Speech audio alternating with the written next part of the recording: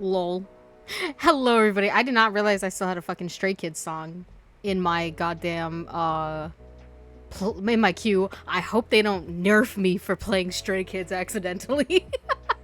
But hello, everybody. Welcome back to another amazing live stream of yours truly. Oopsie daisy. I hope you enjoyed that Stray Kids song. And I hope Twitch didn't hear it. I hope it wasn't play. It was only played for like half, so maybe a minute or two. Ooh. Anyways, I'll have to cut that out of the VOD. But we're playing some more 999 today, which nervous, excited, all of the above, etc. I don't know specifically how to get this last true ending, so I'm gonna hopefully find a totally non-spoiler. I think do I still have the other link from before?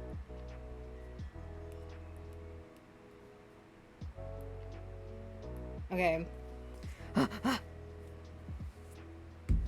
It's very hot today, so let's all cool out and try to beat 999. 9 hours, 9 persons, 9 doors. Let me shoot us over to the gamer screen. Oh, yippee. Pause these lo-fi beats. Undo desktop audio. Minimize my Spotify so I can actually see my Twitch. Okay. No, I don't want... I just said I don't want Spotify. Get out of here. Okay, can you hear that? Okay, you should. Continue. Okay. Let me quickly look at this goddamn guide.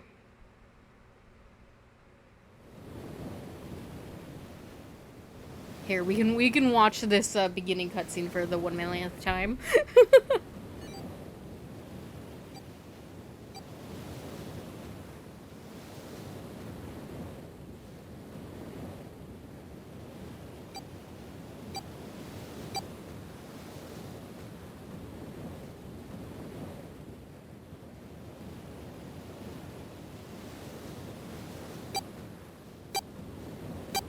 Okay, I'm ready. I'm saying, if for some reason we end this earlier than I would assume, then we'll play something else, I suppose. A bed?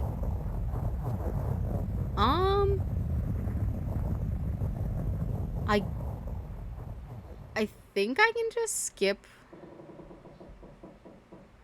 Can you hurry up? Alright, let me in. Let me in. Here, I'm gonna preemptively get me out of here. No good. This stupid thing won't come off. Okay, let me start from here. Because I think we have to pick door 4 first. We're getting true ending today. I believe that's the last one we need to get. We have coffin ending, axe ending. I don't actually know what they're called. Paper in safe ending, literally stabbed in the back ending, and then submarine ending. We learned a lot from last time, so if you weren't here last time, definitely you're rested out. No. I do want to go here though. Oh, I'm there already. All right, skip.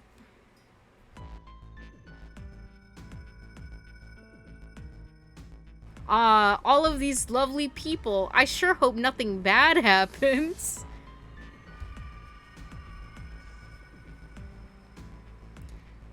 I think safe has another true name, but everyone calls it safe ending. I mean, that's what I'm calling it. shout out to skipping mode. You're epic. Actually, let me switch it to adventure. We're over there too, right? I think it'll go faster. Okay, yeah. I want to go in door 4.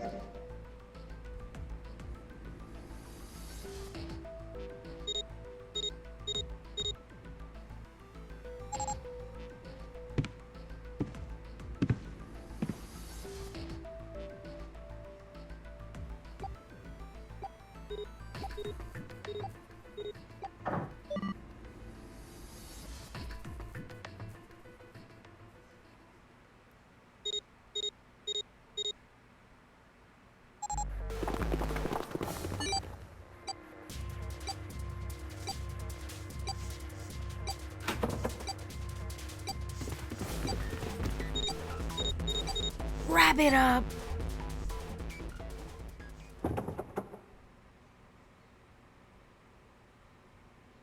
Okay, we have to do the stuff with June in her room or else she won't let me leave. She won't let me get out of there.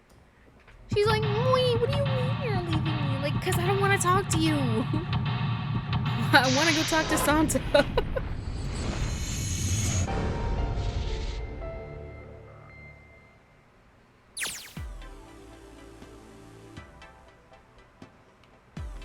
Okay. Yeah. I'm not gonna be reading any of this stuff, considering like we've already seen it before multiple times. Make sure you check the flow after you get into the room. The keys might have stayed. I think, didn't we do the... No, we got rid of all of them. I have like none of the keys. Oopsies. Yeah, because we went for the weird ending last time. I wanted to click on it.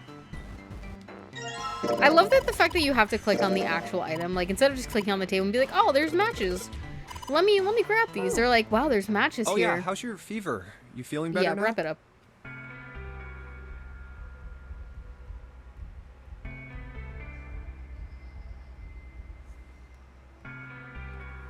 I don't think it matters. Yeah, I guess I am.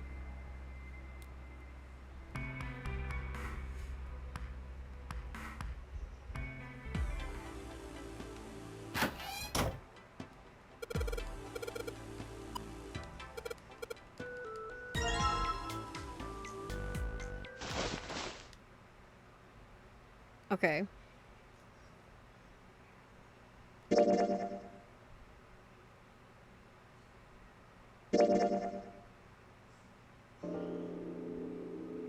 Yeah. Alice. All ice. I feel like I'm speedrunning. And I need to open this, I believe. Give me this key. Meow. Okay, I might be able to leave.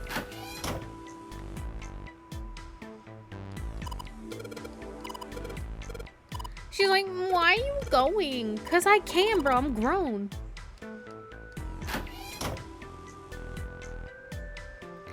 Hey, Pookies.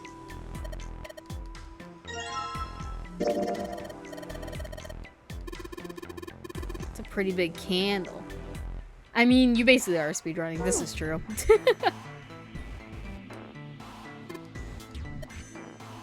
Okay. Let's light her up. He's like, it's hot. Where can I put it?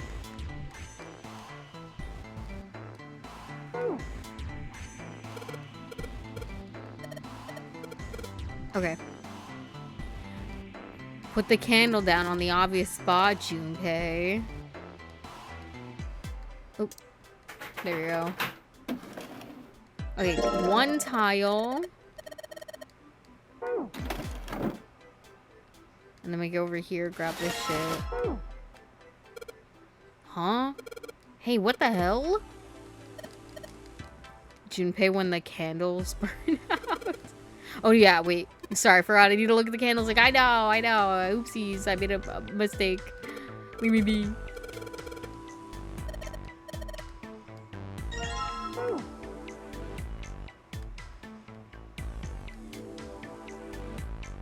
Okay, unlock this shit.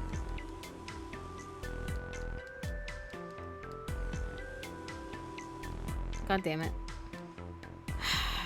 Let me click on the actual lock itself. Yippee! It opened. Alright, slide that bit. Okay. Hey, Junpei, you got a minute? Yeah, man. I say as I skip. Okay, we have to accept this bookmark.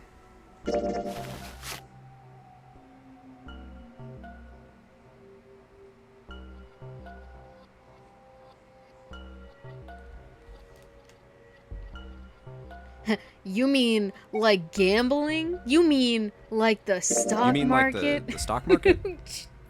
Just because I want to do, if I'm gonna do different dialogue options, you know? Nah, that's not what I mean. Why the hell would you think that? I wouldn't. I just wanted to see what you would say. I mean, yeah, I do stocks too, but You know, you wouldn't be into crypto now, would you? You? A stockbroker? Not the surprise. yeah, got a problem with that? No, you don't look like the type. Man, that stuff's just like gambling, you know? All you gotta do is bet on the winning horse. I mean, stocks is basically a form of gambling. Literally, he just said that, yeah, literally. I mean, cause you're taking bets that hopefully what you invest in will work out. Nothing that hard about it. You sure sound pretty confident.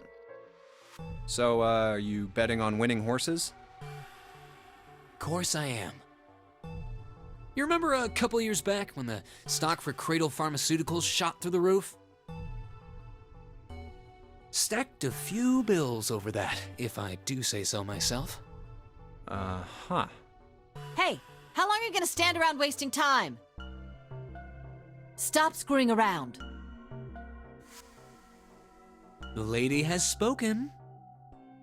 We better get back to work before we really piss her off. Listen, we're working. I don't want her beating me up. Hey, wait! We weren't done! Okay, I'll get back to work. Damn it. Okay. Okay, so we should be good, I think.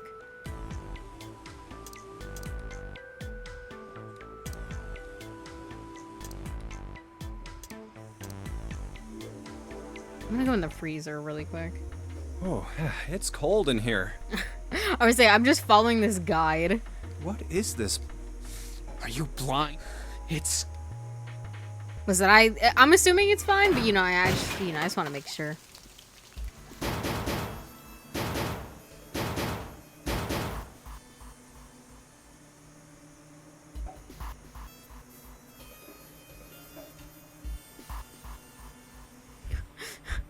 Damn. Dry ice is just... When do I get her to tell me the story? It did seem rather odd.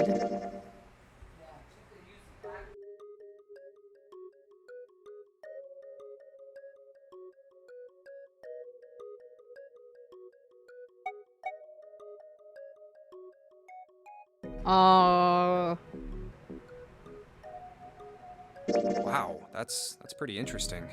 But, what does that have to do with Ice 9?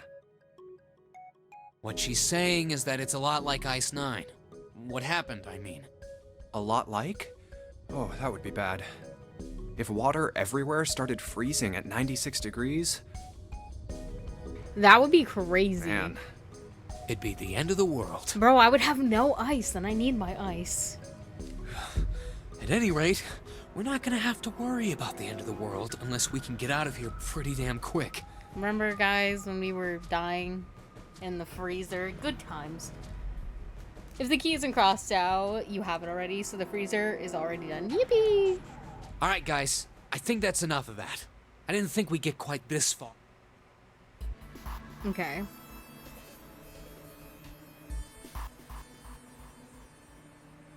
Okay, and then next choice is door 7.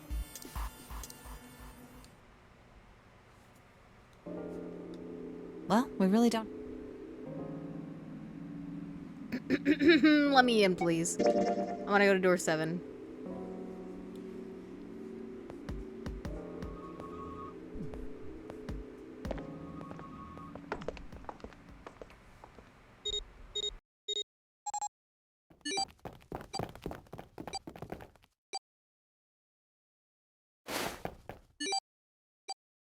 That blurry picture always makes me laugh because it looks so stupid.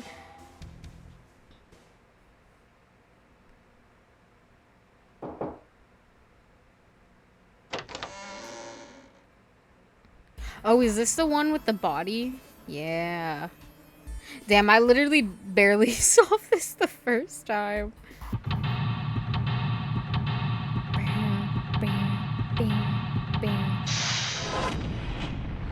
Seek a way out. Rah!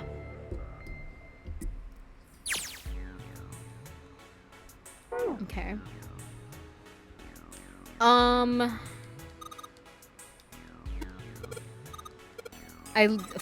This is like the one that I don't really remember.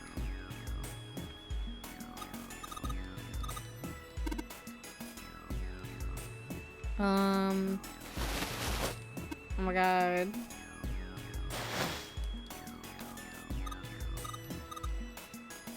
Scissorish thing, sorry. Can I have these? Thank you. What else?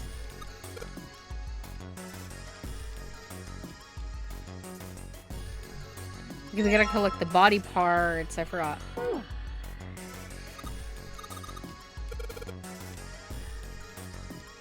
Are you sure? You sure there's nothing in here? What about this stuff? These ones?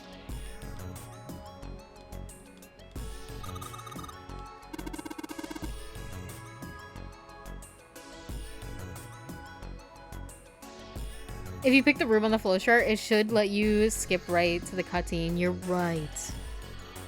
Shut up, stop talking. No, I have to, hold on. I have to spam through this. Now I clicked it. Rah, rah. Okay. Chemical closet? You think we should go back? I did tell them Yeah. about the ice. Hey, 7, what's up?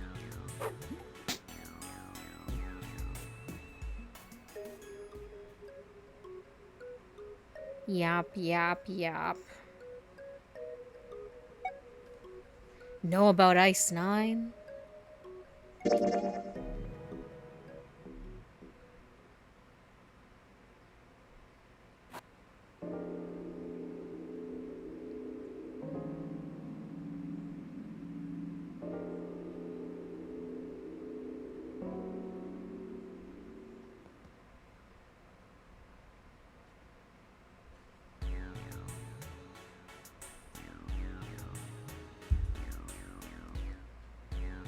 Hey, hold on. Okay, now we have to give her... Look, I got you something. This thing I already gave you once before.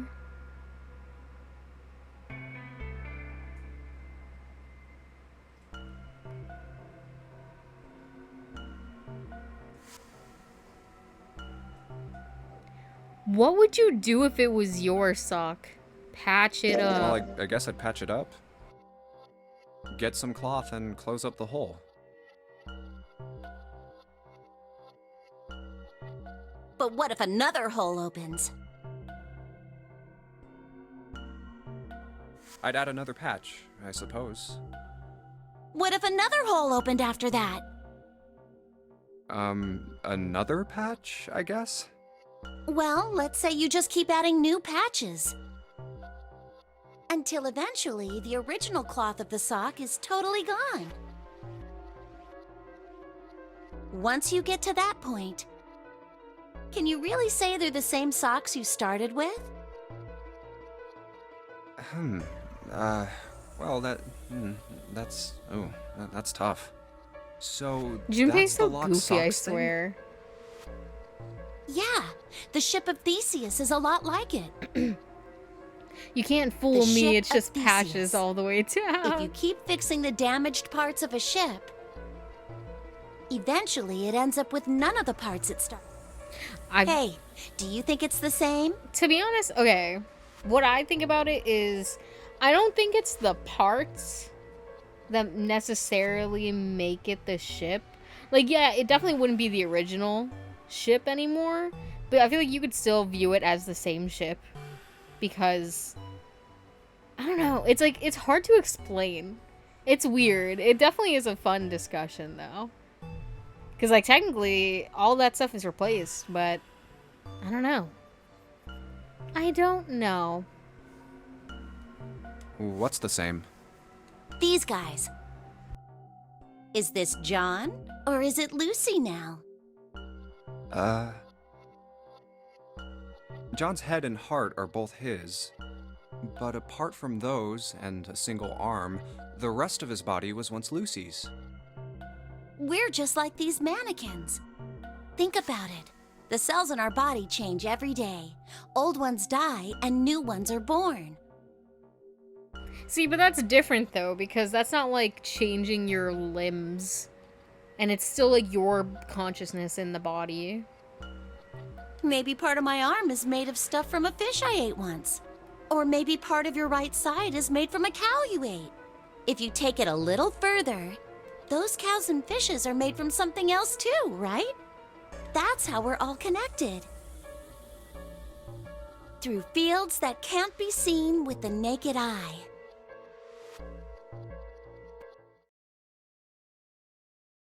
Quit screwing around. I would never screw around.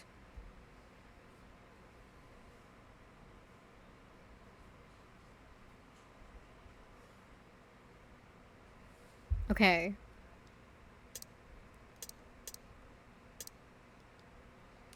Okay, now we're going through door 1. 1, 2, 3, 4. All right, 7 pieces. I can't remember what our original one was.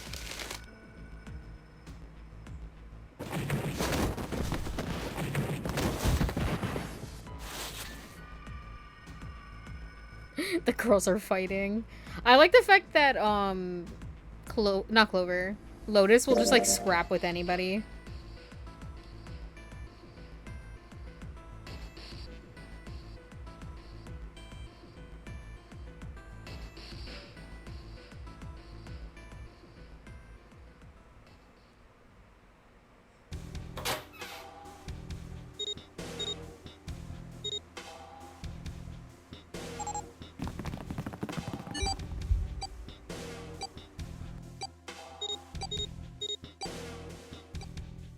It stopped.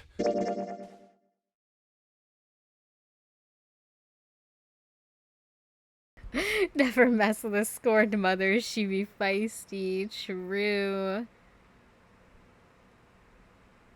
Do I just go back here now?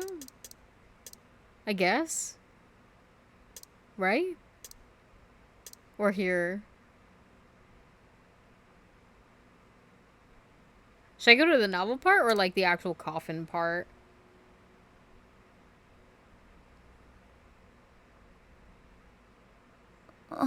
Hey, Pookie Wookies!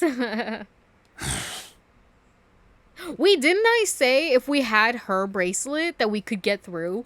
Wait a minute. I was doing my own calculations.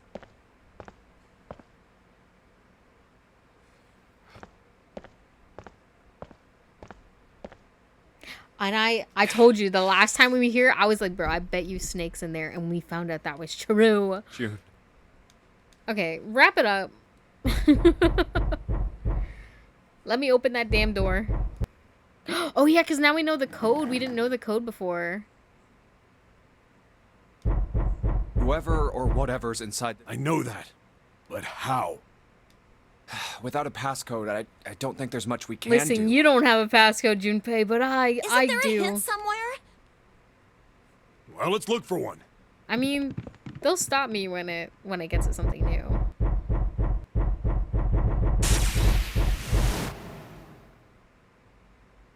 Truth had gone, and truth had gone. Now truth is asleep in the darkness of the sinister hand. Are we actually gonna have to type it in this time? Wait, what? What the hell was that? That voice? Huh? What? What's up? Huh? Oh, nothing. He pressed the buttons. What? Oh fuck! Was it left, right? What was the thing?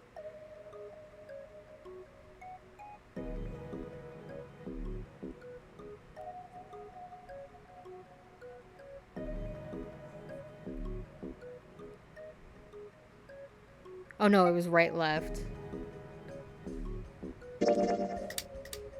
He pressed the buttons.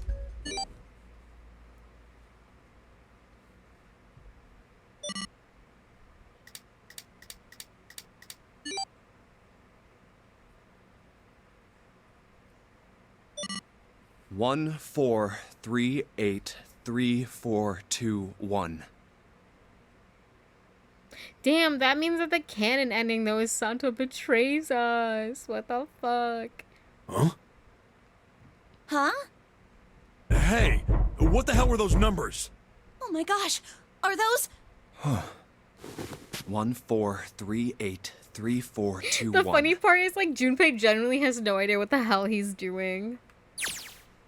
He knelt down in front of the keypad, running over the numbers in his head so that he wouldn't 1, forget. 4, 3, 8, 3, 4, 2, 1.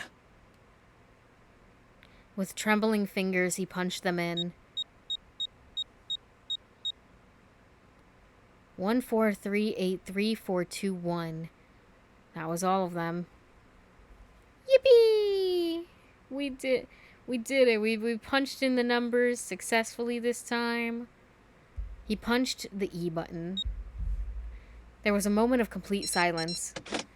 Oh, do we actually get to reunite them? Yo, wait a minute. Then there was the sound of the coffin lid unlatching. Someone sat up out of it. No way! What? Oh my god, no way!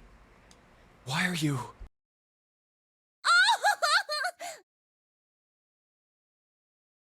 Oh? Is that you, Clover? I apologize for worrying you.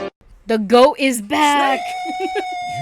You? Why? That's what I'm waiting for. That's what it's all about. Woo! The goat is back, you guys! Junpei? And Seven? Is that you? Is everyone else there as well? Just like Rip Van Winkle. What? Who is that? Still, it was very much like Snake to simply cut to the heart of the matter and ask. Jeez. Junpei and Seven shared a wry smile. Clover's eyes were filled with tears. You're back! With a cry of joy, she leapt into Snake's arms. Gently now.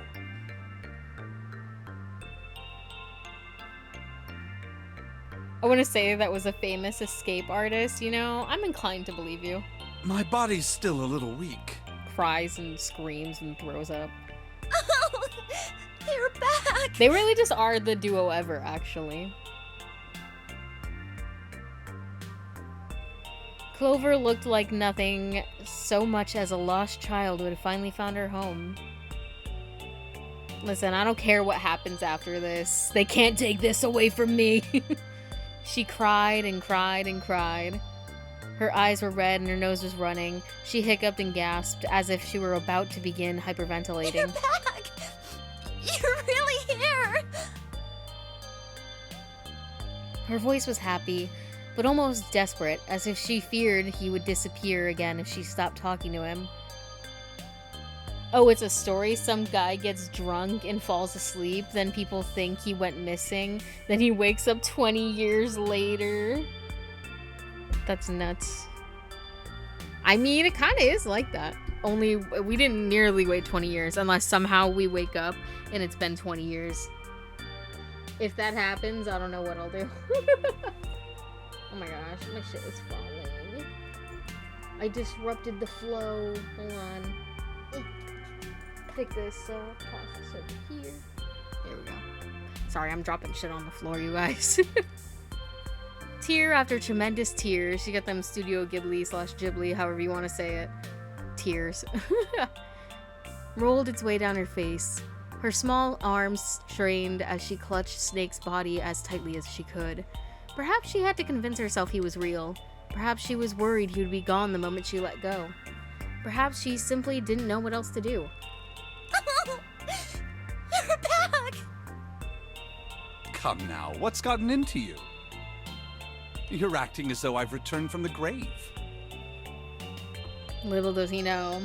He literally did.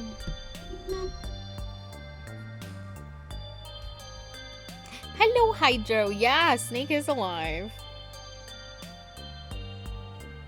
Yeah, last stream we got tons of cool reveals and stuff. Not as though you did. I really thought you were dead. Huh? Listen, we'll fill you in if we get out of here. You jerk! Idiot! Idiot! Idiot! Oh, my man fell asleep. It's okay, it's okay. One of the other endings, we found out what the password is to this coffin that we found in, like, one of the second endings we got. So yeah, basically. we found out he was in the coffin and we freed bro. But that also means that the canon ending is Santa betraying us, which is rough, considering Santa's one of my fave characters. He's like number 3. These two are 1 and 2.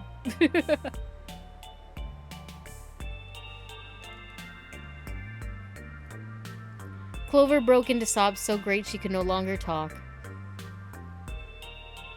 Listen, bro, he betrays me and that hurts my feelings. Like, not enough to like boo him down, but you know. Clover broke into sobs so great she could no longer talk. It was a touching reunion between brother and sister. Even though Junpei knew they had little time and every minute they waited was a minute they wasted, it felt cruel to pull them apart.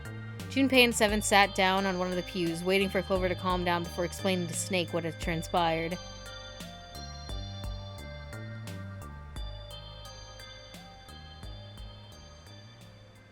I see. I believe I understand things rather well now. Thank you. Listen, all Clover does is stand on business. And when she doesn't, she's being killed unjustifiably, which makes me like her more. It makes me like the other person less. Oh my god, wait. Black Blue, that means Hydro didn't see what happened with Ace. And that's his favorite character. That's T. In the shower room, there is a dead body wearing my clothes. Because of that, you thought that I was dead, correct? Correct. He had quickly and neatly summarized the events of several hours. You also discovered a corpse in the captain's quarters, and Santa turned on you here, in this room. He did. Do I have it straight? Straight, I guess. Well, the dead body in the captain's quarters is a surprise. Sorry, there wasn't a good time to tell you. Don't worry about it.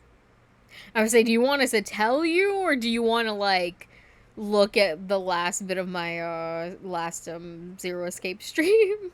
Well then.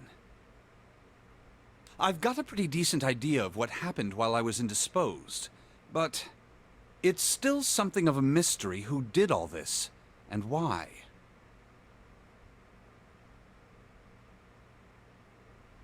The corpse in the shower room that looked like me.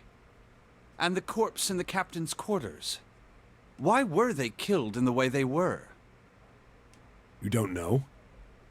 No. Why would I? The guy in the shower room. We don't know who he is, so let's just call him Mr. X. Not Mr. Rex from Resident Evil 2? Anyway, this Mr. X is wearing Snake's clothes. But you're wearing some kind of weird robes. That means someone took your clothes and put them on Mr. X. We need to figure out who that was. I apologize, but I have no idea who might have done this to me. I only just now woke up. I was Deadass? unconscious during all the events you just described to me. They must have undressed me and changed my clothes during that time. Bro, we're fighting for our lives over here. Meanwhile, Snake is just like honk schnooing in this coffin.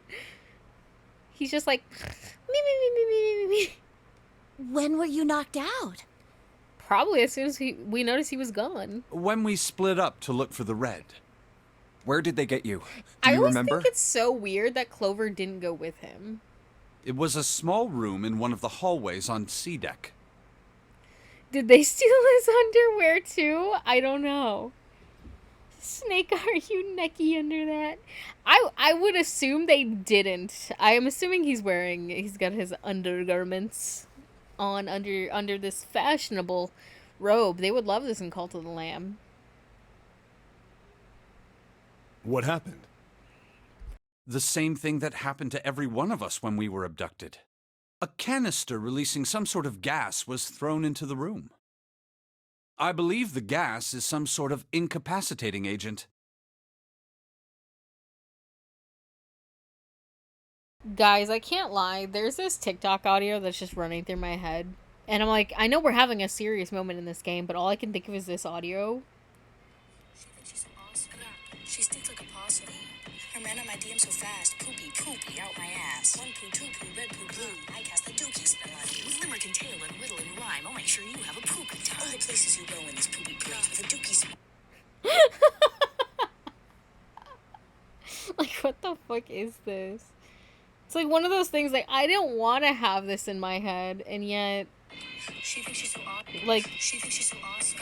She stinks like a possum. Yeah. Her man on my DM so fast. Poopy, poopy, out my ass. One poo, two poo, red poo, blue. I cast a dookie spell on you with limerick and tail and riddle and rhyme. I'll make sure you have a poopy time. What the fuck? Also, it's the original like context for it was Ice Spice drops her new beat, but it's this. Anyways, Then back to that this. means it was... 0. 0. Looks that way, huh? Maybe they knew that somebody was, a certain somebody was gonna try to kill Snake, so they were like, let's put him away for now. There's nothing else I have to tell you. When I woke up, I was in this coffin. Junpei crossed his arms and thought, Why? I don't know, man. I just don't know. Why did Zero make Mr. X wear Snake's clothes? How would that benefit Zero? I don't get it. What the hell does any of it mean? And I have no idea how I got the passcode for the coffin either. Truth had gone, and truth had gone.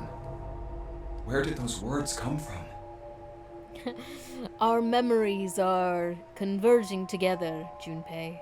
Why did I feel compelled to push the buttons on the bracelet after hearing them?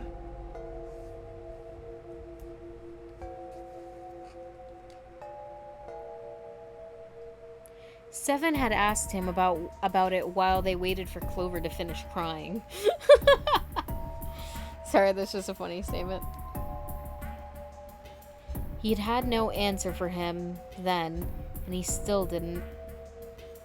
All I know is my fingers moved on their own. It was like I did it subconsciously.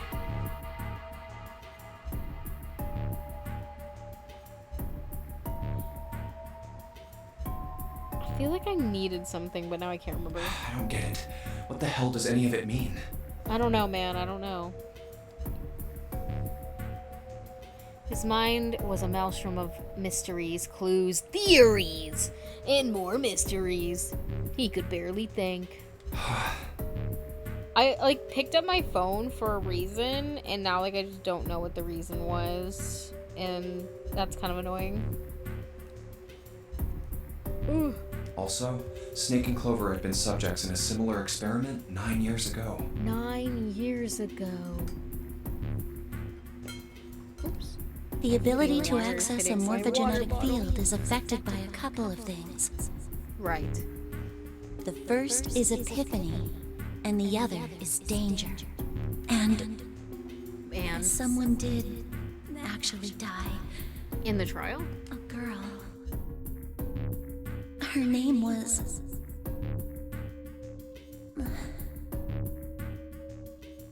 There had been another experiment conducted on this same ship 9 years ago, and a girl had died during it.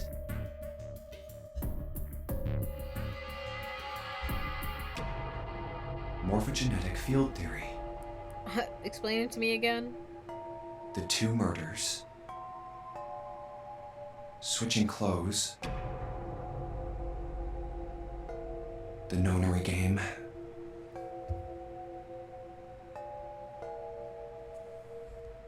Wait, I didn't get to read that. Damn you, Otto. The nonary game. Okay, wait, I didn't get all of it, but whatever strange thing was happening to us now.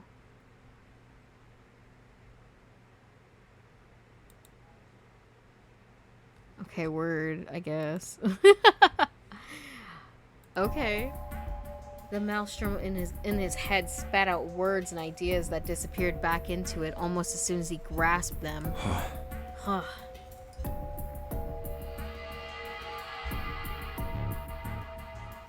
But as he struggled through them, Junpei began to realize something. There was something that tied all of them together. Which is...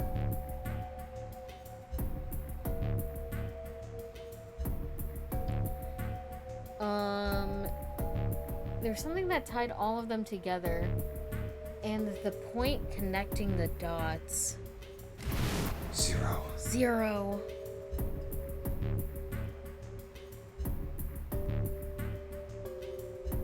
What does he know? What does he know about us? He's the ringleader. The person who trapped 9 of us on this sinking ship. I would be inclined to agree.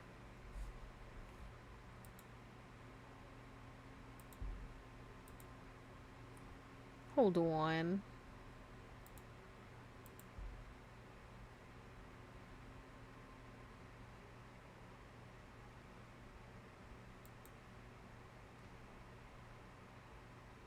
Okay. Sorry, I just had to check something real quick. Now we can go back to our regularly scheduled bullshit. Zero should know everything. I mean, he picked us for a reason. If we I can wouldn't think uncover it was Zero's random. identity, all of our questions will be answered.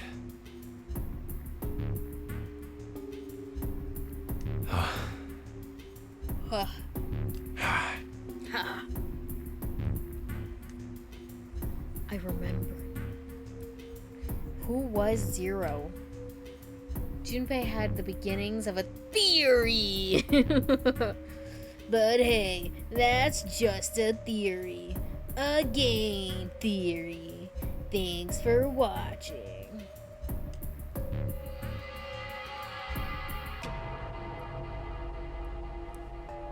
If only we could test it. Or perhaps... At any rate, we'll have plenty of time to decipher the details later. For now, it is of utmost importance that we escape. Junpei, it was 4:30 the last time you checked the clock, yes? Yes. That means we have less than an hour. Yes. Dude, we're gonna be so tired if we make it out of this We alive. must hurry. Who? Hey, Why to say who? I mean... how are we gonna get out of here? Isn't that obvious? Through the other number 9 door.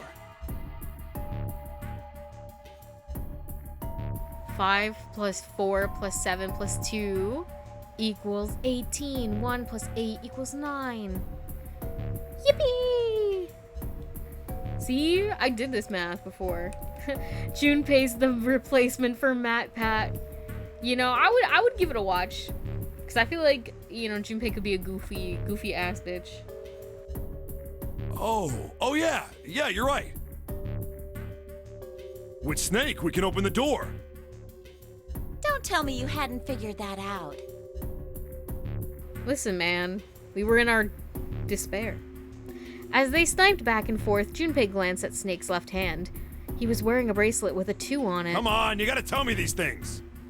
I, assumed you'd figured it out. Listen, we can't count, you guys. Forget it. Let's just get going. 7 stomped off toward the smaller number 9 door. We went through the bigger one, didn't we? Last time? Despair! Despair. I miss Snake's snarky know-it-all attitude real. He's just silly. He can't help it. Clover, Snake, and Junpei followed. Okay, I thought so. 7 quickly laid his hand on the red. An asterisk appeared on the screen. Junpei and the others followed suit and laid their hands on the scanner panel. Soon there were 4 asterisks on the screen. Fuck. Asterisks is such a hard word to say. Yeah, that's what it feels like. 7 glanced at them, then laid his hand on the lever to the red. All right. You guys ready to go? Right. Yes. Yep. Not yet. Junpei paused for a moment. Huh? Before we go in, I'd like to check some. You want to check something? Yeah, but before I do, 7, could you pull the lever? I want to make sure we can verify with just the 4 of us. What do you mean? We don't need... Just do it, all right? But if the door opens, don't go in yet, okay? Please, this is really important.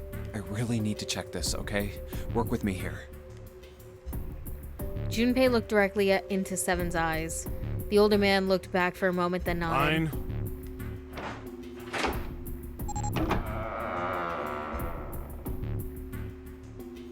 Seven pulled down on the lever and door 9 creaked open. Then they waited. 6, 7, 8.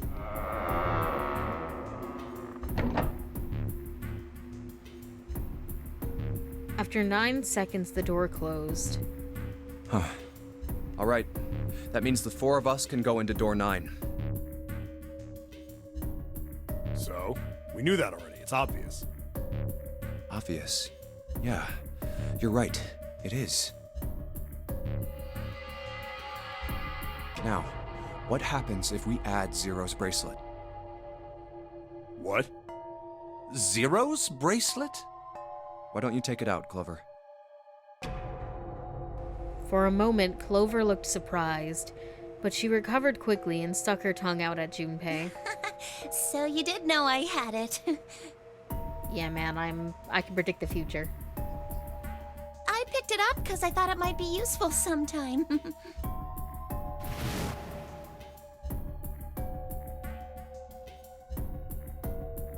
She reached into one of the pockets of her voluminous jacket and produced a bracelet. Junpei took it from her and turned to 7. This was on the left hand of the corpse in the captain's quarters. Zero's bracelet? We don't know if it's Zero's actual bracelet, but we know that it is a bracelet with a 0. If you look at it, you can see it's got a 0 on the face. Just to make this a little easier to talk about, I'm gonna call the guy we found dead in the captain's quarters, Cap. Then I should be able to open door 9 with just me, Clover, and his bracelet. 5 plus 4 plus 0 Though equals the 9. big question is, if Cap is the mastermind of this game, would he really put one of these bracelets on? Anyway, let's just give it a shot. Clover, give me your hand. Okay. Now the captain's bracelet. And pull the lever. However, the door didn't open. The Red's display read error. I knew it. Now, what does this tell us? Maybe the bracelet has to be on your wrist in order for it to work? No, that's impossible. Did you see how the panel showed a third asterisk when I scanned Cap's bracelet? Whether or not it's on your wrist doesn't matter. All you have to do is put the bracelet near the panel for it to register. Seven waved his bracelet in front of the scanner panel. Sure enough, a single asterisk appeared on the Red. Huh. Looks like you're right. Yippee! See? So what does that mean? There's only one possibility. The 0 isn't 0. That bracelet isn't the number 0. Is that what you're saying? That's right. Then what number is it? Let's find out. Junpei. Scan the bracelets with this combination. Full.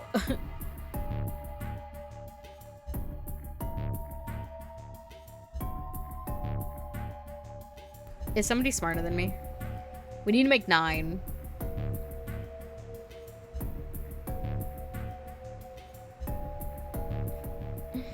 Damn. Well,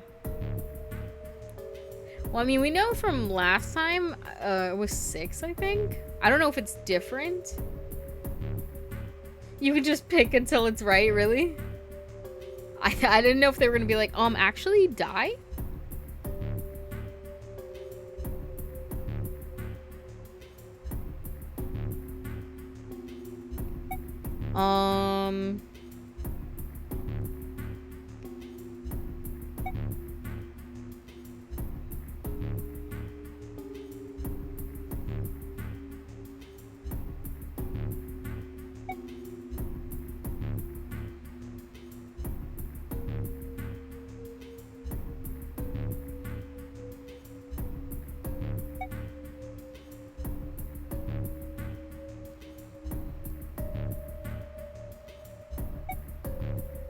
Let's try 7, Clover, and Cap. You think they would kill you because you can't do math? Maybe. Junpei, you got it wrong. Blows up. Dies. Actually, that does sound like something 0 would do. But I think it's 7, Junpei, Cap. Wait. Oh, is it? Oopsies. If this combination opens the door, then Cap's bracelet is number 7.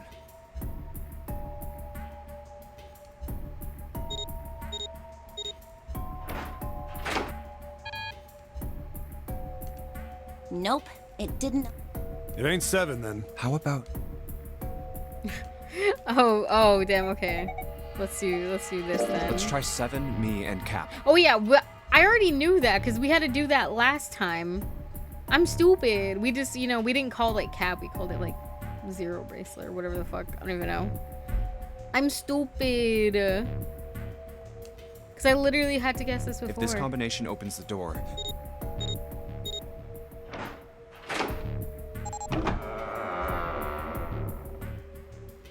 Hey, it opened!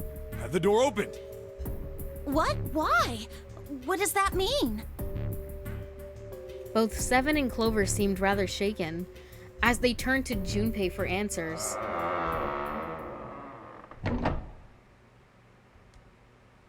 The door slid heavily shut. Junpei raised an eyebrow. Isn't it obvious? Cap's bracelet is number 6.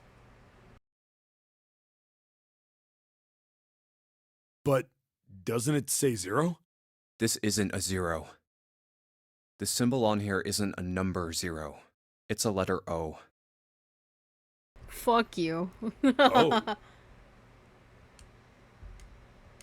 Whoa, wait a minute. I don't get it. I mean, we figured out that Cap's bracelet is 6, right? Yeah. Does that mean there are 2 people with 6s? Before Junpei could answer, Snake spoke up. There is most likely only one person with a 6. But I don't get it. What about June? Well, this is only an educated guess, but I think June's number was never 6 to begin with. What? Her bracelet was flipped. In other words, June's real number is... Fuck off. She's 9? 9. That seems the most likely. Then all this numbered door stuff was just a load of crap? Why would you say that? Because if June is 9, then the numbers wouldn't match up.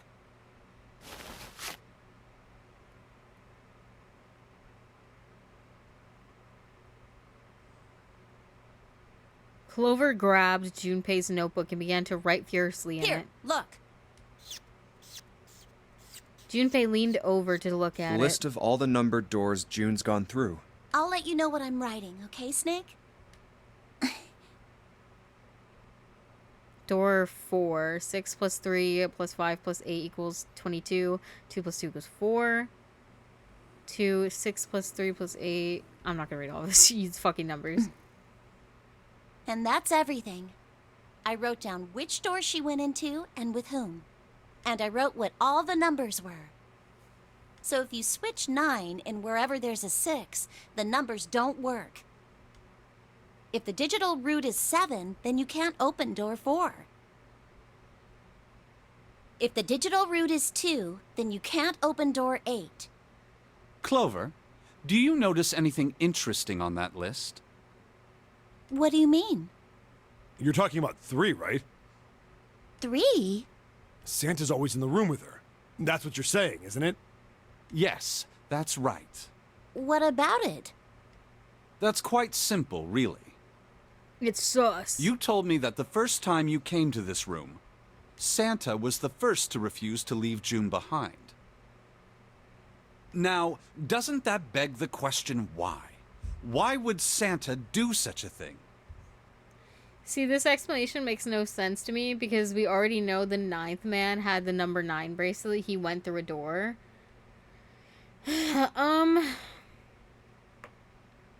Yeah. I don't fucking know, to be honest. I don't know. It sounds like some cap to me. The answer is easy. Because Santa can't open door 9 with only 7 in Lotus. Of course, there's only one reason for that. His number isn't actually 3. It's 0? Santa's real number, 7? Would you be so kind as to modify my sister's equations? Yeah, sure.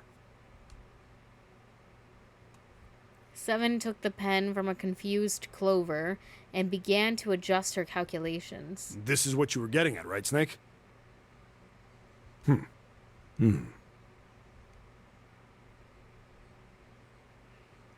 He read out the changes he'd made.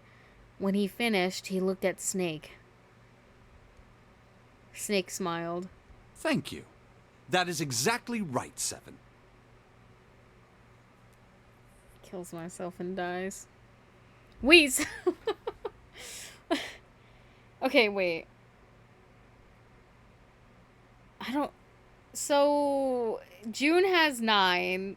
Santa actually has 0. What did the 9th man have? Did he have 6? Or 3? Who had 3? I don't... Santa's true number wasn't 3. It was 0. No way. Santa is 0? And June was 9, not 6. Conversely, Santa was 0, not 3. Plus 3 and minus 3, they cancel one another out. Nothing appears out of order. Santa was still playing by the rules of the nonary game this whole time. Precisely. So you're saying Santa planned this whole thing?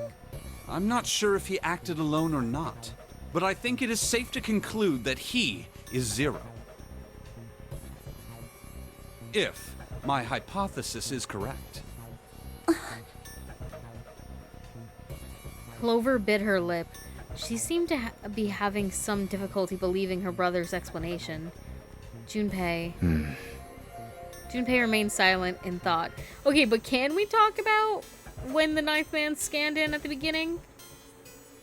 Because what number did he have if not 9? Snake's hypothesis. Something doesn't seem right. June's bracelet being flipped. Even if that were possible, that would mean there are 2 number 9 bracelets. And if that's the case... All right, that's enough talking. Let's go.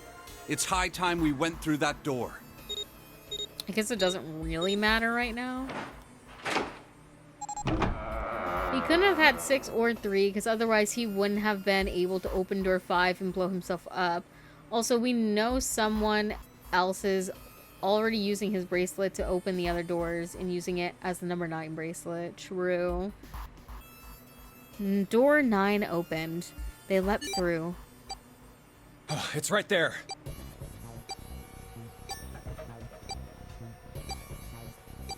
At the start, he scanned with himself, Clover, and Ace, so it wouldn't work if he was 6. Yeah, I guess there is just 2 number 9s, supposedly. The dead was directly in front of them as they came through the door. Quickly, they scanned their bracelets.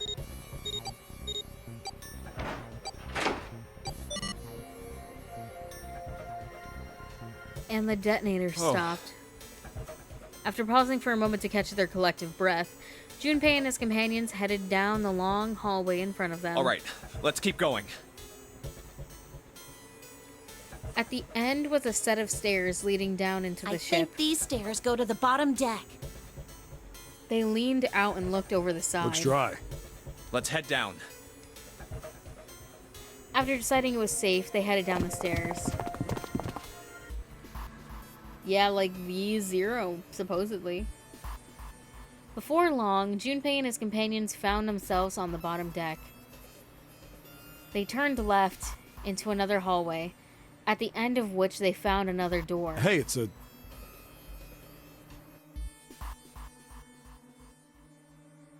And of course, there was a symbol engraved over the keyhole. It looked sort of Jesus Christ.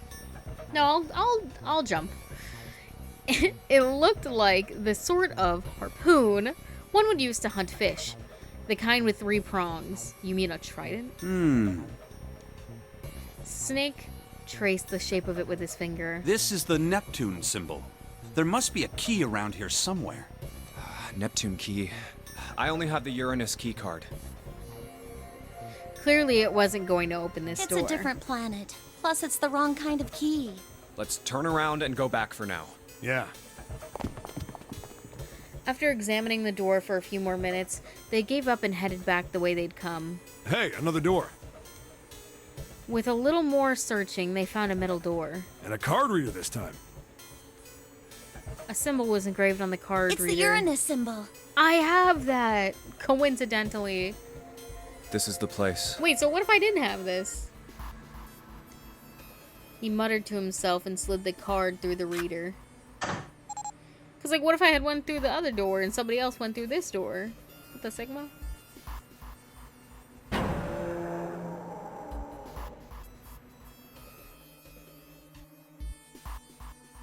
With a heavy metal groan, the door creaked open.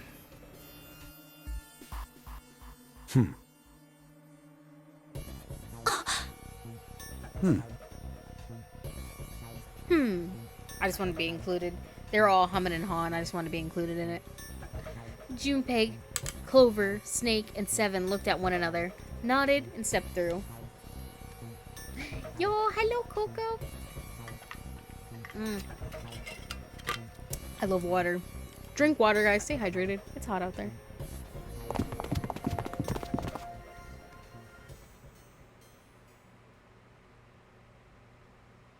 The room they found themselves in was full of books. Ooh, my kind of room, unless they're boring books. Then they'd be fucked, because you can't go back out the door once it closes. Oof. Literally. Like, they're lucky that Wow. Junpei just happened to have that. It's totally full of books. Almost like it's a library. There's so many. Okay, so you're not gonna finish reading that? That's fine. There's so many. I don't know where to look. It looked remarkably like a library. Not the sort of library where large numbers of people came to read books. More like the sort of library that was simply a place to store books. He felt a little overwhelmed by the sheer number of books, but Junpei did his best to speak with authority. Aw, it's sad that all of these books are gonna be at the bottom of an ocean soon. All right, if we want to get through that door out there, we need the Neptune key. I say we split up and look for it. Okay. Very well. Sure thing. Good. Let's get started then. We don't have a lot of time. Hurry. Bah. Oh. Alice sleeps in a small chamber past the Forest of Knowledge. Is this the Forest of Knowledge? Guys, it's getting serious. As he began his search, for reasons he didn't fully understand, Junpei felt those particular words float through his mind. Oh my gosh.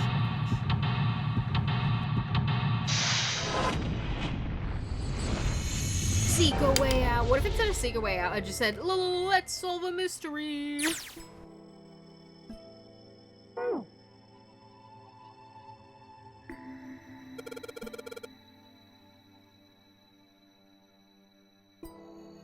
There's a note on that table. Lights to the books. Huh? What does that mean? Interesting. Well, intelligence often hides itself in darkness. Have you ever thought about the pages of a book? Each page only sees, what, maybe 2 or 3 minutes of light before the reader is on to the next? That's kind of sad when you say it like that, Snake. They spend the rest of their lives locked in darkness, rather like myself. That's horrible. Oh, don't get me wrong. I'm not complaining, not at all. I live in the darkness, yes, but that has gifted me with the ability to catch the truths among truth others might miss. I can't. I can hear the voices hidden in the darkness, you might say. Cute. Oh god. What? What are these? What's the deal with these titles? They're all just gibberish. Hey, what if we, like, switch them around? Switch them around? Yeah. If we move them around, maybe they'll spell something. Oh, I get it. Yeah, heck, it's worth a shot.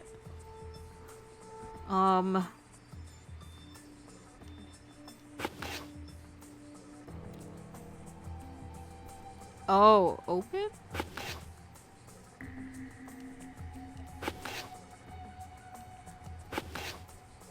Open here, find bulb. How about this? Looks like putting those books in the right order opened this thing up. Heh, that was a piece of cake. Hooray! You did it, Junpei! I guess that turned out well enough. So the letters from the spine spell out, open here, find bulb. Yippee! Light bulb. Looks like it's brand new. And it's really big, so it'll make lots of light. Dude, my favorite book. Me too. Okay, that's it. Ooh, wait, what are these? Paleontology. This one's about fossils, right? Ammonites are pretty nasty looking. I don't think I said that right, but that's fine. Introduction to geology, huh? Thinking about the Earth, even when you're on the ocean. Kind of romantic in a way, I guess.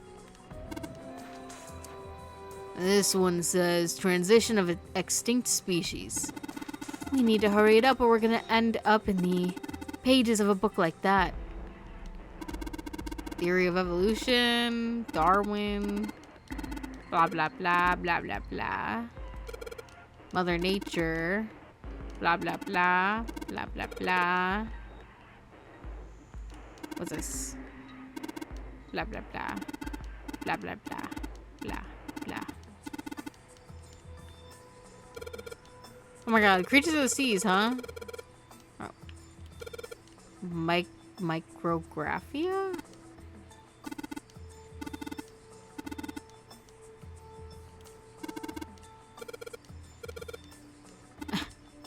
Why? These are such random things. Like, they didn't even need to put this in here. I probably could have looked at those ones on the side, too, but I'm just choosing not to.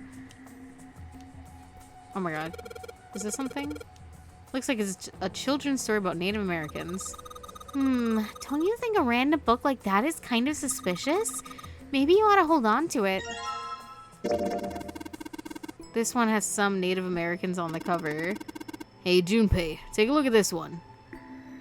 Native Americans, huh? Maybe it's got some... Whoa. Pop-up book. What? El lobo sempre Jesus. cuida sua loba.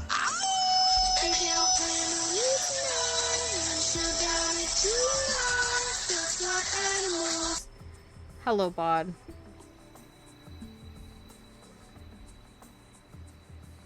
Does that say kill? Maybe. I don't know how you would, like, make it spell kill. Like, it kind of does. Like, it's definitely got the letters to spell kill, but I don't know which way you're supposed to look at it.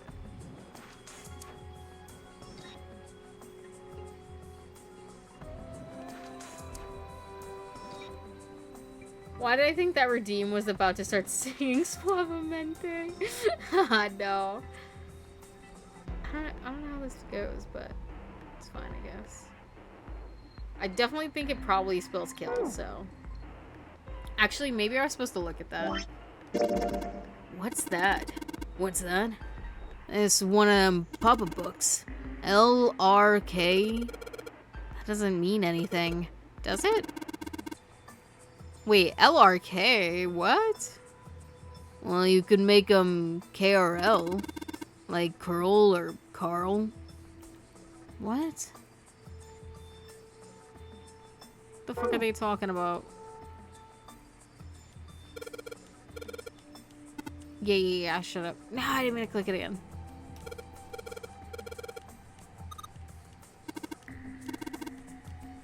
Okay. Door. I know. Man, it's like 7 and I don't even exist. Lol. Oh no, I don't want to. Oh no, let me out. Let me out. Let me out. Okay, let's go downstairs. What's this? Dad kind. What the hell is this? Wasn't that a German mathematician? Maybe it's a kind of compilation of his work. Owen, huh? Owen isn't enough to go on. Perhaps it's about the English Revolutionary?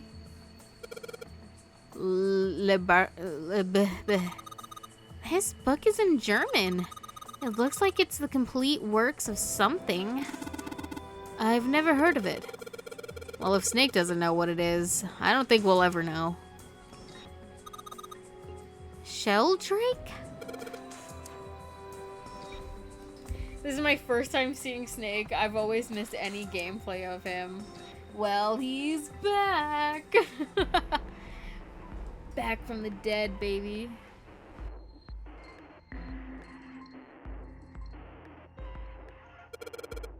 Isn't Sheldrake... I don't know.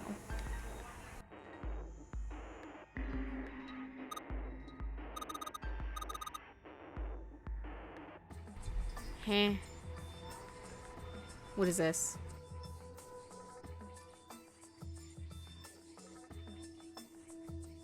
It's a small enclosure with 9 sides. There are 3 of these things that look kind of like music stands. Do I have to put a book on them?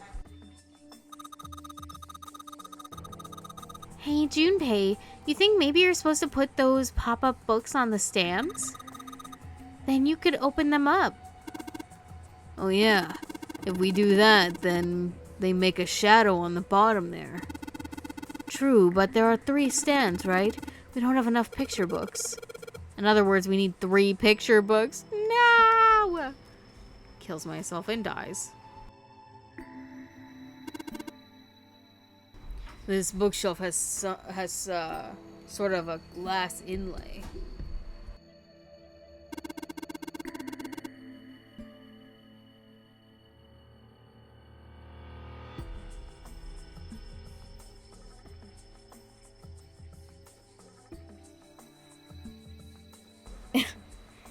It's pretty big, but there's only 6 books on it.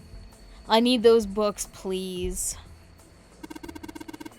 That seems kind of weird. Well, he was presumed dead for 80% of the game, which was so upsetting because I had picked him as one of my favorite characters. And I missed 80% of Zero Escape streams. Real. It's okay, I'm always thinking about you, Robin.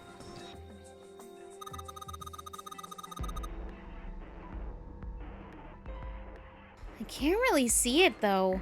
The glass is all foggy. We'll stop breathing on it then.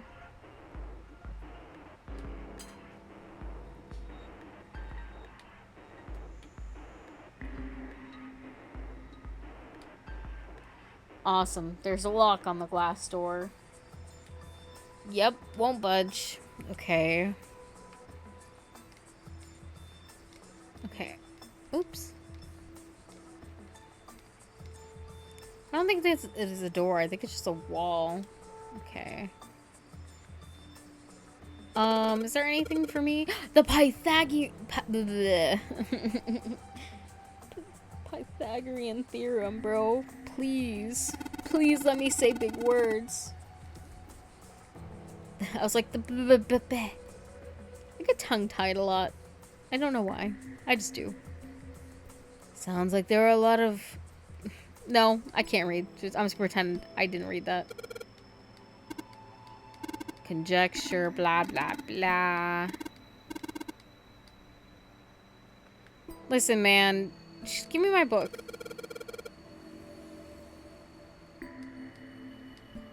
Okay, this one.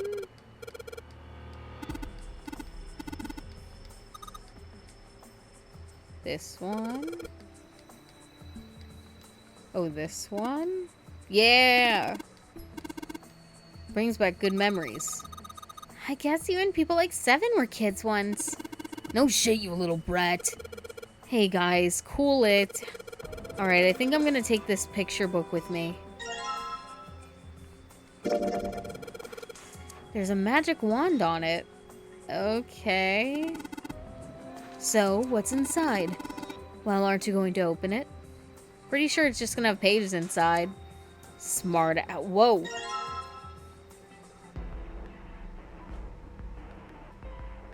What is this? Looks like another pop-up book. This book has an S, an E, a dash, and a number 5 sticking out. I might be impressed if I was 5.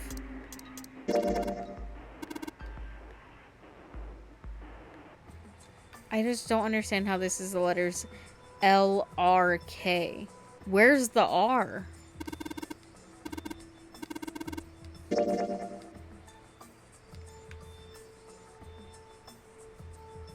Where's the R? I literally feel like I'm being lied to. It says kill. What the fuck?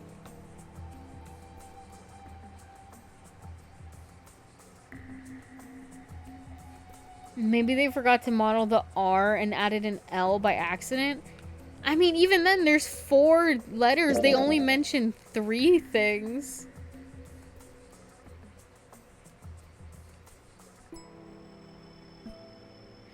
And you know what? Maybe they're only saying LRK because there is 2 L's. But like, how is this line? How does that look like an R? This black one? Because the only thing I can think of is like they forgot to model the R properly. And that's what that black one is supposed to be. What the fuck?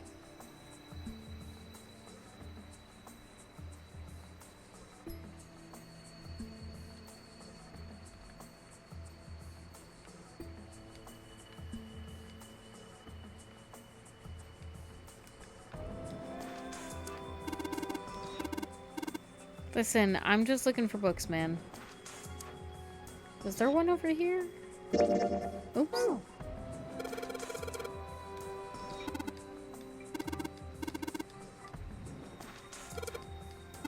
Gimme. I want stuff.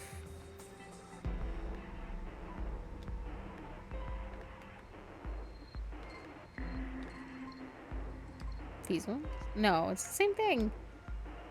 Drat.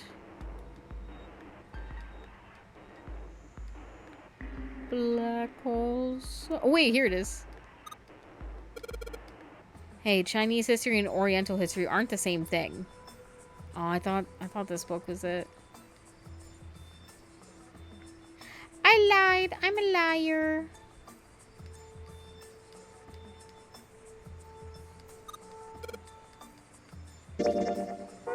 I want the map.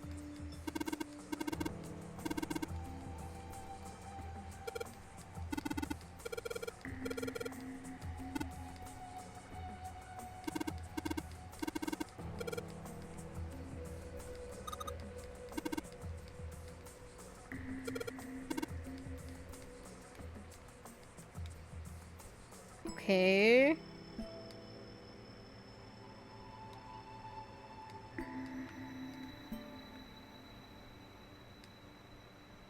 Oh wait, here it is.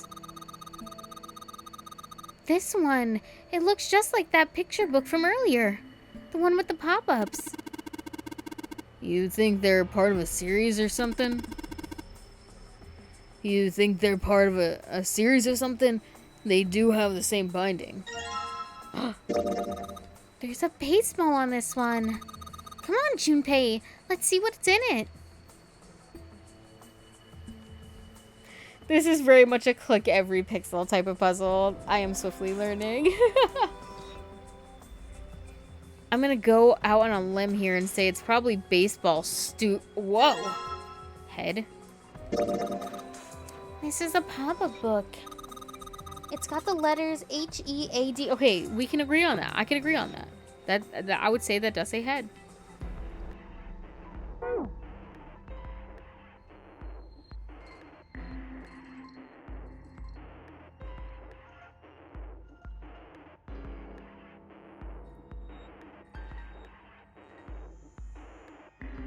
Wait, do I have to find 2 more light bulbs?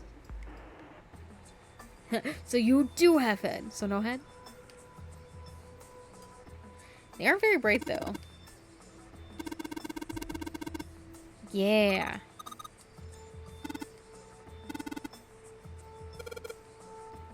Damn. Okay, well we can put the books in. Okay, fuck.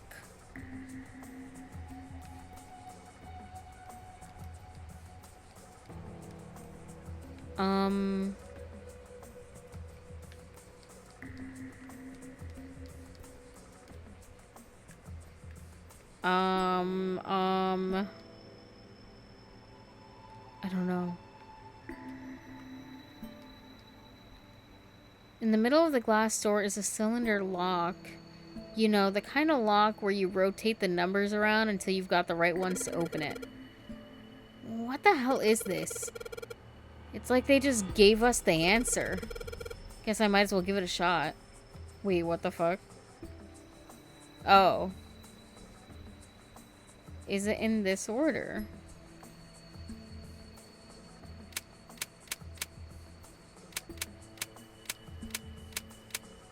Oops.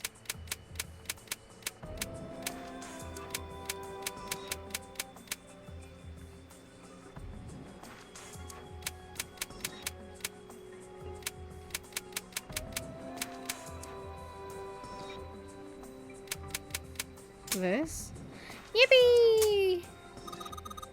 You did it, Junpei! Yippee! I don't know why, but I don't really feel particularly happy about being praised for that. Whatever. Whatever. At least the lock's open now. Let's see if we can get it to open, alright? Light bulb. Feels like a light bulb. Probably because it is.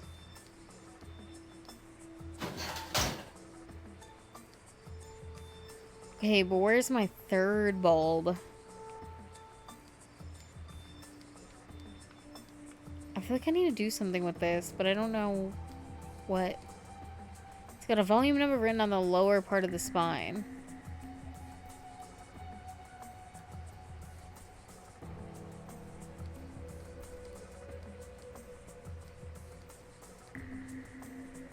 Okay. What am I supposed to do?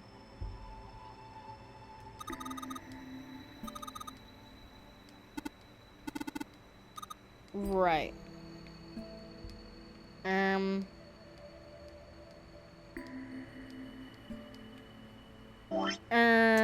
How do we get this last light bulb? Because I don't know what I'm supposed to do with those books.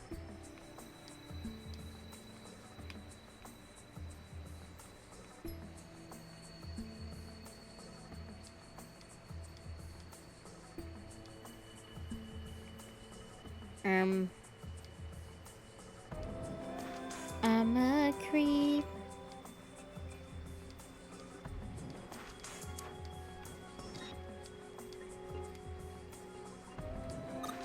Can I look at these?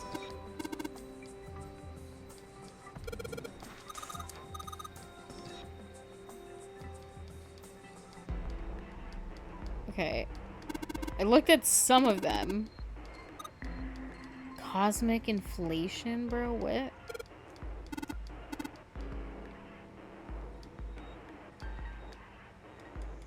Okay. No, I'm good. Okay, so this we got one here. Y'all, I think I'm stuck.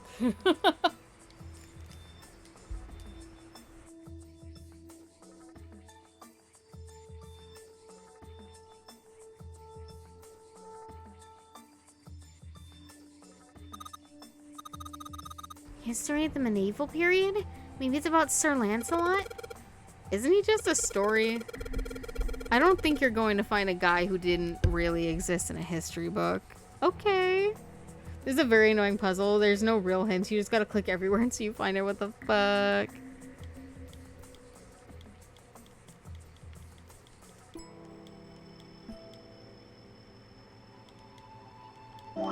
Oops.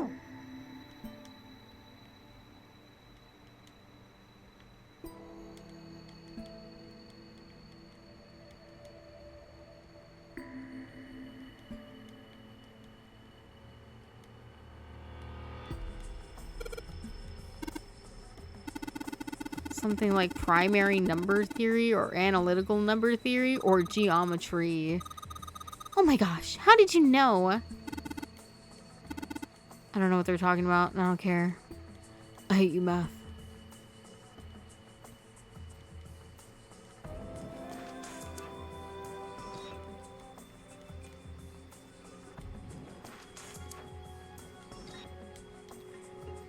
Okay.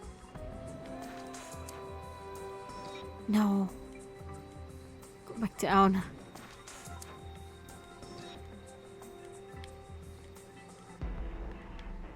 Oh no, this is where I got that other book.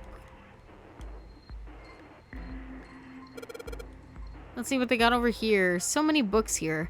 I wonder what's this one's... Whoa! What's this? Warm... Ain't no fucking way. Oh! Sorry. Oh, no, I'm sorry. Hey, what's the deal with the sappy stuff? What? I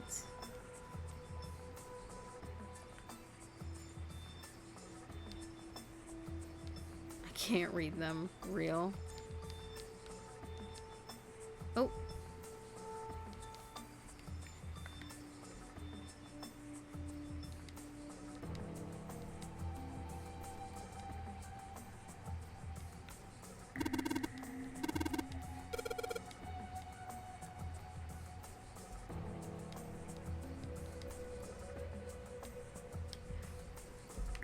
Frick.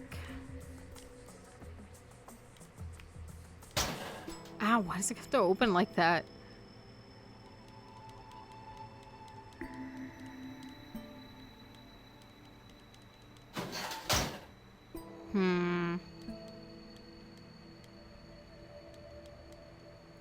What the fuck?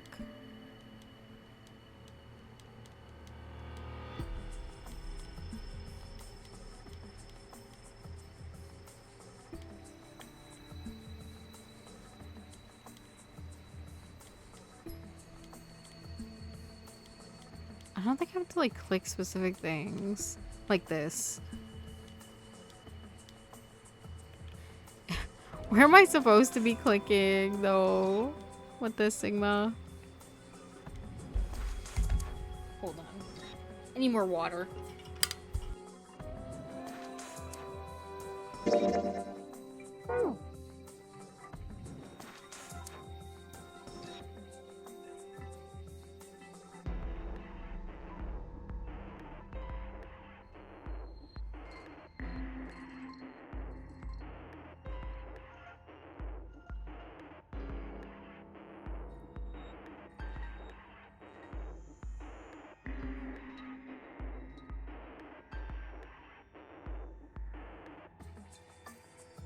I don't know what I'm doing.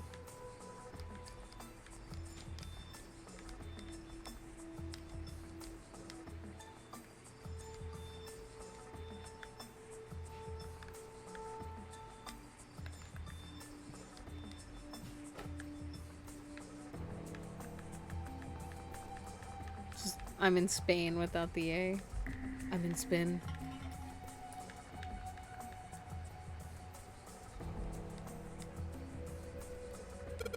Um.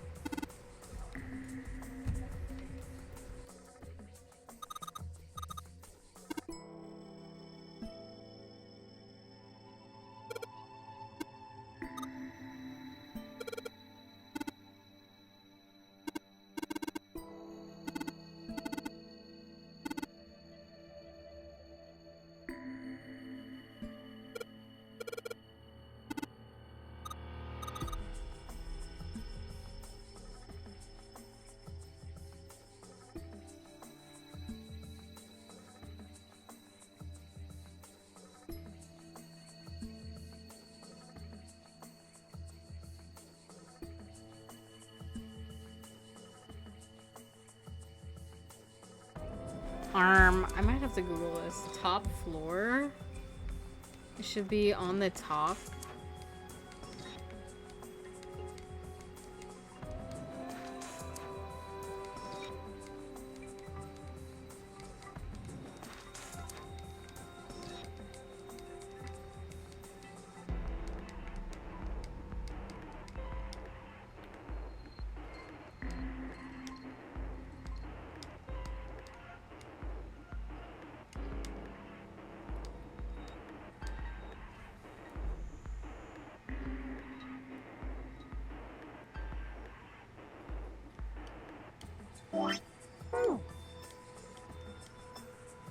Oops.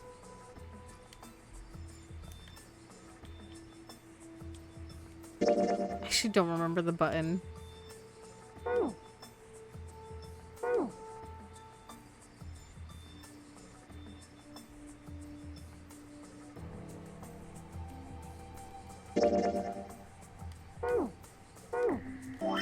there we go.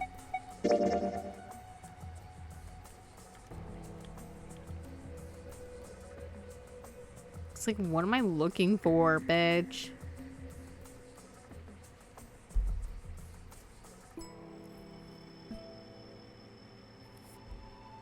On the map, can you get into the position on the south side, then check the top left quadrant?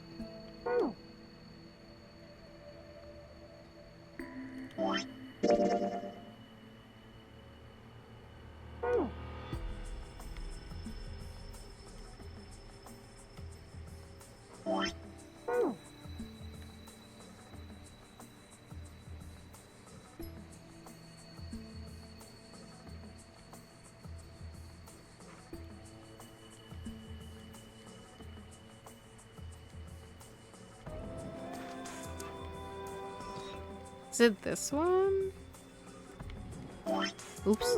I keep fucking clicking that. I don't want it. I don't want it.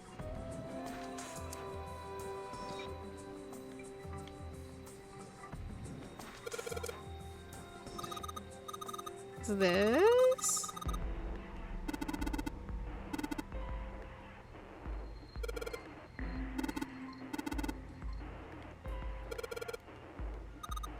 Photochemistry. Oh wait, what the fuck? Bruh. Give me that damn fucking light bulb. Stupid ass puzzle.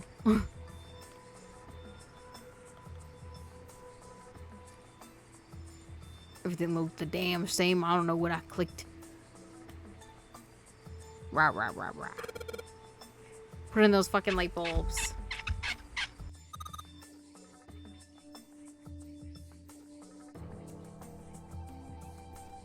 Awesome! It worked! Way to go, Junpei. Good job, buddy. There's something projecting on the bottom. These letters, they seem familiar. Shield, Rake 5, what?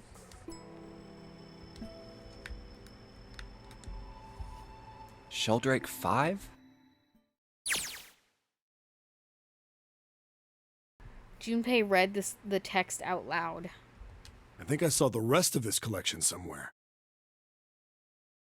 Yeah, I think it was somewhere around here. Let's go take a look. Okay.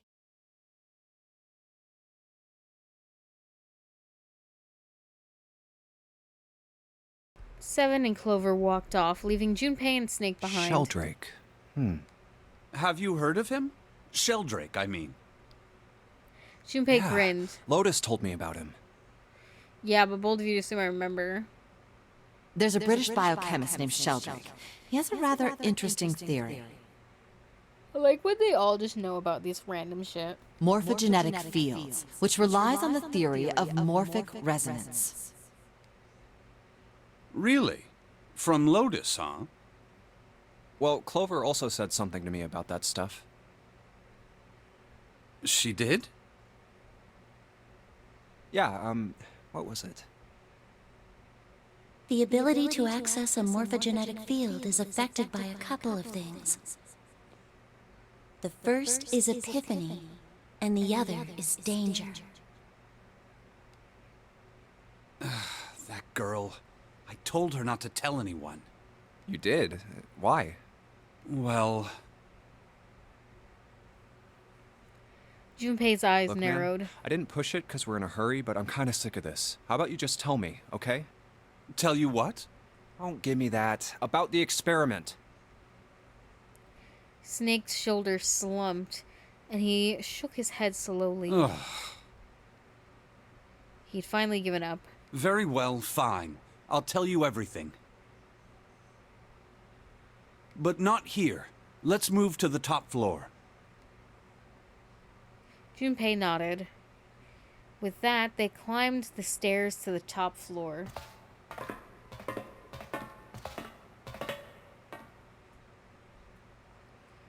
Snake was silent for a moment after they arrived, then finally crossed his arms and spoke. I suppose I might as well start by telling you why I kept quiet, and why I made sure Clover did as well. Right. To be honest, the explanation is quite simple. Zero told me not to. I had little choice. He didn't walk up and tell me, of course. He gave me a message engraved on a card.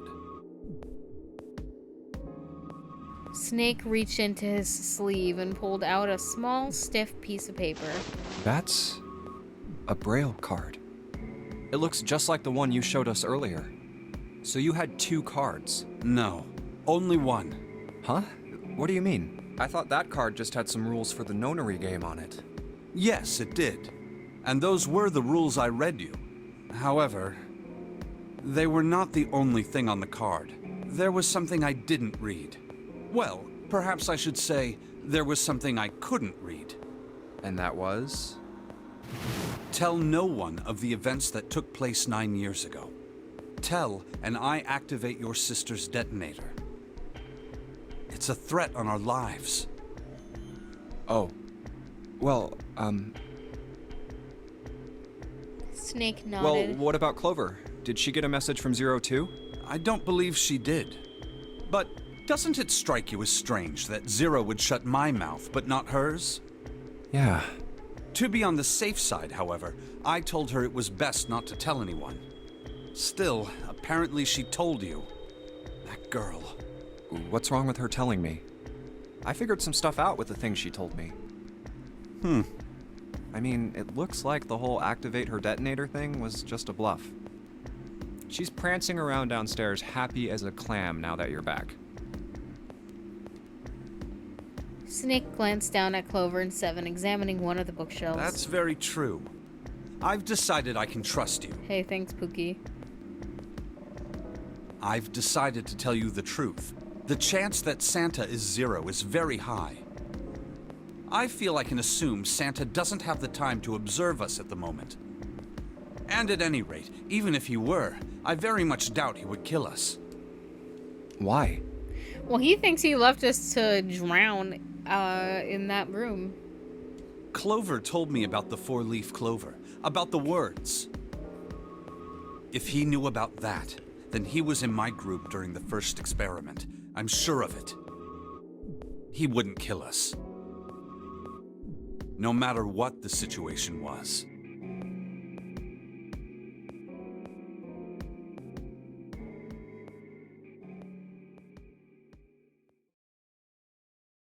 Snake paused and cocked his head, as though he was listening to something very far away.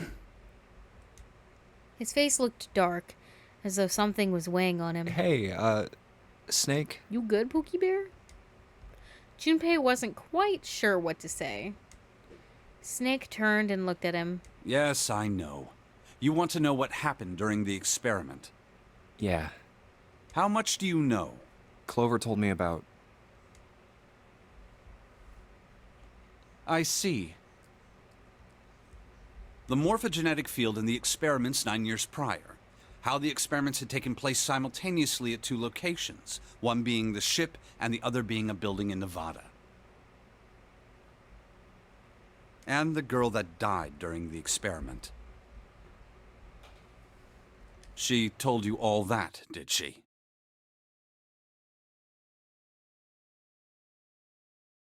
Snake looked down, his face tight. A slight tremor shook his body, and he tried to hide it. He was putting on a good front, but even Junpei could tell that he was holding back something deep and powerful.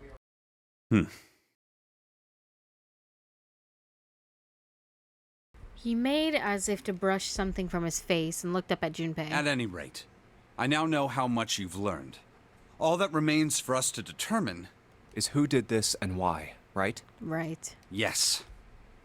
Can you tell me what happened? Yes. Snake nodded slowly. The people who organized the initial experiment were from a company called Cradle Pharmaceuticals. There were 4 of them running the show. Gentaro Hongo, Nagisa Nijisaki, Teruaki Kubota, Kagechika Musashido. Hongo was the CEO of Cradle Pharmaceuticals. Nijisaki was his right-hand man and did the lion's share of the planning. Kubota led the company's research and development division. Yo! Wait, that's the fucking 9th man, bro. There he is. That's what he looked like before. I mean, I know we knew that, but like, I didn't know he was him. Like, that name was gonna be him. Musashido was their majority stockholder. Wait, on God, that looks like the captain, doesn't it? It was these 4 people who planned the initial experiment.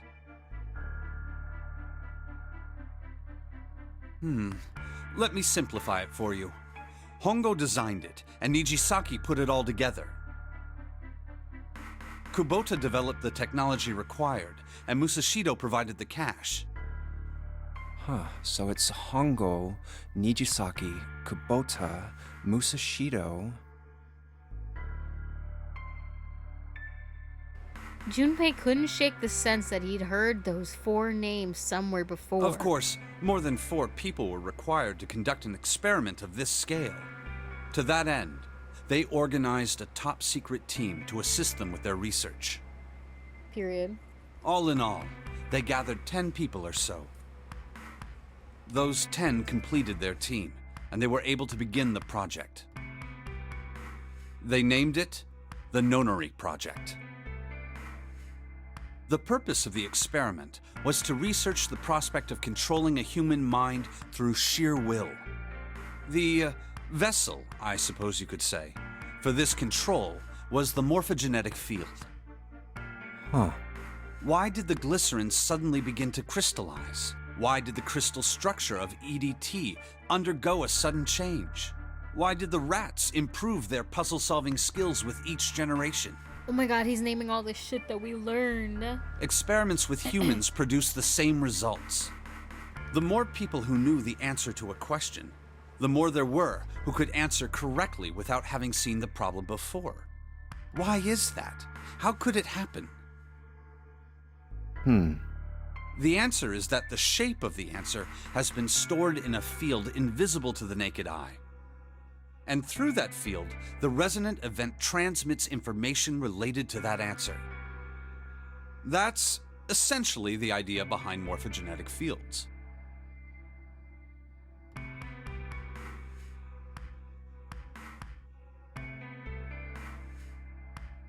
But that's just a theory.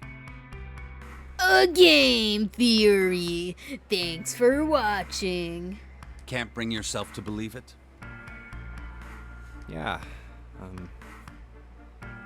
Let's say someone killed another person because the devil told them to do it. Okay. Whether the devil exists or not has no relevance to the murder. They believe the devil exists. Whether or not he does is immaterial. Right. So what matters here is that Hongo believed in the morphogenetic field. That's right. Snake nodded. But I still don't get it. You said they wanted to figure out how to control people, right? That is what you were saying. Yes. So how are they going to do that with a morphogenetic field? I'll keep it simple. Okay. Let's suppose 10,000 people have solved a certain problem. The chance of you knowing that answer, even if no one has told you, will go up. Let's have another example, shall we? Say 1 million people were to do a handstand right now. Tomorrow, the chances of you doing a handstand would be higher, even if you had heard nothing of this hypothetical mass handstanding. What the fuck? Mankind's thought process and actions are all part of a resonant event. All of the resonant events encoded in the fields are projected onto you.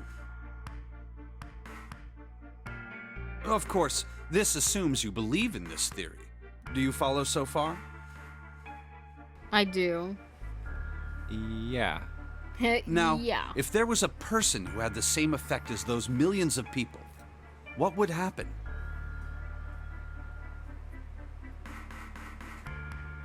If that one person were to do a handstand, other people would find themselves wanting to do handstands as well.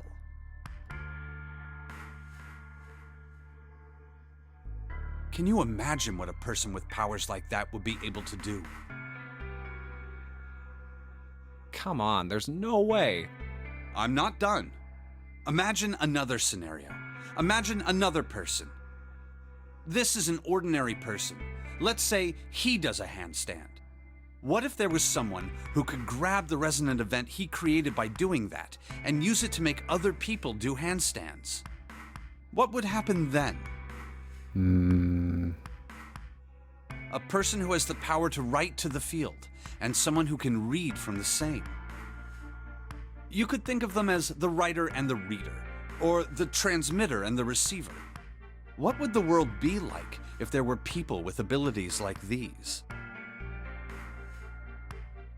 Junpei thought about it for a moment. So the transmitter's resonant event can be transmitted through the field and sent to the receiver. And then the transmitter can control the receiver however they wish. That's what you're saying, right? Yes. Close enough, at least. Come on, that's just crazy. Well, if you want to prove that, then you'll have to test it first. At least, that was how they thought. That was why they decided to do their experiment.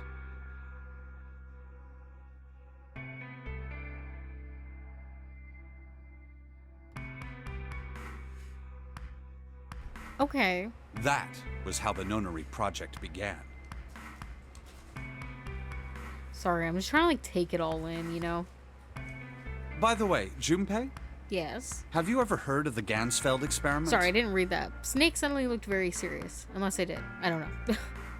Junpei cleared his throat and tried to act calm. They're just throwing a lot at me. I'm like, I feel like I can hear the wheels turning in your head. No, literally. I'm like, okay. Yeah, no, I kind of get it. Yeah, that was an experiment in telepathy, right? You place a pair of subjects in separate rooms. Right. Then you show one a picture and ask the other what they see. I think I have heard of this. Interesting. I'm impressed. Yes, that is exactly correct.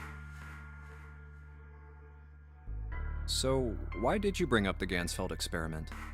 It was used to screen subjects for the Nonary project. The hospital in a remote town was affiliated with Cradle Pharmaceuticals. Hongo used it to conduct experiments on visiting children in secret. Yo, this is just like Somnium Files. But it's like they did it on an orphanage. Some of them, he found, had potential. He began to gather children that showed promise. Children that seemed as though they might be able to access the field. Of course, none of them volunteered. They were kidnapped. His face barely moved as he spoke. There were 9 pairs of siblings taken, for 18 children total. For reasons that were not fully understood at the time, each pair had 1 transmitter and 1 receiver. They were split perfectly. As such, the 18 children were split into 2 groups of 9. The children who were put into Group Q were the ones who excelled at transmitting. Wait, are you telling me? You telling me that there's another group of us, maybe potentially? They were transferred to the mock experiment building known as Building Q in the Nevada desert. Oh my god, and the other one's on the ship and we're on the ship. Is there another group of people in a building in Nevada? Lotus told you about this back in door 4. In the same room Santa gave you the bookmark? Oh shit, did she? The children who excelled at receiving were put in Group A. Group A was then placed on the former hospital ship Gigantic. From the experiments he had conducted so far, Hongo had learned the following. There are 2 things that can increase one's resonance with the fields. The first is epiphany. The other is danger. Have you ever been faced with an especially difficult problem and thought about it very long and very hard until finally an answer suddenly appeared in your mind? I don't know. It may seem obvious to say so, but that is what is meant by epiphany. The information obtained through that epiphany can be easily transmitted through the fields, where it can be easily interpreted. Adding danger to that equation allows for even easier field access. That's where Hongo came in. They set up a number of puzzles across the Gigantic. The participants had to solve each one before they could move to the next room. Of course, he hadn't forgotten to include danger. He had detonated a bomb on the hull of the Gigantic. The children in Group A were forced to play the nonary game as the ship sunk. By forcing the children into a life-or-death situation, Hongo hoped to increase the likelihood of their tapping into the fields. Bro, how many times has this ship been blown up? Be honest. The children from Group Q, on the other hand, were confined to the mock experiment building, Building Q. Building Q duplicated the interior and puzzles of the Gigantic exactly. Every detail was exactly the same. Hongo explained the situation to the children in Group Q. Solve the puzzles you find throughout the rooms. When you have the answers, transmit that information to the children in Group A. If you succeed, they will be able to solve the puzzles and escape. But if you fail, then the Gigantic will sink, and your brothers and sisters will drown. Those were his orders. Do you know why the astronauts of Apollo 13 were able to return to Earth safely? It was because NASA had access to a replica of the Apollo 13 capsule. All of the equipment, the instruments, everything. All of it identical. Everything was just like the real Apollo 13. NASA was able to replicate the situation the astronauts found themselves. By putting themselves in the same situation, they attempted to solve the problems the astronauts were dealing with. Once they found solutions, they reported their findings to the men aboard the actual capsule.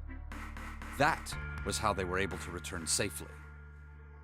It was the same with the Gigantic in Building Q.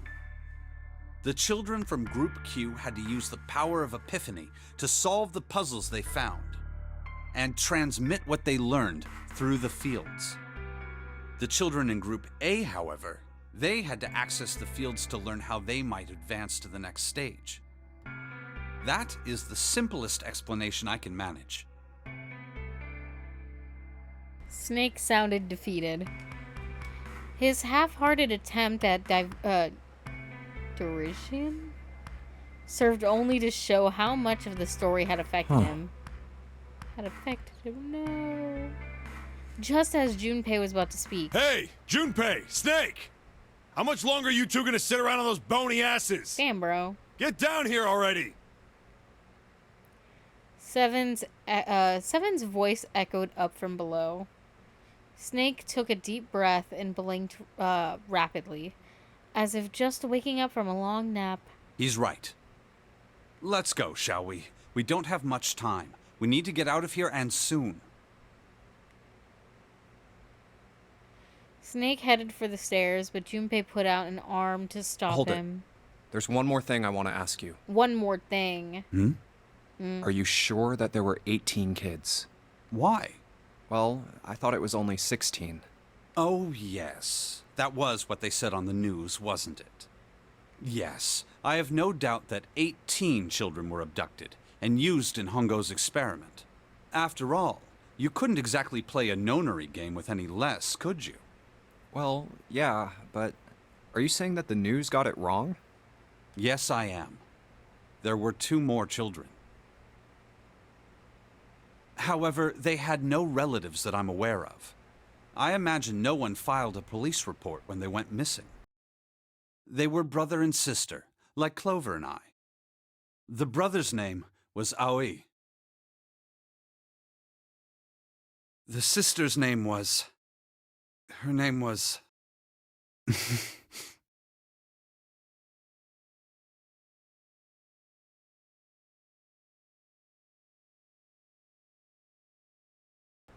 Snake couldn't seem to bring himself to continue. It looked as if what he was about to say brought him great pain. Her name was Akane. I was just about to say that.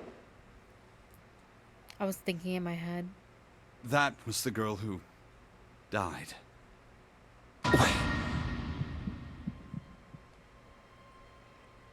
Junpei felt as if he had been punched in the stomach. His vision went blurry and his head felt light. Akane Kurashiki died? 9 years ago? Then, who is June? He didn't even say a last name, bro. There's probably like 20 million Akanes in Japan. No. It's impossible. It can't be true. Akane isn't that uncommon of a name. If Snake had known her last name, that's a different matter entirely. Hey, hypothetically speaking, what was her last name? So they share a name. A lot of other people do too. It doesn't mean anything. It was someone else. Of course it was. It has to be.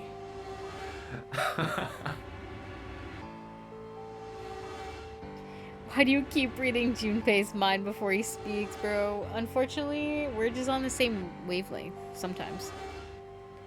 Junpei shook his head hard and pulled himself back to reality. Is something wrong, Junpei? Snapped back to Your reality. breathing sounds strange. There goes gravity.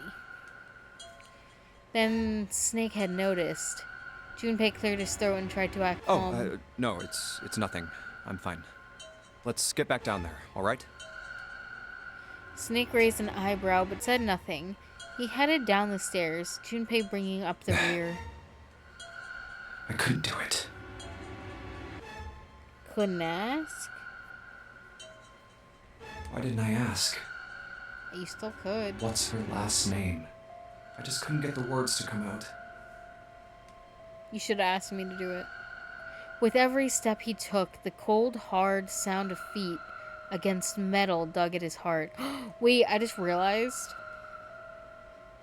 When we were in the coffin room and one of the other rooms after that, and we got like the flash of the hint we needed in our head, dude, somebody was transmitting it to our brain so we would know the answers. That's what that was.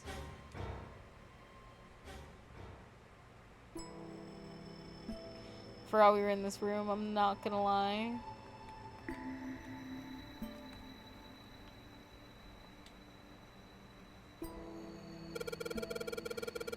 Sheldrake, this is it.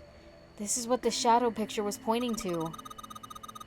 Didn't it say 5 at the end of the shadow picture? Yes, I think we need to find the 5th volume. Oh, would you look at that? There's a big red button behind this book. Yippee! Yippee, it's a secret button. Guess we should press this button. Should we? You think so? Knocking more shit down. Alright, press the button, Junpei.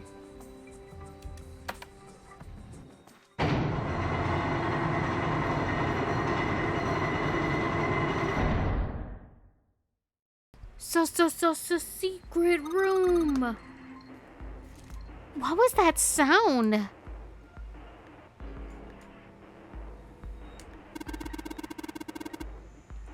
It sounded like something really big was moving. It came from the top floor. Alright, let's go check it out, gang.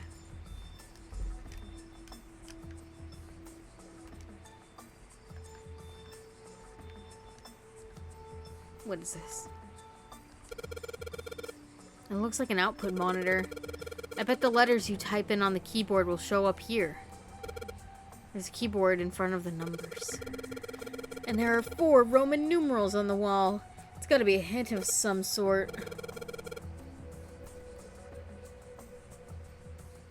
This is 8. I don't know, is it? What is this? X I X I V X X I. Those are all Roman numerals. Do you think we just need to put in the numbers from the wall on the keyboard? No, you can't. The keyboard doesn't have any number keys. You can't type in stuff like 3 or 4. No, you're right. It's just letters. Oops, all letters. Then that means...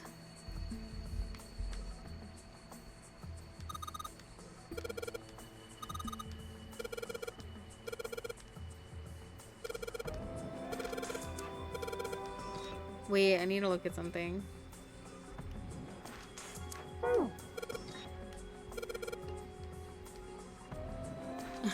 What the hell is the point of these Roman... What is Snake doing? These Roman numerals. If you convert them to Arabic numerals, you'll have 13, 14, 10, and 13. True, but this keyboard only has letters, and we can only enter 4 letters. Then why don't you just convert the numbers to letters? Convert the numbers to letters?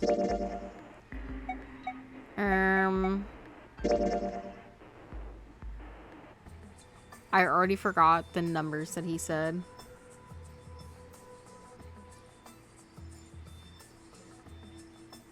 I think it's dead.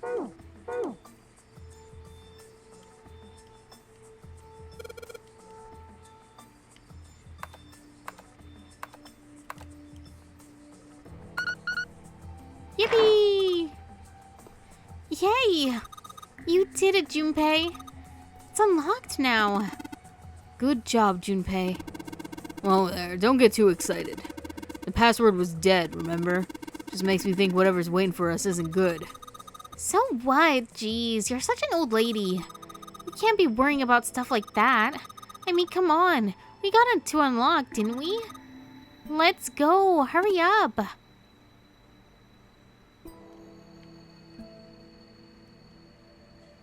Alright, Handle. It's time we got this over with. Rah! Damn it.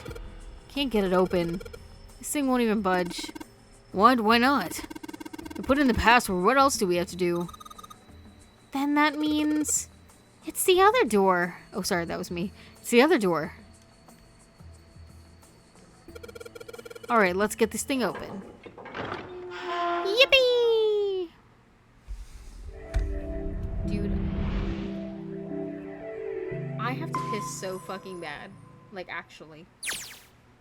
It's impeding my ability... it's impeding my ability to solve crimes. Sorry, not crimes. Puzzles. Look at this screen really quick. I'm gonna speed pee.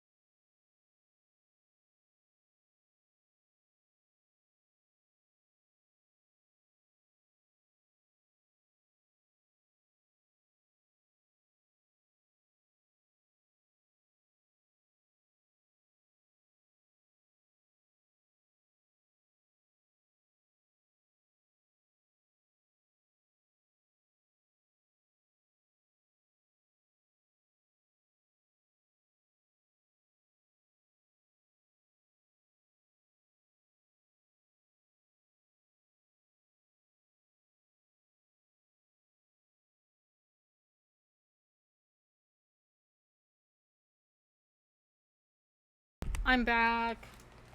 I also got a snack because I was hungry. The door opened, and Junpei and the others leapt through it. Alright, this is the next. Just as Seven was about to finish his sentence, their attention was drawn to the clang of metal on metal ringing out behind them. Ugh, the door! They spun around. The door is closed.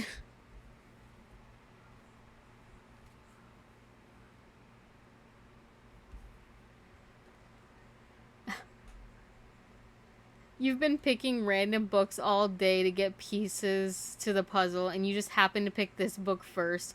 You literally could have skipped this entire room. But no, the game wouldn't have let you pick it until you spoke to Snake about the experiment. All this time wasted for plot. Oopsies. They spun around. The door they'd just come through has slammed shut. Did that just close on its own?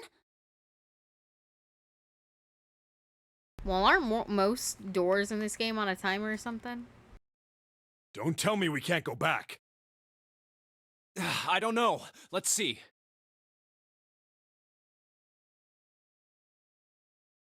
Junpei grabbed a hold of it with both hands and used and pulled with all his strength. Why is Junpei doing it? It should be 7.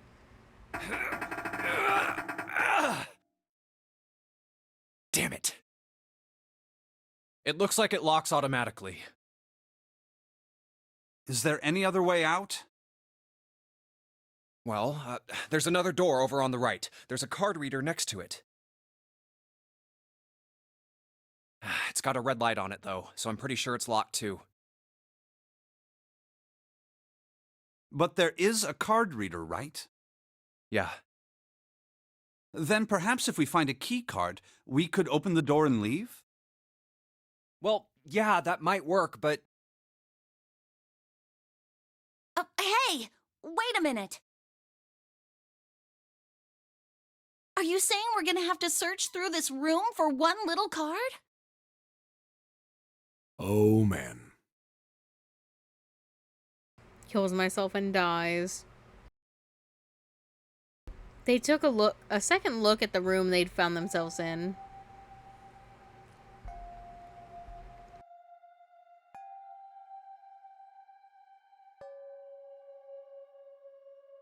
It was filled with piles upon piles of all manner of things. Oh, this is where they made all this shit. The only word that could describe it was chaotic.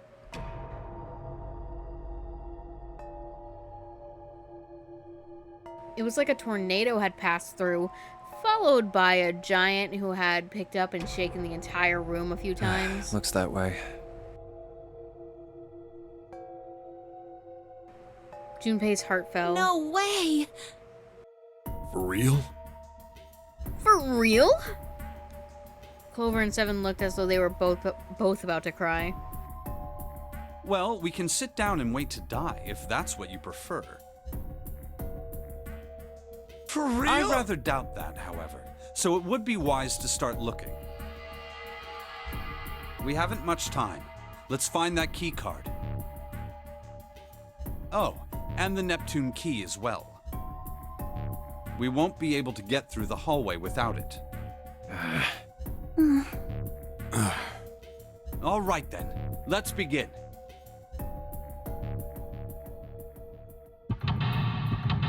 Somebody's got to be a leader. Sorry, I was enjoying eating my little granola bar.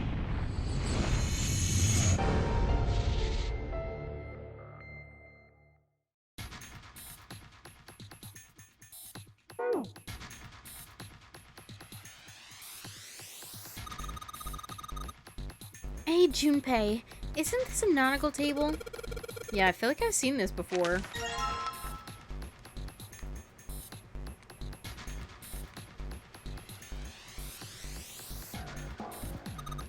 It's a chair, thanks. Oops, no.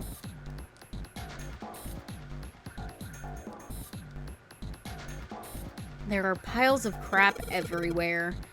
Man, this place is a mess. It's so messy, I don't know where to start. Some of this crap looks familiar. I think a lot of these are parts of the puzzles we've solved in the other rooms. If that's true, then this room could be Zero's laboratory. Perhaps Zero would shut himself in this room and devise the machines and puzzles he needed to see his plan come to fruition.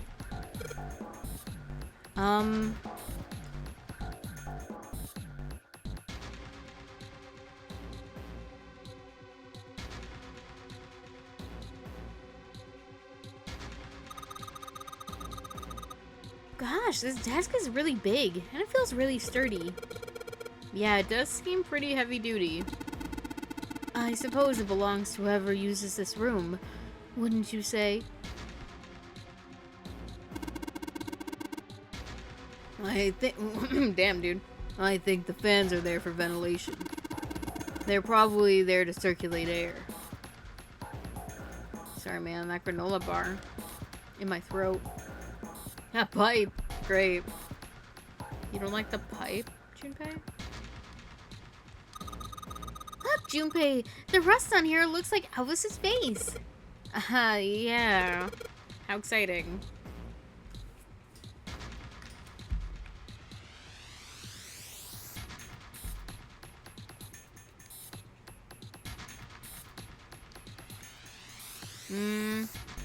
What the fuck is this?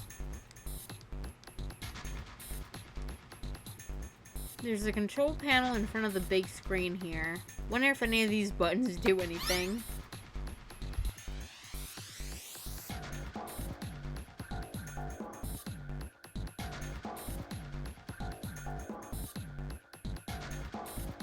Bro, not this shit again. What's this? There are 15 cells here with numbers and letters in them. Let me see that.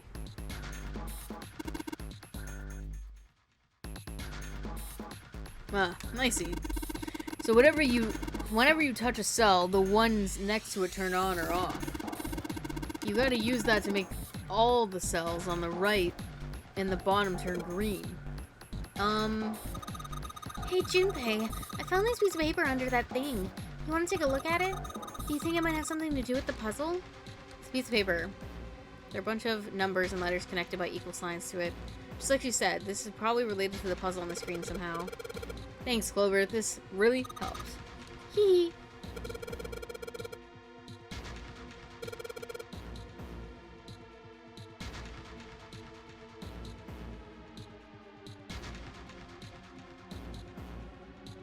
It's not related to the puzzle, but there are a few bits of joke text in this room if you click on unneeded items multiple times. Okay. Okay, what is this?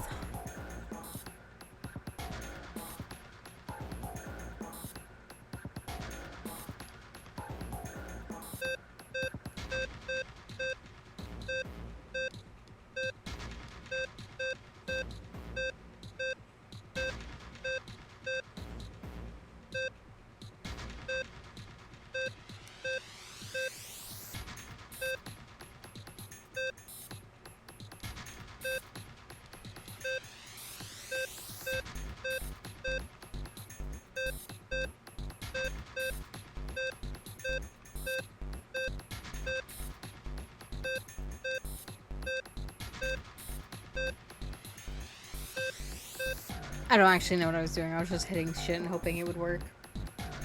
Okay, what do we actually have to do?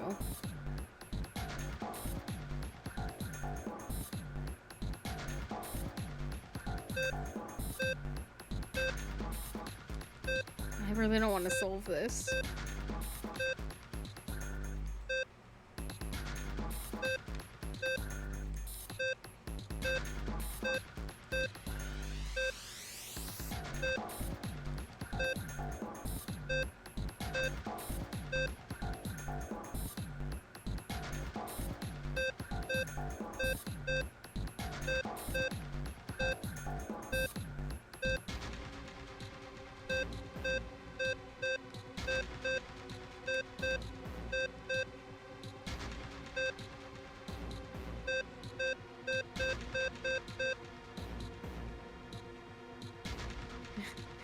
I got the solution you needed, but I got faith in you. Oh god. Maybe you shouldn't.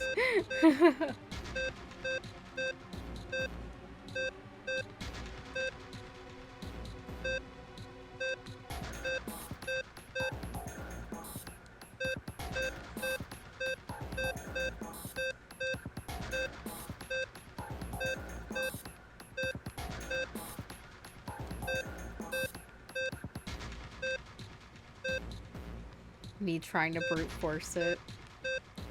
Even though it's not what you should do.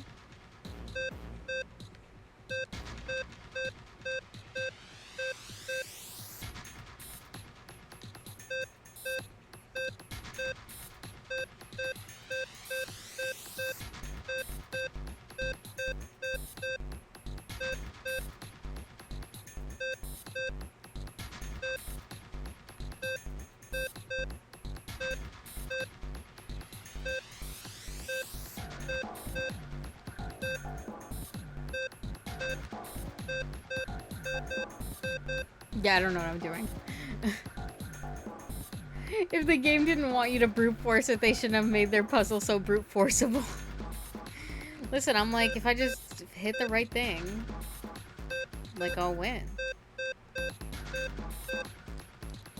It doesn't seem like that's working out for me.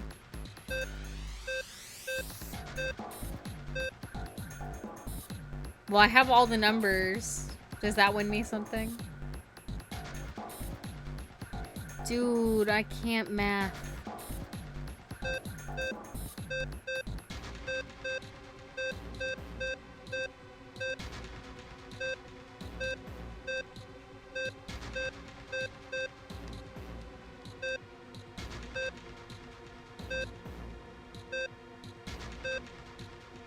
Okay, give me the answer.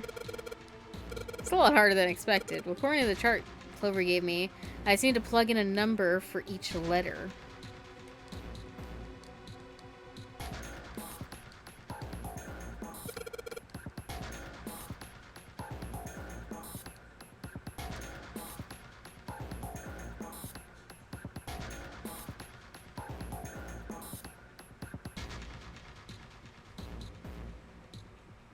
Okay.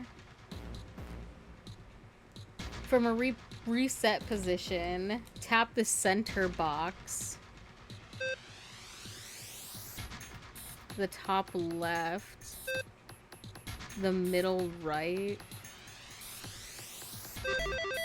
Yippee! You did it, Junpei! You're so smart! Yeah, I'm definitely very smart, Clover. Trust me. I would never lie.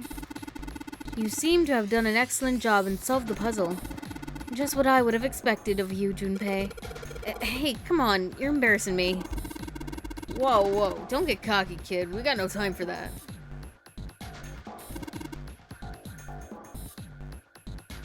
Now look at this. Check out the right edge of the control panel. The lid slid open and something came out.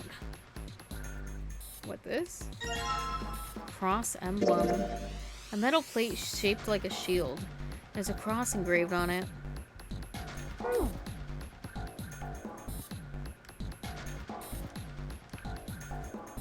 Oh, what is this? The keyboard. Let's just have a few keys and see if we can wake this thing up. Damn, no dice. Oh, we need 4. Kills myself and dies. It's so small. I wonder what it is. I got no clue.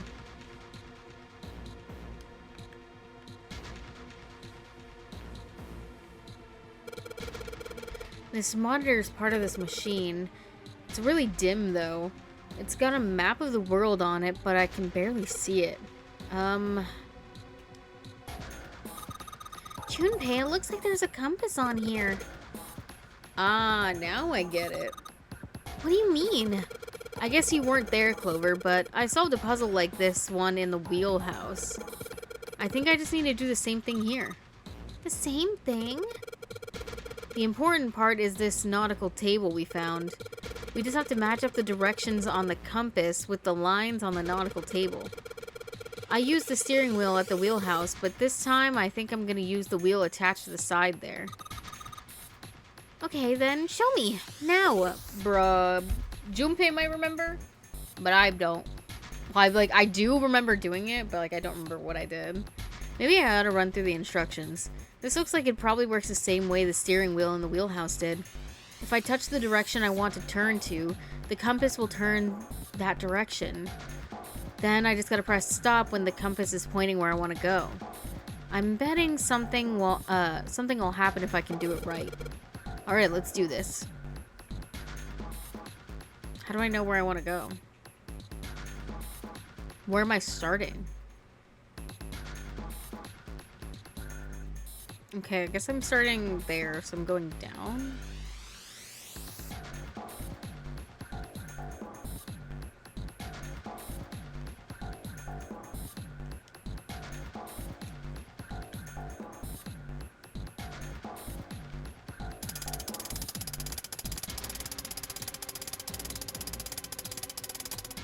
Okay, south. West.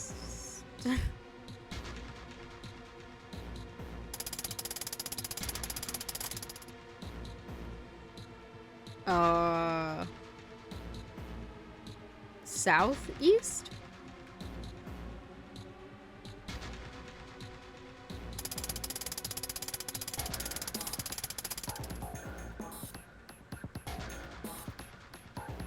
Northeast? Is that it? Yeah, northeast?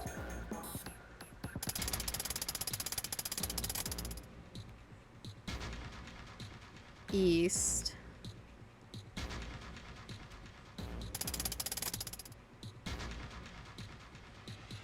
North.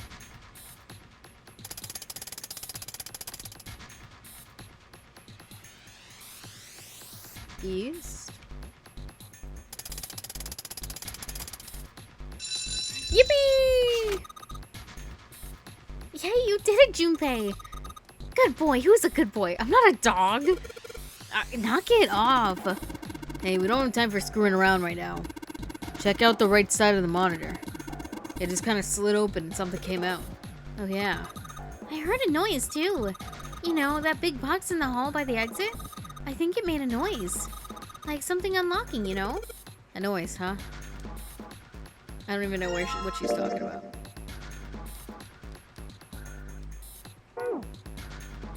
Dude, I'm collecting my gym badges.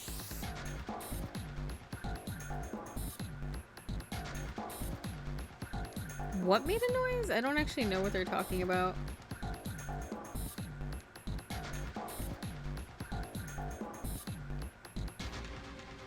What's this? Let's see what happens when I... Whoa. Well, now we've got something on the screen at least. Huh? What is this? Oh, wait a minute. I saw something like this when I first figured out that Morse code puzzle back in the communications office. Morse code? Yeah.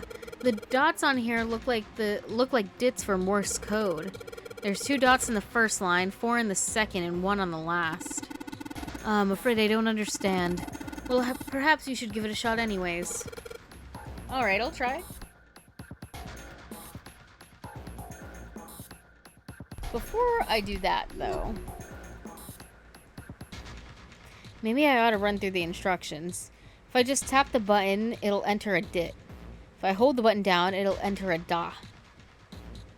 Once we enter our answer, it'll automatically determine if it was correct or not. Alright, let's do this.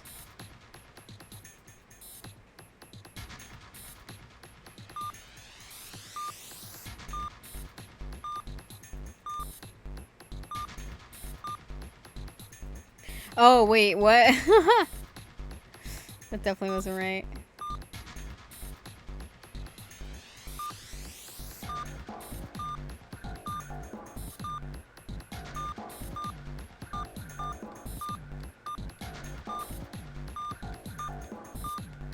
How many are there?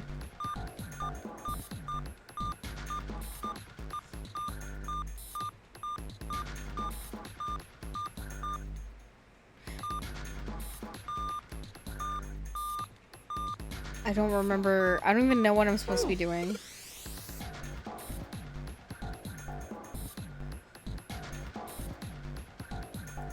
I don't even know what, like, what am I Morse coding?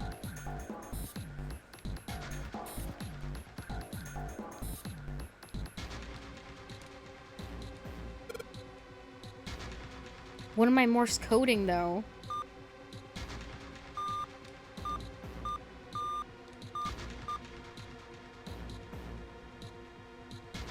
Oh, okay.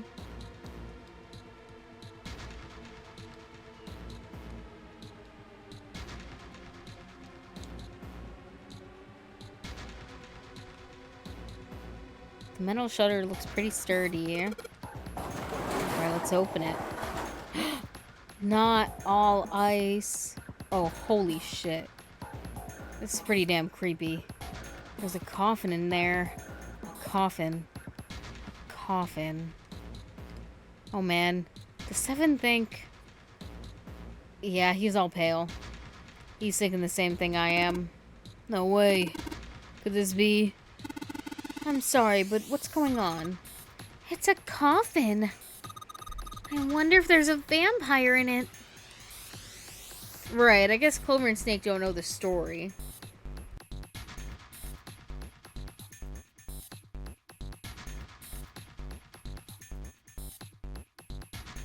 Man, I can't bring myself to tell him. Well, at any rate, let's have a look around.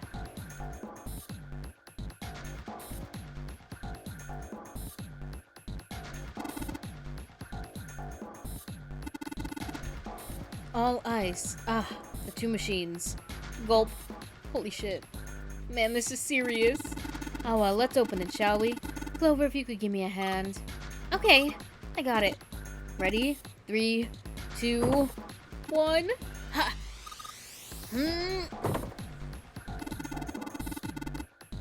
No luck.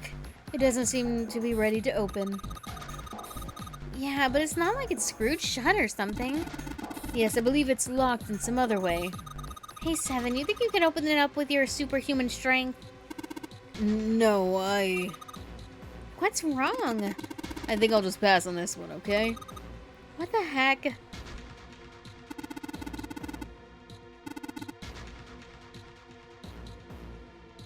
Alice sleeps in a chamber past the forest of knowledge, beneath the navel of the gigantic. Is this actually true?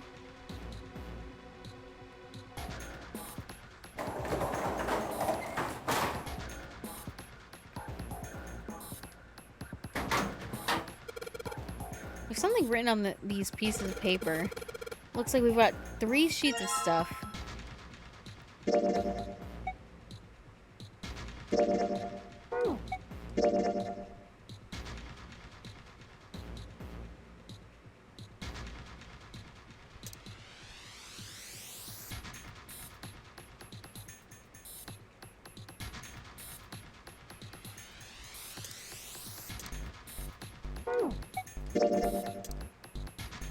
Oh, is this what we just got?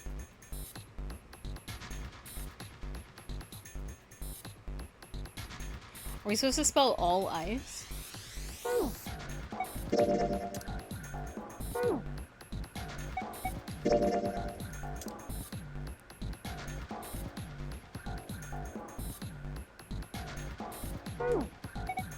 Oops. No, go back.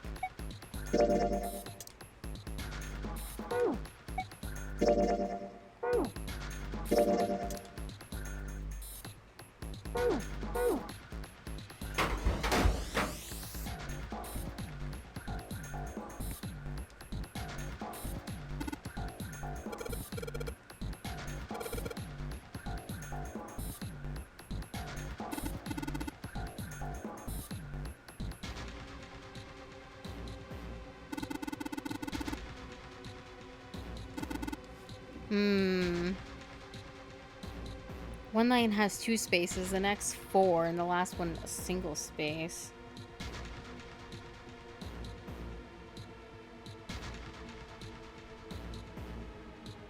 Yup, ice.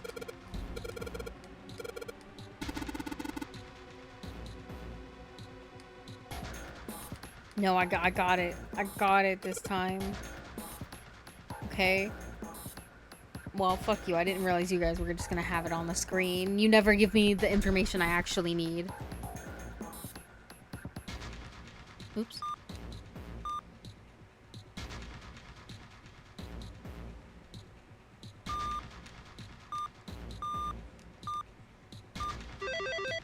Yippee! I see. It seems you have solved the puzzle, Junpei. Excellent work.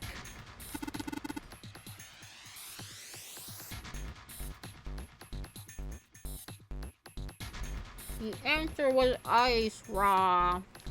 Hello, Anarchy.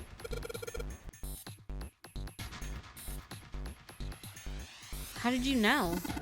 All I had to do was listen to the sounds of the machine the machine made. After that, it was a trivial matter to decode them.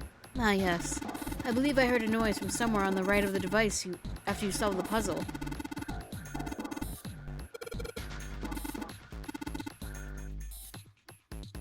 I heard a sound from behind the shutter. Perhaps the coffin is unlocked now? A fucking yo. What?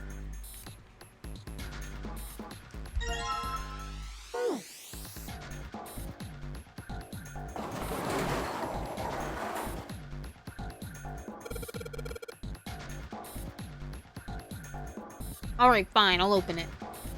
Okay, Junpei, you can do this. It's just a box. It's just a box. Holy shit, this is a coffin. There's gonna be something horrible in there. I just know it. Okay, deep breaths. Here we go.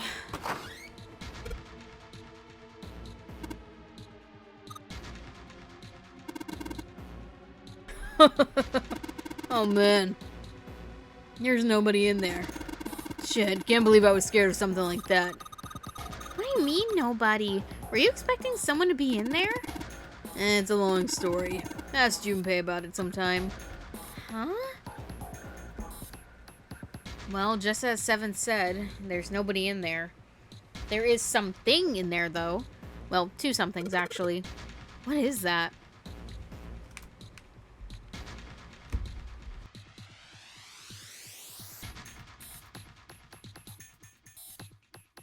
There are two things on the bottom of the coffin. Looks like we got a plate with an emblem on it, and The Neptune key! Yes, we finally found it! Now we can get through the hallway. that's correct, Clover. But we do need to get out of this room first, you know. Yeah, I know. Okay, let's get the hell out of here as quickly as possible. I don't have any objections to that. I don't think we'll use the Neptune key in this room. It's really important, though, so I'll keep it in my pocket for now. As far as the other thing goes... Hey, I think that's all of them, then.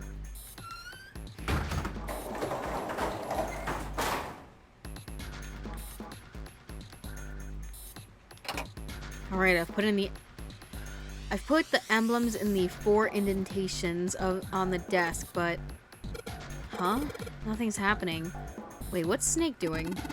I feel symbols engraved just above each indentation. On the upper level is the steering wheel symbol. On the upper right, the cross symbol. On the bottom left, the mysterious circle symbol.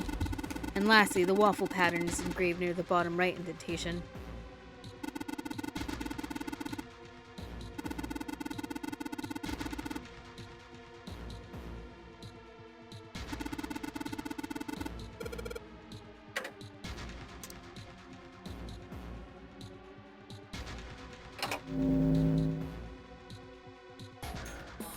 Whoa. Well, now we've got something on the monitors, at least. What's that? Looks like some kind of puzzle? I wonder if these are the rules. Here, I'll read them to you. When you touch a numbered area, the area will be selected and will turn blue to indicate this. Touching a numbered ball after selecting an area will cause that ball to be moved to that area. However, you cannot move the red balls. You can only move 3 to 5 balls, I think it said.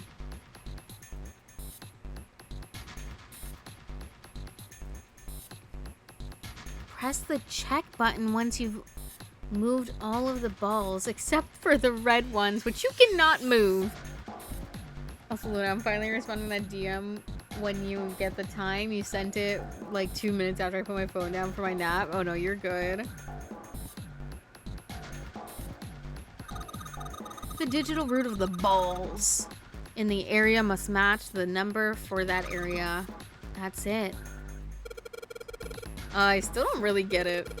Whatever, like they say, practice makes perfect. Let's give it a shot. Don't you mean practice makes perfect? Wait, did it not say that? Hey, let's see you solve the next one. Then you can make fun of me.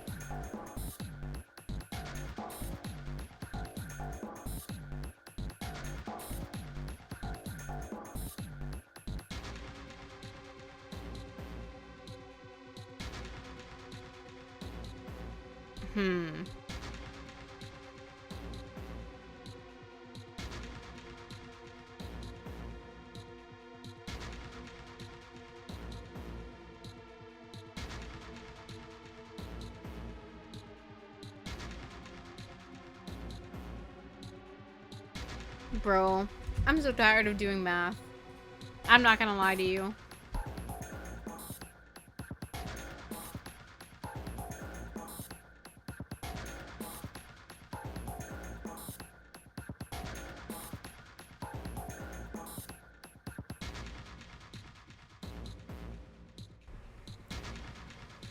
So what's the point in this? You have to just solve different puzzles.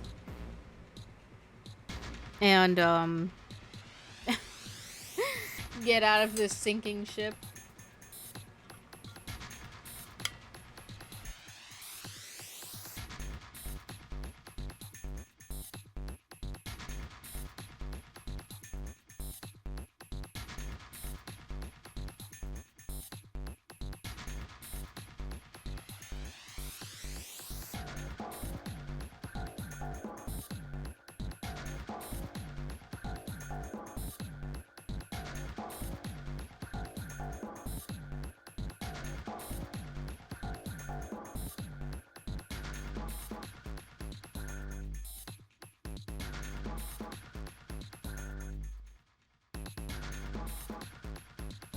What the shang? Yes. Yes, I do. Didgeroot as in dividing shit, or didgeroot as in the numbers and you just gotta add them? Yeah, the atom ones. Yeah, you want the answer? Yes, please. Listen, haven't I solved enough puzzles in this game?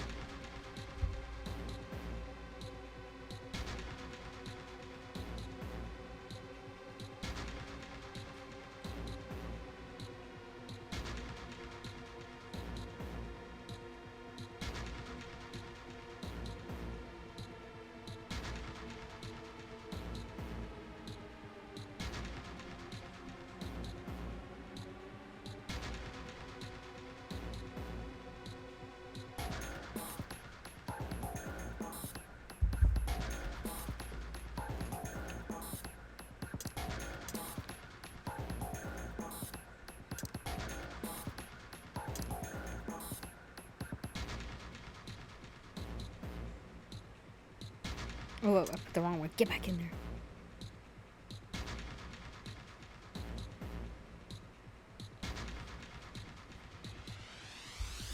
You put 3 twice.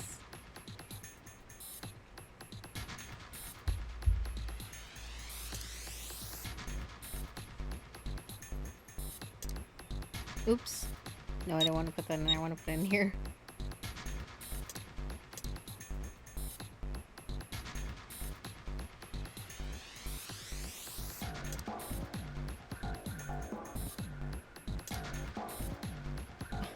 How are you? I'm doing something. I'm okay. I'm being mathed at by this game in my brain. Melted cheese.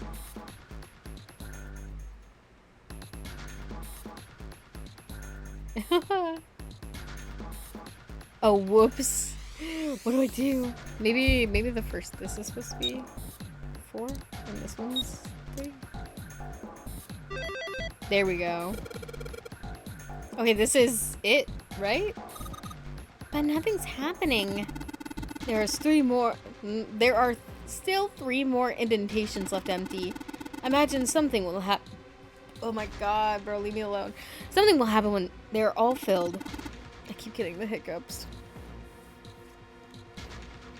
I imagine something. Yeah. Okay, the next one is. I think they said this one. Hey, Junpei, something's showing on the screen. Okay, there's more balls.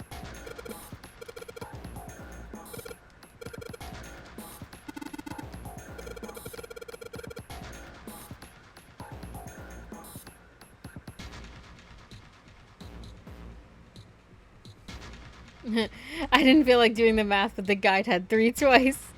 Listen, I figured it out. Teehee, teehee.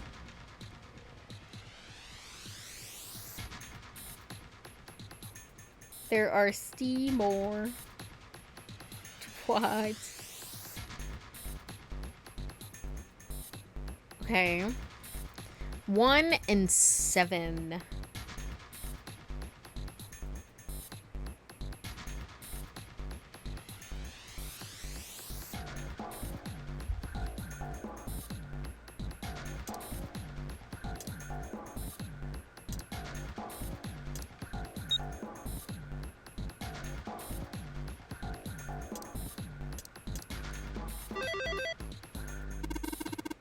That's awesome, Junpei.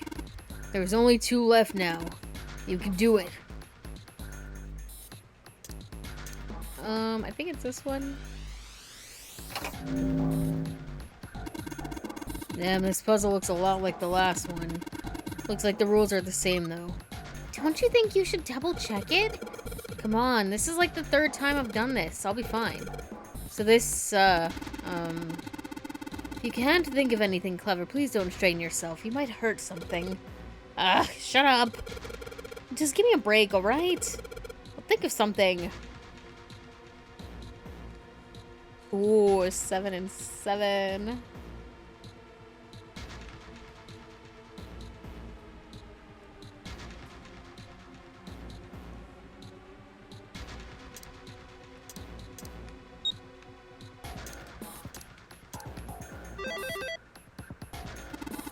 Excellent work, Junpei. You've only got one left. I can see the light at the end of the tunnel. Let's see what happens when I put the emblem of the coffin. This is the fourth one. This puzzle looks a lot like the last couple. I think this is probably the last one. Once we solve this puzzle, I'm sure something will happen. Alright, I'll solve it in no time.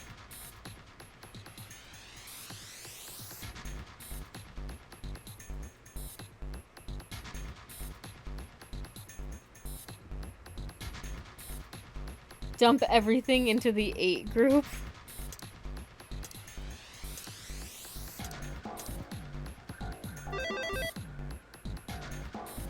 Huh? Where did that noise come from? Underneath the cupboard? The keyboard? Sorry. Way to go, Junpei! You answered all the questions! Damn, Junpei, good job. Hey, did you hear something just now?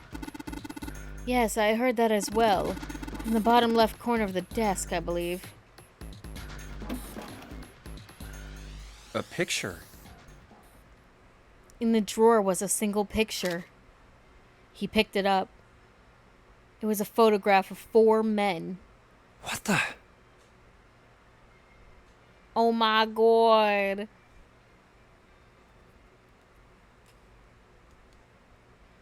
Involuntarily, Junpei's eyebrows shot up. He'd seen 3 of them before. What the hell is this?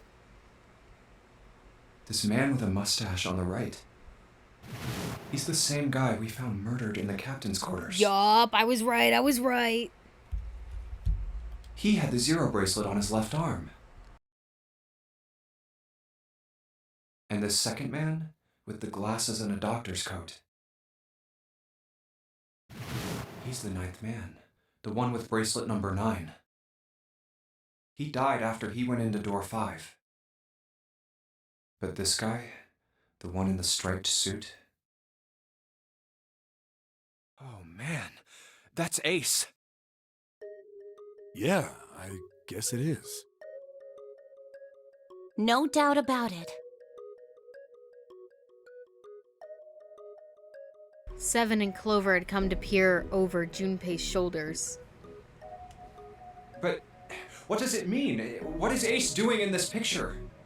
You know what it means, Junpei. Not only Ace, the 9th man and Cap too.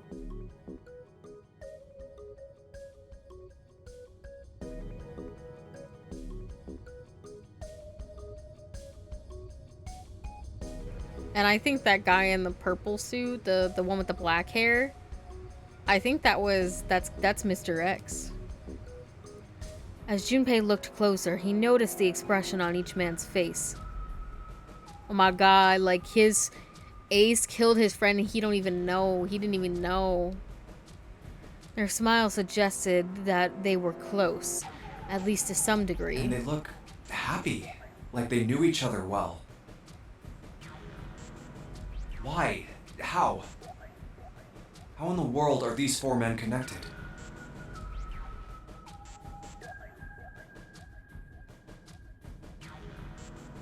Snake's voice broke into Junpei's thoughts. You say Ace is in that picture? Yeah, it doesn't look like it was taken recently though. Ace, the 9th man, and Cap all look about 10 years younger. Ah, so the 9th man and the man you found murdered in the captain's quarters are also in the picture? Yeah. Is there anyone else? Or are there only 3 people in the picture? I'm afraid I can't see it. No, there's one more guy. He's got kinda long hair, he looks smart but a little cold. He's the only one I don't recognize. Snake knit his eyebrows. What's the date of the photograph? It doesn't have one. Did you look on the back? The back? Yes, the reverse. The other side. Yeah. Junpei flipped the picture over. Huh. There it was. To be precise, it wasn't a date, but it was certainly significant. He read it out loud so that Snake would not be left in the dark. Praying for the success of the Nonary project. With Nijisaki, Kubota, and Musashido. Nonary project. Nijisaki, Kabuta, Musashiro. Junpei immediately flipped the picture back over. Then the 4 men in this picture were the organizers of the nonary game 9 years ago. Since Hongu wasn't mentioned, Junpei figured that could only mean he'd written the words on the back himself. That means Ace, the 9th man, and Cap were all responsible for making it happen. But I feel like I should be more shocked about this.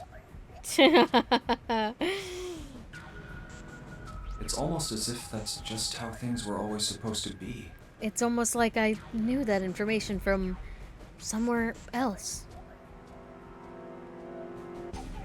Junpei pictures usually have backsides. No, it's Mr. Y. Oh my gosh. Why? Why am I not surprised? Ace was the one in charge of the nonary project. But why? Why am I so calm? It's like I already knew. Ah, of course. I understand now. Junpei looked over at Snake. In his own confusion, he had missed the dark look on the other man's Ace face. was the CEO of Cradle Pharmaceuticals. He was the one who invented the game 9 years ago. He was Gentaro Hongo. Ace is Hongo? Even as he asked, Junpei felt as though he already known. Almost as if someone had whispered into his head that, yes, of course, Ace was Hongu. I had my suspicions from the beginning. Their voices were similar. Too similar to be a coincidence. Me when I'm very much surprised? I could never forget his voice. It was the voice of the devil. I couldn't be sure, though.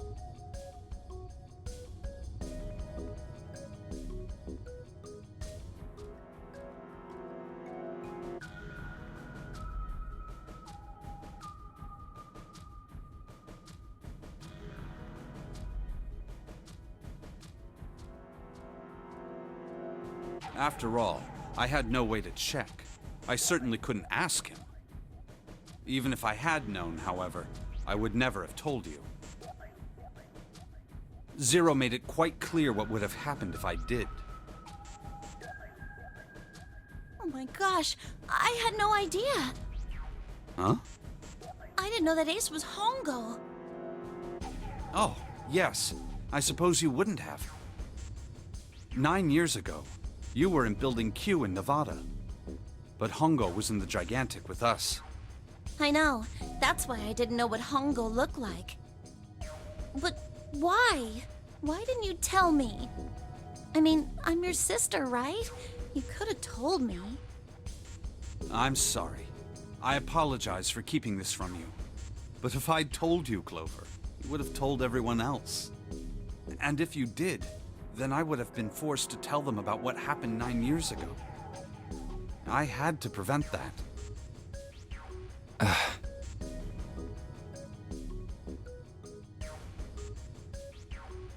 Clover and Snake's conversation wasn't of particular interest to Junpei. He still couldn't make sense out of his strange feelings of knowledge. He was trying to organize his thoughts when he heard Seven's voice. Hey, Junpei. You think I could borrow that picture for a sec? Sure. He had no reason to say no, so Junpei handed the picture over.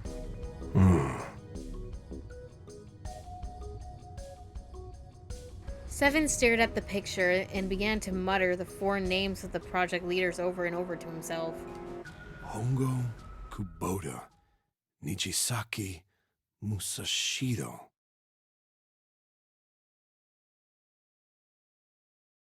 His brow was furrowed and his face was flushed. Hongo, Kubota, Nijisaki, Musashiro. He chanted their names to himself, pacing back and forth across the floor. Hongo, Kubota, Nijisaki, Musashiro. Seven shouldn't have known their names. After all, he hadn't been there when Junpei and Snake had spoken of them in the library. But as Junpei watched him pace, it was clear that he did know them. Hey, Seven, do you... Shut it! Just be quiet.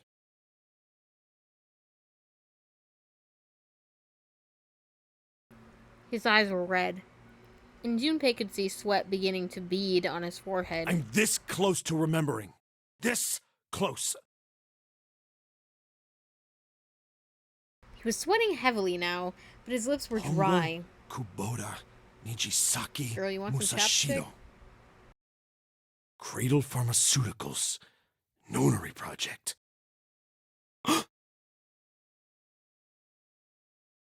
Then he stopped.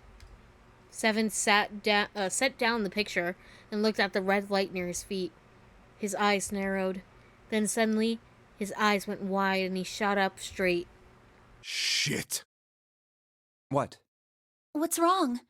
Holy shit, this is nuts. What's nuts? I remember. Remember what?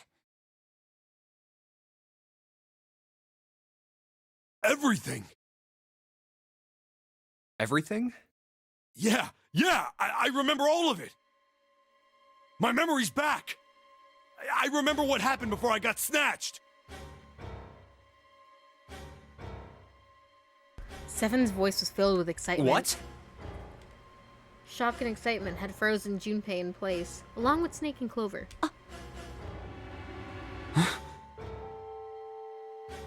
Let me tell you what happened. Seven hastily drew a shaking hand across his mouth and began to speak. Like Snake said, Ace is Hongo. From the right, the other three are Musashido, Nijisaki, and Kubota.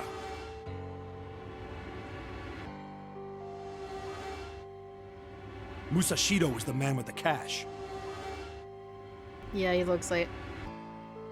Nijisaki was Hongo's right-hand man, and Kubota developed the actual technical details of the experiments.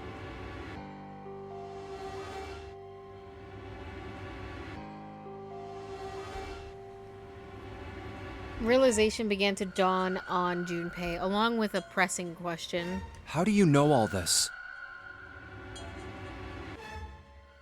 Come on, man, I told you, I finally got my memory back. No, that's not what I mean.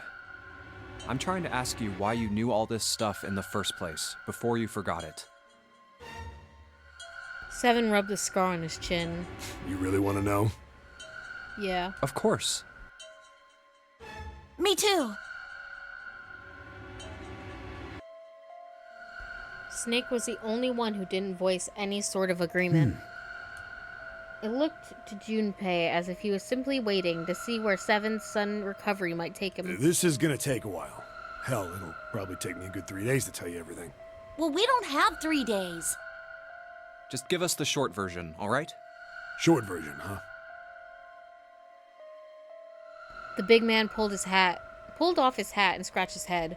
He made a face and put his hat back on. All right, fine. I'll give it a shot. No promises, though. Junpei and Clover nodded earnestly. I'm a detective. It's a little awkward to say this about myself, but you could probably consider me a lone wolf type. I hold to my own code, as I think doing what's right is more important than doing what you're told.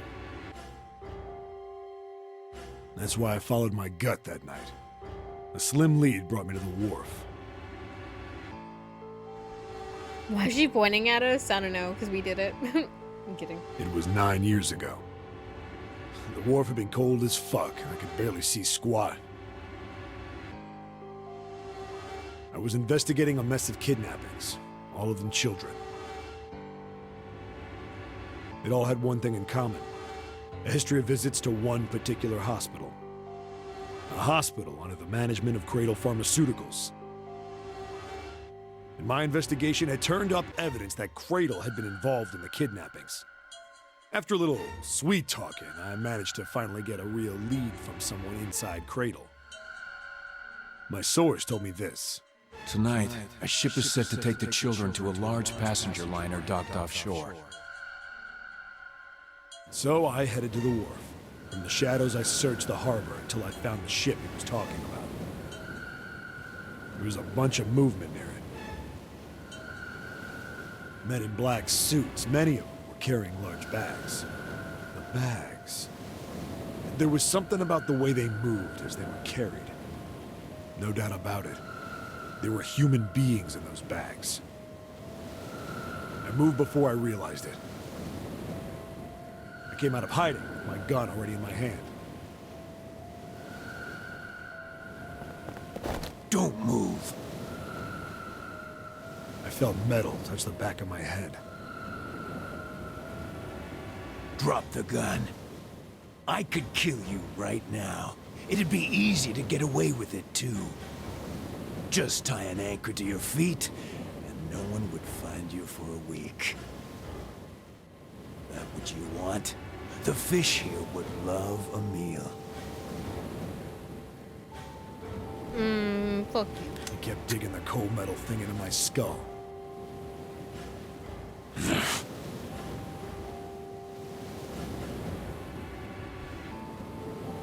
We killed them all for real, yo.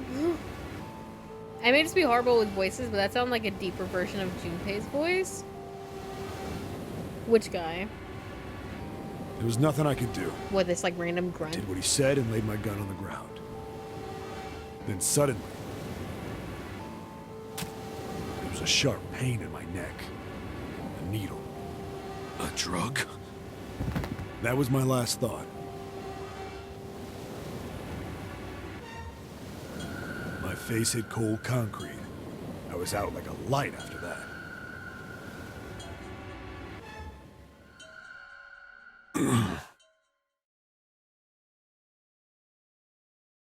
I woke up on a hard floor. Damn it! Shit, my head hurts.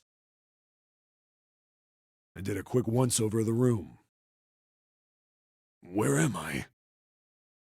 A small, shabby The bed. dude you got the info a dirty from? sink, I believe you, but I don't a remember. toilet with no privacy. I'd seen it countless times as a cop.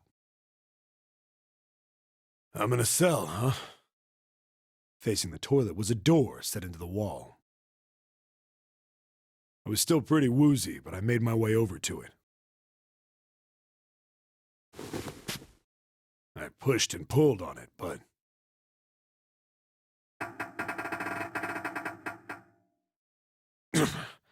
it won't open. Not like I expected much else. Would be dumb enough to put me in a cell and leave it unlocked. Threw myself against the door a few times, but it wouldn't budge. I knew it. I gave up and made my way back to the bed, and sat down. Huh. I sat there for a very, very long time. Who knows how long.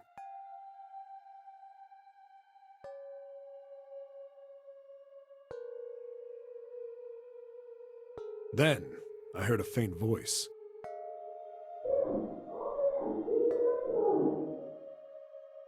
The voice was far away. I couldn't understand what it was saying. But I could hear one. It was pretty high, probably a little kid. Huh? No, it was several. Several. I hear 5 or 6, maybe more. Where? Where are they coming from?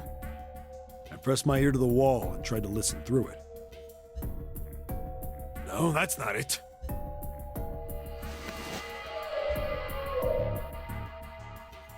Left. It's coming from under the bed? I hauled on the metal frame and flipped the thing over.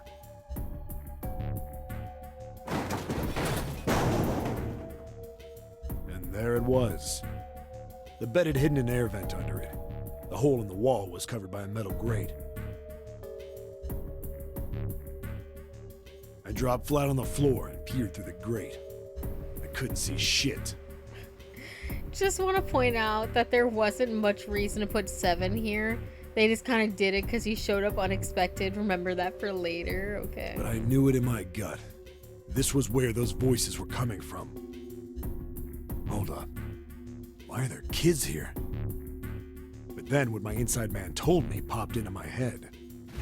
Tonight, a ship is set to take the children to a large passenger liner docked offshore. Whoa, whoa, whoa. I don't think that Wait, sounds on like that ship?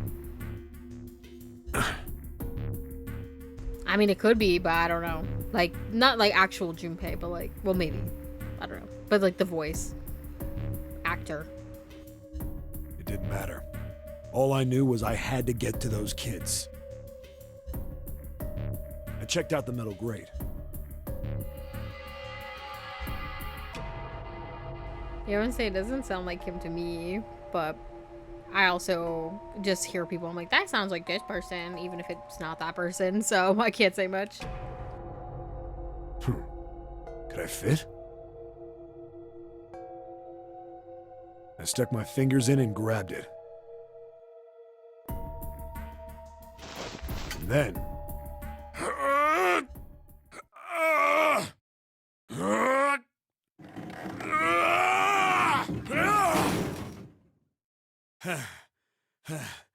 Yeah! How do you like that, you son of a bitch? I finally got the damn thing off. Sweat was dripping down my face, so I wiped it off and crawled inside. Right. The first bit or so was tight. I had a wriggle on my belly. It wind up eventually, and there was space for me to crawl along on my hands and knees. I went from crawling like a worm in dirt to skittering like a bug. Couldn't say it was much better, but I'd take what I could get. And when I'd been in the thing long enough to start wondering where it'd take me,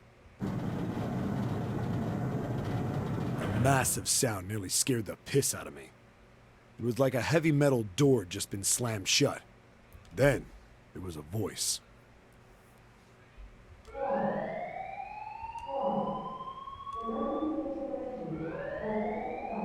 Oh my god, it's a fucking thing from that last ending we got. Damn, they got 18 minutes? I think we got 9 or 6.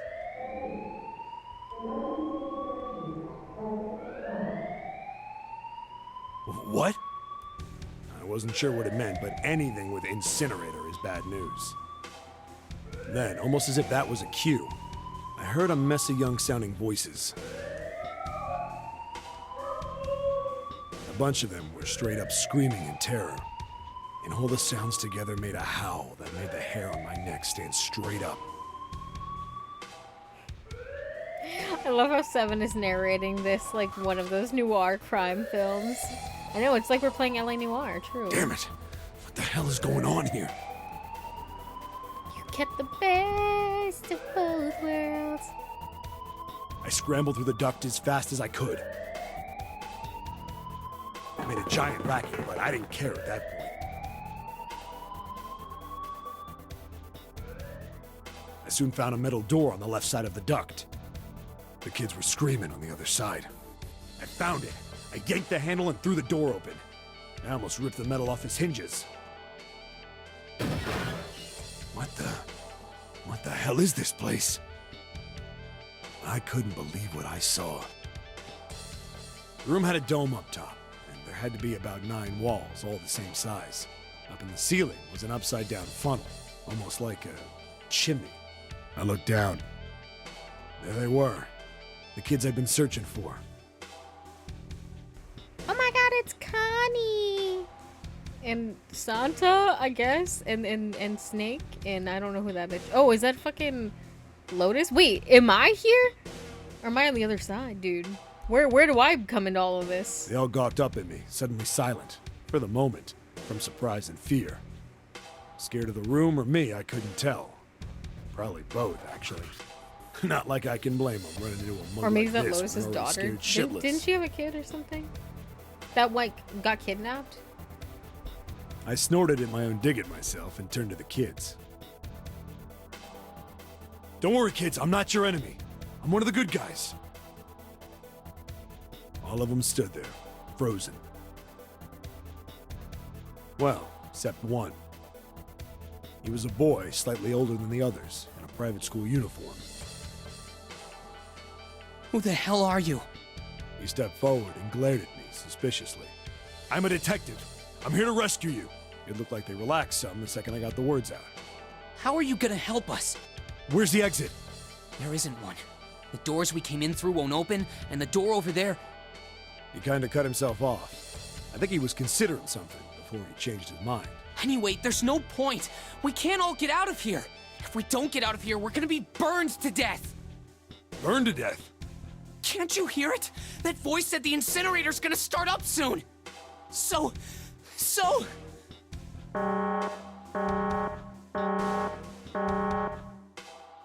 The voice spoke again. Incineration will begin in 15 minutes. They only had 15 minutes. I looked back down at the kids.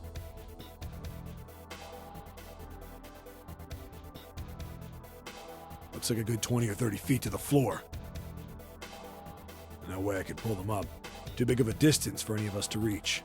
What the hell was I gonna do? But then I got an idea. Wait right there. I'm gonna be right back. What? Where is he going? Are you just gonna leave us here? They just got frightened again. I'm not the best at that kind of thing, but I tried to reassure them with a smile. Don't worry, all right? I'll be back, I promise. So just stay calm and wait right there. Got it? I didn't wait to hear them respond. There wasn't time. I had to hurry. Well, as fast as a guy could on his hands and knees. Didn't take me long to get back to my cell. Still no way out of there, but I had a plan. I needed something from the room. When I got it, I dove back into the hole and took off towards... Then... Sorry to keep you waiting, guys.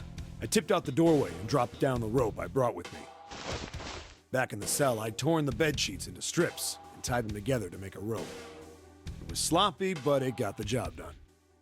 All right, just tie that around yourself, okay? I'll pull you up one at a time. Right! Huh. Wait a sec. Something was off. There were more of you before. Where'd the rest of you go? The boy in the uniform answered. I let them go on ahead. We opened the number 9 door and they left. What? You're telling me you opened that door? That's what I said! Then what the hell are you doing here? We couldn't go with them. Why not? Look, the only people who can go through the numbered door... He was in the middle of explaining when...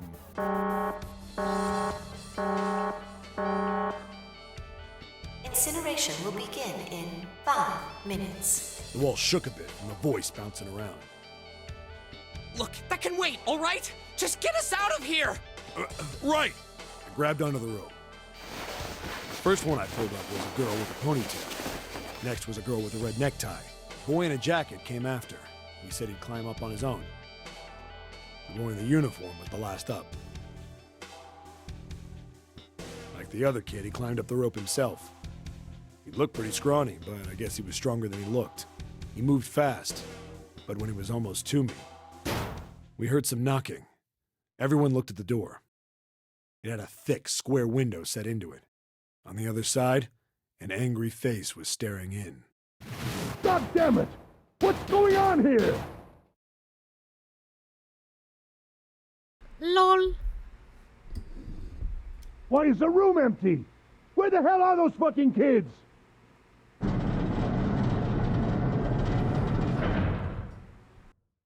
The door opened, and a man stepped in looking half mad with fury.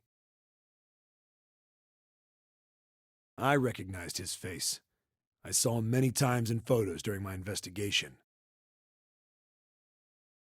The man's name was Gintaro Hongo, the CEO of Cradle Pharmaceuticals. Hongo saw the boy hanging from the rope. Yeah!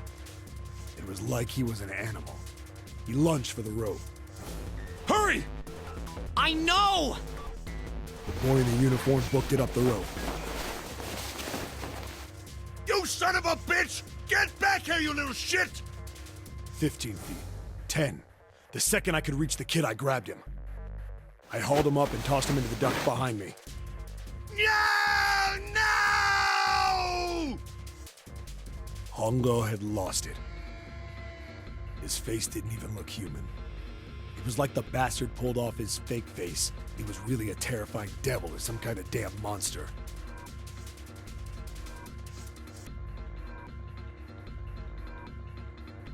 I quickly reeled in the rope, leaving a furious Hongo yelling at me from the floor. You fucking bastard! You won't get away with this! How dare you compromise this experiment!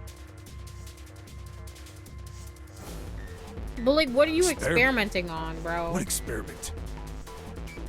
Like, you can't get out of this situation. It's fucked. What do you learn from that? Incineration will begin in 1 minute. Hey, old man! What the hell are you doing? Hurry up! The boy in the uniform was trying to get my attention. I may have thrown a salute in the raging asshole's face before I closed the door behind me. No point to going back to the cell, so we went down the other direction instead. After about 30 feet, we came across another duct on the left. This one was heading down. Everybody nodded and took turns sliding down it. The duct emptied us out into a narrow hallway. There was a door on either side. The one on the left was a normal double door. But the one on the right was familiar. It had black and yellow stripes, and a device next to it on the wall. A plate on it read, Incinerator. Incinerator? Yeah, that's where we were. It was the girl with the red tie who answered me. We were inside an incinerator? Yeah, Hongo might still be there. It looks like it's been shut off, though. Wait, what? If he's still in there... Yeah, that's not good.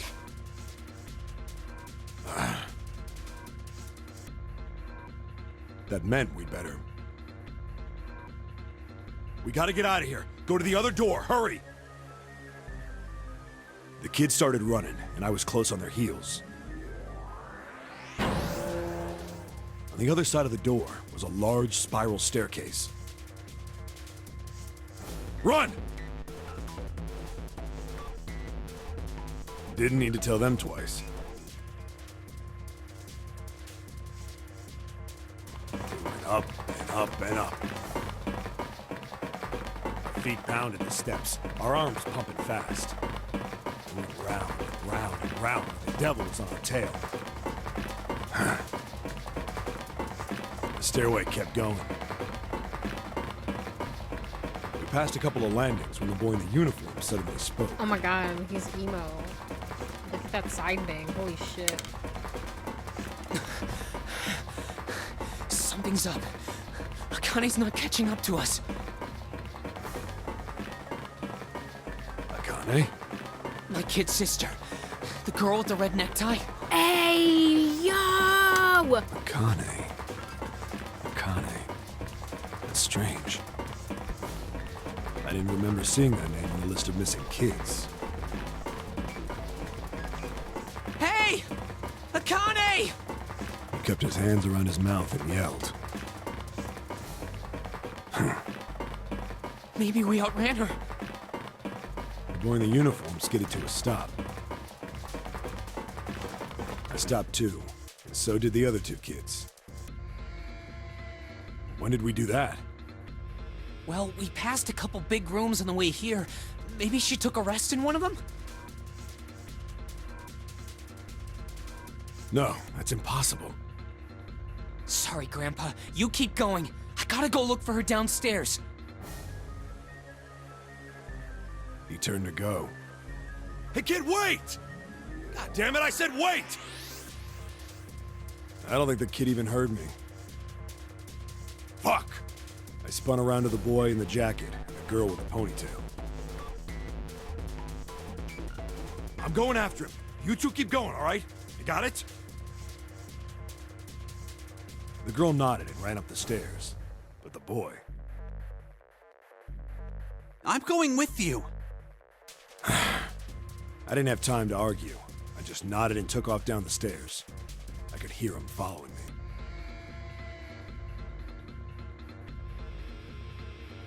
We ran all the way to the bottom floor, calling for her. Akane was nowhere to be found. God damn it, where the hell did she go? I could tell the kid was frustrated. And then suddenly... Help me! Somebody help me! we heard a girl's voice. Akane! The boy in the uniform threw open the door and leapt into the hallway by the incinerator. We rushed in after him. I couldn't for the life of me believe what we were seeing. That bastard Hongo had Akane by the arm and was forcing her into the incinerator. Come on, goddammit, move! No, I don't want to! Let me go, please! Let go of me! She planted her feet squarely on the floor and was struggling to get away. But Hongo was bigger and stronger. She wasn't gonna win.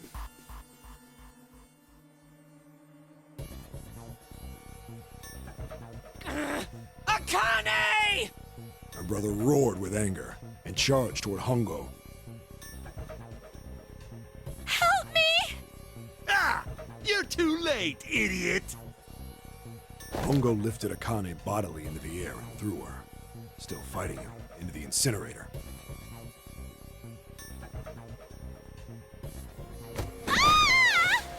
Before we could even blink, Hongo had leapt through the door after her. We saw him land inside.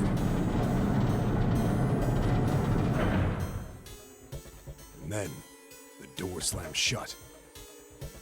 We ran to the door. We did everything we could think of to get the thing open. But... Ah! Fuck! It's no use! The goddamn thing won't move an inch!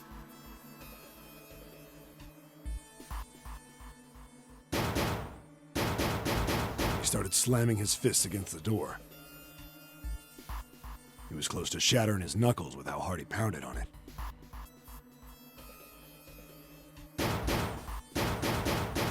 Akane! Akane! Are you okay? You came back! Her voice was muffled, but all of us could hear the sheer terror in it. What should I do? I think I'm trapped in here! Where's Hongo? He went out the other door! What? Warning. Warning. Emergency incineration command has been acknowledged. Automatic incineration will take place in 18 minutes. Please evacuate the incinerator immediately. Repeat. Emergency incineration command has been acknowledged. Are you fucking kidding me? It's the same damn thing! Are you there? Yeah, we're here. Just hang on, alright?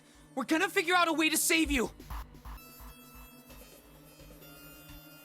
His words would have seemed like a sick joke to her if she'd been able to see how white and bloodless his face was right then.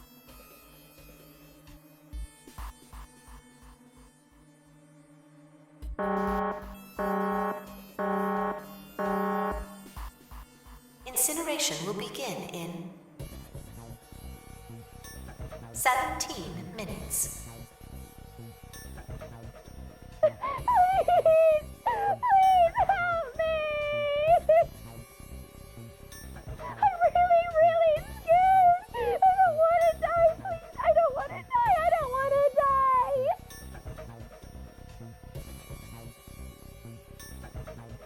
It's gonna be alright. I'll figure something out. I promise. I promise, okay? You hear me? I promise! It was torture listening to her sobbing on the other side of the door. Her brother was nearly crying himself. He could only stand there, fists clenched so tight his knuckles were white.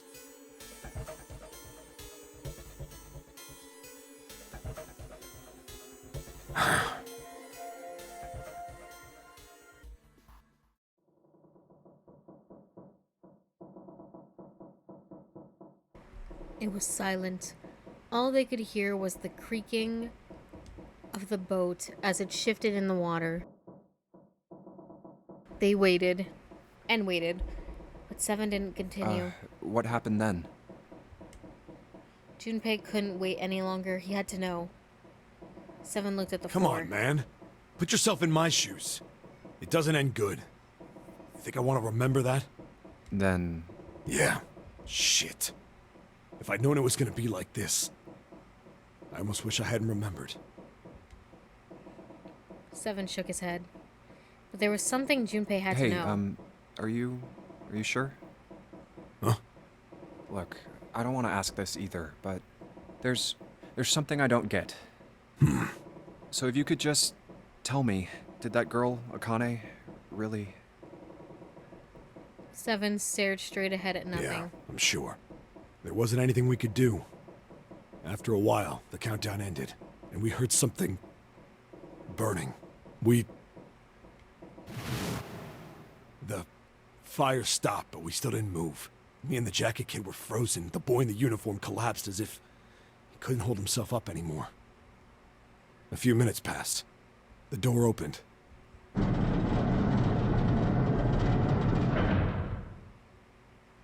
The boy in the uniform tripped over his own feet running in. We followed. The air in the incinerator was hot. Every breath made my lungs feel like they were on fire. It was like standing on hot asphalt. The air was wavering, and in the middle of the room, there it lay. The kid's legs were shaking so bad, I don't know how he managed to walk. I couldn't see his face, but his body somehow looked empty.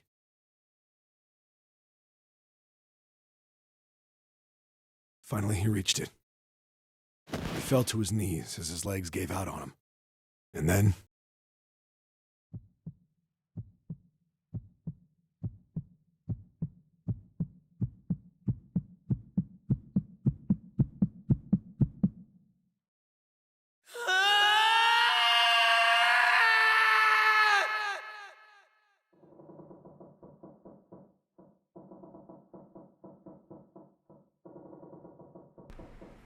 But if they were siblings, why would they be on the same team? That doesn't make sense. Junpei felt a cold lump form in the pit of his stomach. A feeling of sickening anticipation washed over him. He could feel his body shivering.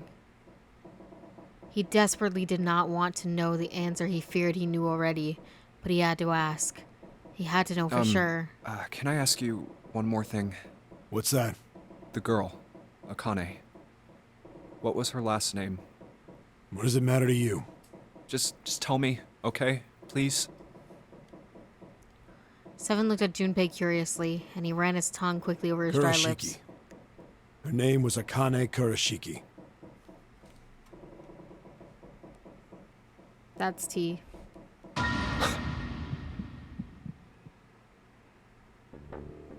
Something inside of Junpei stopped. He had no more words left. He had no more Junpei left. He was just a shell of flesh and bone. Seven turned to Snake. You were there that day, weren't you? The tall kid in the jacket. That was you, wasn't it? I don't understand how they didn't all recognize each other, considering they look exactly the fucking same, just older. Yes, it was. You are correct, Detective. Junpei's mind was blank, withdrawn from the world. Somewhere far away, he could hear Seven and Snake talking. Don't misunderstand me. I told you before how Zero threatened me. There was nothing I could do. Yeah, but Akane would have known. And I guess, you know, if Santa really is Zero, it would make sense why he wouldn't say anything. I couldn't say anything about what happened 9 years ago. So you're saying you're not working for Zero, right? Of course not. Clover, what about you? Hey, come on! You really think I'm working with Zero? I told you before, you idiot! I was in Nevada, in Building Q. I did hear that a detective rescued the kids on the boat, but I didn't know it was you. Her surprise seemed to be genuine. Seven regarded Clover for a moment, and rubbed his chin thoughtfully. Well, I guess I believe you. Clover nodded. All right, let me ask you another question. He stuck his hands into his pockets and took a few steps. Then he stopped and turned to face them Santa's again. real name is Aoi Kurashiki. He's Akane's brother. You know that? No, I didn't. Did you? Well, yes. I know Aoi Kurashiki was her brother. But I didn't know he was Santa. At least not from the beginning. 9 years ago, he was in the middle of puberty. His voice is entirely different now. I'm ashamed to say that even my exceptional hearing wasn't able to make that connection. As such, I had no reason to think Santa was Aoi. When did you figure it out? Clover told me that Santa might have been one of the subjects of the initial experiment. The funny thing about Seven rescuing them, the only reason he was on the boat is because that random henchman A threw him on the boat. If they didn't do that, the experiment would have went through uninterrupted. No, literally. It was only a short while ago, while we were leaving the library. When she told me that, I had a feeling. Santa is Aoi? Akane Kurashiki, June's brother? That spark caught flame in Junpei's leaden mind, and the fog began to clear. Like an engine beginning to turn, images and thoughts began to coalesce in his mind, coming faster and faster, forming bigger images, bigger thoughts. Junpei blinked. He was back. There's still a lot we don't know. I mean, like, a lot. But there is one thing I think we can say we know. What's that? The body we found in the shower room. It had to be Nijisaki, dressed up to look like Snake. What? Come on, man, what kind of detective are you? You didn't figure that out already? Hey, go easy on me, man. I just got my memory back, all right? Cut me some slack. Well, if he is, the 3 murders make sense then, don't they? Yeah, that's right. Murder. Kubota blew himself up, but that was murder too. So why did these murders take place? If Junpei is correct, and the body in the shower room was Nijisaki's, that means all of the people who were murdered were involved with the creation of the Nonary Project. Kubota, the person who conducted the actual experiments. Nijisaki, Hongo's assistant. Musashido, the man who financed the project. You mean this was all just revenge? Santa is Zero. He's getting revenge for the death of his sister. That's why he killed them. No, I don't think Santa actually murdered anyone. In fact, Junpei didn't think he knew. He couldn't explain why or how, but he had no doubt that Santa had killed no one. Perhaps the madness of the last several hours was finally driving him insane, but Junpei had ceased to be surprised at his sudden knowledge, and had even begun to accept it. If I'm right, then it's not hard to figure out who the next victim's gonna be, is it? I'm pretty sure I don't have to tell you. Yes. Yep. Right. Ace. Snake, Clover, and Seven all nodded. The next target will be Gentaro Hongo. The person who planned the Nonary Project. In other words, Ace. There was a moment of silence. What? And then the room shook. From far away, they heard the sudden rush of water. What the hell's going on here? It must be 6 a.m. Our time is up. Shit! Come on, we need to get out of here. How?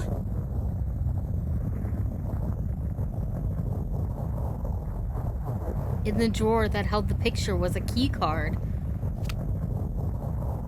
Junpei grabbed it. I'm betting this sucker opens the exit.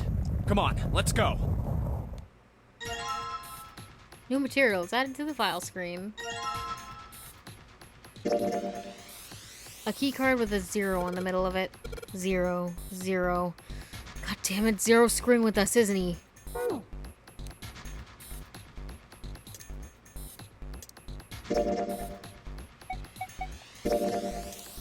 my god. Who's serving the most cunt? You pick.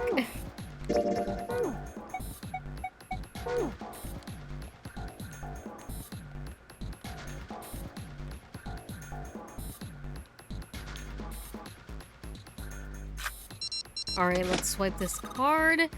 Junpei, look! It's unlocked! Yeah. Now we can go back to the library. Hurry up, Junpei, we don't have time. Let's go! Alright, let's go. I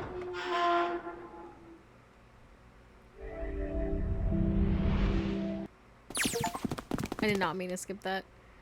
Gained all memories of escape in 999. Yippee! The door opened and they stumbled into the library. Huh. I think the shaking stopped.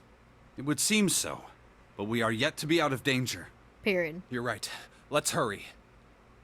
They ran across the hallway. This exit needs the Uranus card, too. Straight for the large metal door. Next to the door was the Uranus card reader. Hey, Junpei. Yeah, I know.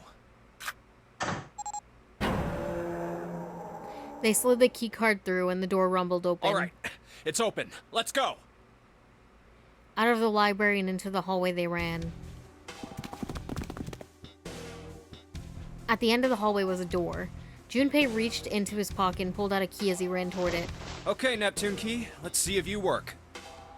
He turned it. Yes! I think it unlocked. The lock clicked. As one, they shoved the door open and poured through it. It's the fucking incinerator room, shits and cries. In front of them was another great metal door. Above it was a metal plaque. It says incinerator. So this is the incinerator. This is the first time I've seen it from this side, but yeah, I think so. Then there ought to be a lever near the door. Yeah, right here. Junpei ran up to it. Pull that and the door should open. Got it. As he spoke, he pulled the lever. Do we want to go in there? I guess we can all go through the 9 door. The motor in the door groaned as it slowly ground open. I really hope I don't have to go through another, like, Incinerator. Shut up. There was no time to waste. Let's go. As soon as the door had opened far enough to admit them, all 4 dashed through. Then suddenly, before them, were the 4 they'd parted from earlier. Ace and Lotus stood in front of the number 9 door. Santa was curled into a ball against the wall of the incinerator, holding his stomach.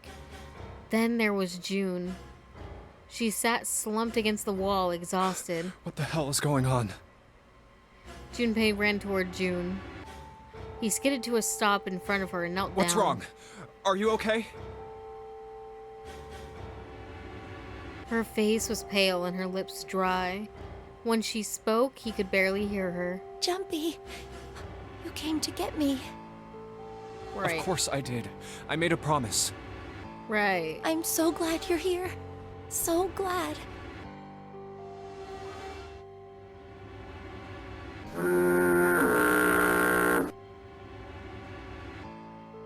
She mumbled the same words over and over weakly. Junpei could feel his heart breaking. Hey, what happened to you? I'm fine. I just fainted. I wasn't feeling very good. I'm feeling a lot better now, though. Are you sure? Yes. I just need to rest a little longer. I'm sure I'll be fine. You shouldn't worry about me.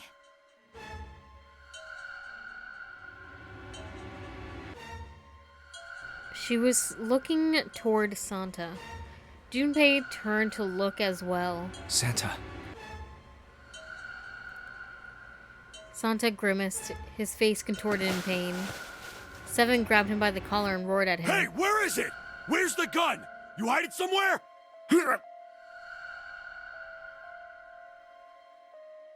Despite himself, a grunt of pain escaped Santa's lips as Seven shook him. Don't have it. Bro. I got sucker punched and they took the gun. I know. Ace has it, doesn't he? What? Who took it? What? Isn't that obvious? I took the gun.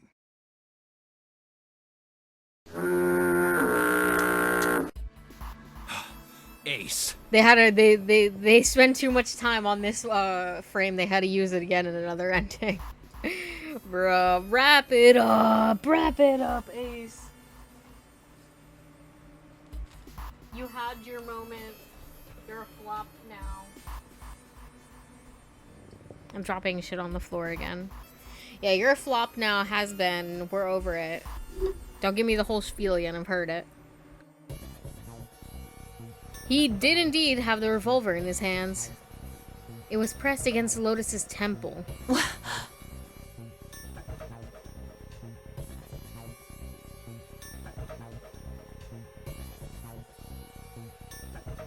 Just what the hell do you think you're doing, Ace? Or maybe I ought to say Gentaro Hongo, CEO of Cradle Pharmaceuticals? Seven's deep baritone rumble shook the walls. Ace sneered. You have me at a disadvantage, and I don't like that. You know me, but I don't know you. Do you have any idea how much I've suffered? Can you even begin to understand my pain? The pain of prosopagnosia, right? Junpei's voice was casual, or at least it was trying to be. Another irritating insect. And how do you know that, Good question. This is getting so Somnium Files coded. Well, I mean, I guess Somnium Files is getting Zero Escape coded. Anyways, you know what I mean. Where the timelines are mixing, you're like, wait, how do I know that information? I shouldn't know that information, but I know it. I'm saying it right now. Junpei couldn't say. He just knew. Another unexplainable mystery. No matter. If you don't want to answer, it makes no difference to me. This is a waste of time anyway. It's time for me to go.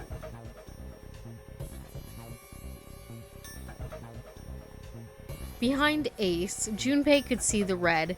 It was placed in the small indentation on the wall. Quickly, Ace placed his hand on the scanner.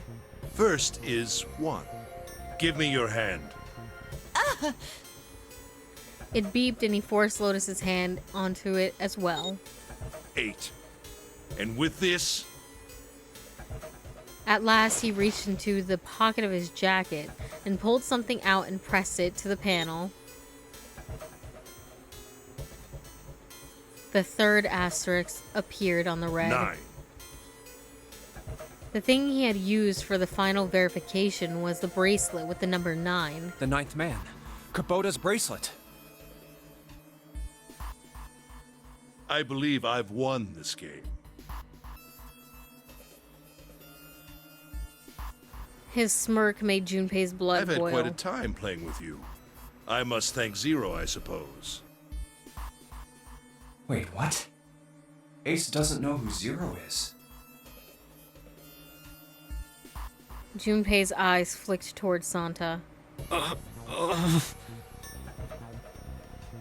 He hadn't moved since they'd entered the room. Santa was still holding his stomach and groaning as if in immense pain. Junpei wasn't sure if it was real pain, but he wasn't sure it wasn't either. What the Jesus. hell are you planning, Santa? At any rate, this game ends now.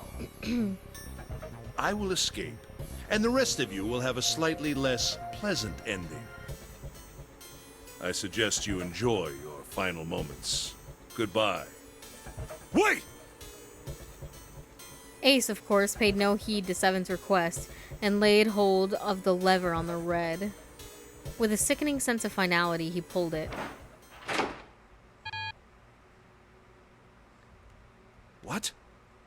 isn't it opening?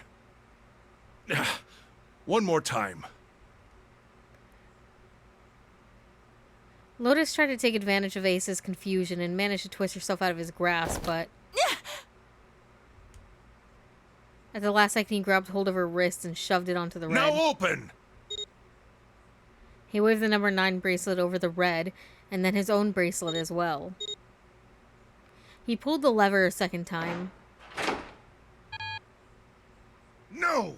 What is this? Why? That digital route should be 9! It has to be 9! Then why? Why isn't it opening?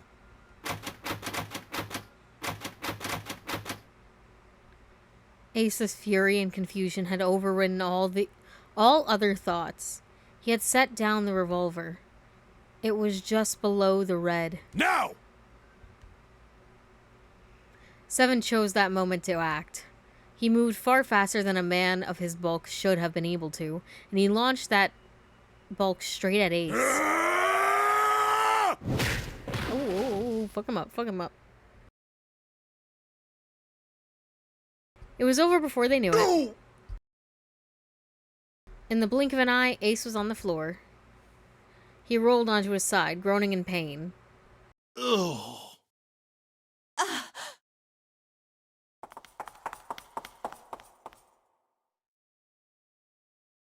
Lotus ran straight for Junpei. She darted around behind him and stuck her head out, making sure to keep Junpei between herself and Ace. Oh, that was close. Too close. Thank you, 7. Don't mention it. 7 stood over Ace, his breathing slow and heavy. Just one punch ain't enough for this piece of shit. After what he did 9 years ago, I ought to rip him to pieces. But if a suspect can't talk, they ain't much good. Once he's locked up in a cell, we're gonna have a little chat. 9 years ago? Then you must be... Yeah, you finally figured it out, dumbass. Ace planted his hands on the floor and shook his head. Junpei walked toward him. He stopped and looked down at Ace with pity on his face. Ace, you killed Kubota, Nijisaki, and Musashido, didn't you? Wait, Nijisaki? He peered at Junpei, genuinely confused. Oh, right. You don't know yet. All right. We'll just go through them in order then. Let's start off with Kubota. You talked to Kubota and managed to convince him to go into door 5 alone. You killed him without making it look like you killed him. The way I figure it, you had 4 motives. 1. In the nonary game, the number 9 is dangerous. Whoever had the 9 bracelet could join whatever team they wanted. Adding 9 to any number doesn't change the digital route.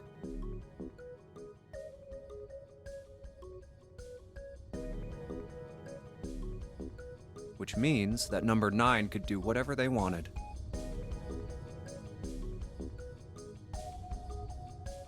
You wanted to remove that threat as soon as possible. 2. You wanted the number 9 bracelet for yourself, so that you could make use of its power. In fact, you did use it in the murder of Nijisaki. 3. Even if his number hadn't been 9, Kubota was a problem. He knew your past. He knew what had happened 9 years before. You needed to silence him before he told anyone. 4. But last, and perhaps the most disturbing. You used Kubota as a test.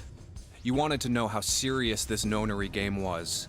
Was it truly life or death, or simply a harmless prank?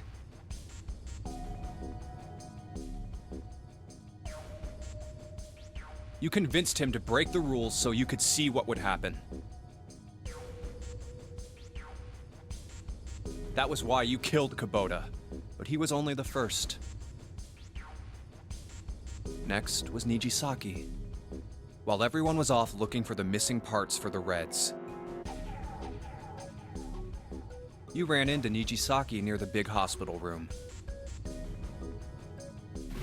However, because of your prosopagnosia, you didn't realize he was Nijisaki. Chiefly because, when you met him, he was dressed like Snake. That was why you thought Nijisaki was Snake. No, that's not... That was Nijisaki? Why? How did... I'll get to that. Anyway, you thought he was Snake. Snake was one of the kids in your experiment 9 years ago.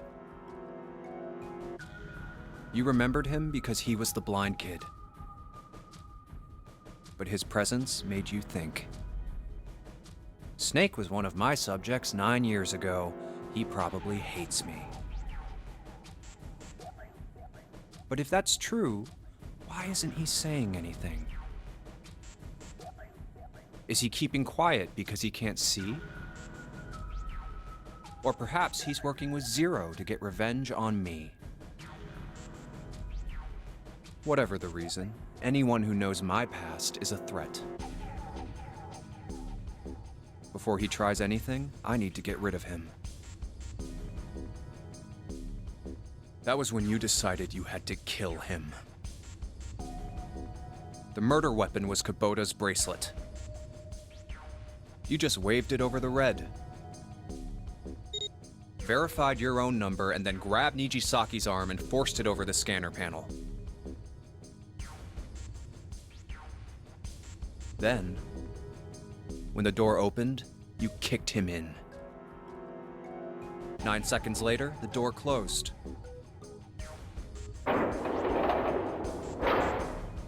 And then 81 seconds passed. And poor Nijisaki was dead. And you mean to say Snake is still alive? Sorry to disappoint you, but I'm as good as new. Thank you for killing the wrong man, but I can't say I like knowing that you wanted me dead. Although, to be honest, even if you hadn't tried to kill me, I would still hate you very much.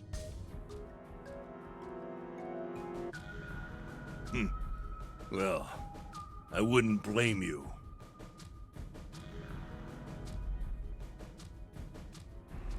Bah. Last but not least, let's talk about Musashido's death. But Junpei kept his emotions in check and continued. When Clover and I were investigating the chart room, you came over to talk to me. Do you remember what you said? Oh, a pocket watch. Might I take a look at it? I handed it to you, and you left the room. You had been in charge of the Nonary project. Of course you would have known the solution to every puzzle. Which would mean that you also knew how to get out of the wheelhouse. All you had to do was place the watch in the indentation on the door to unlock it. With the door open, you could enter the captain's quarters. Musashido was there. Conveniently placed next to him was an axe that practically begged you to kill him with it. You picked up that axe and buried the blade deep in the other man's chest.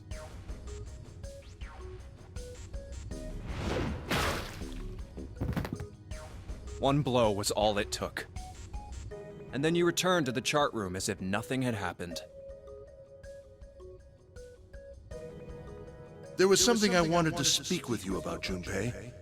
Could you come with me for a moment?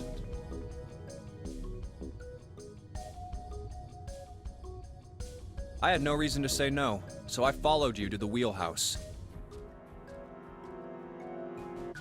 When we stepped inside, remember how you slipped your hand into my vest? That sounds so wild when he says it You pulled out a like piece of that. paper, the one I used to cheat during the vote. But that wasn't really what you were after. Your true purpose had been to slip the watch into my pocket. It wasn't a very good plan. Had way too many holes, and someone saying the wrong thing could have brought it all down around you.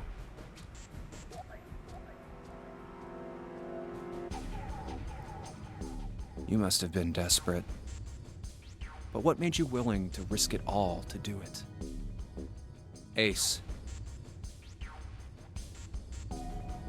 That was the only thing Junpei hadn't been able to figure out. Musashido's murder is the only one I don't understand. You obviously did it. But why? Because of this. Slowly, Ace reached down and pulled something out of his pocket. It was a folded piece of paper. What's with the paper? Just read it. Junpei took it out and opened Let's it. see. This is what it said. Number 1. There are 2 ways you might survive this ordeal. The first is to win the nonary game. The second is for you to confess your sins of 9 years past. I have prepared a camera in the captain's quarters. The images captured by that camera will be streamed through a satellite and distributed across the world. Simply look into the camera and repent. Once you have confessed everything, I will release you from this ship. To make your confession more credible, I have left you a witness in the captain's quarters. Perhaps he will confess with you. The decision is yours. Do as you please. 0. When I awoke in that room on D-Deck, I found that in my pocket. That was why I chose door 1 when we voted. If I went through that door, I knew I could get to the captain's quarters. As you said, I knew how to enter the wheelhouse.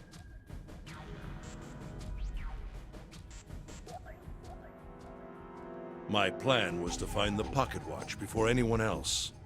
If I could, then my alibi would be set. At least, that was the plan. Unfortunately for me, you got to it first. Hey, I'm just that guy, bro. I'm just that guy. I can't help it. Sorry. That sleight of hand was the best I could manage on short notice. You meant to kill him from the beginning then? Musashido, I mean. I only knew Musashido was the witness after I reached the captain's quarters. I asked him, and he answered. He seemed groggy. Perhaps he had only just awoken from sedation. I suppose Nijisaki was in much the same state. He seemed confused and disoriented when I encountered him. But yes, you are correct. I intended to kill him from the beginning, even though I didn't know who he was. I proceeded to the captain's quarters in order to remove this so-called witness. Ace had confessed to everything. What energy he had left...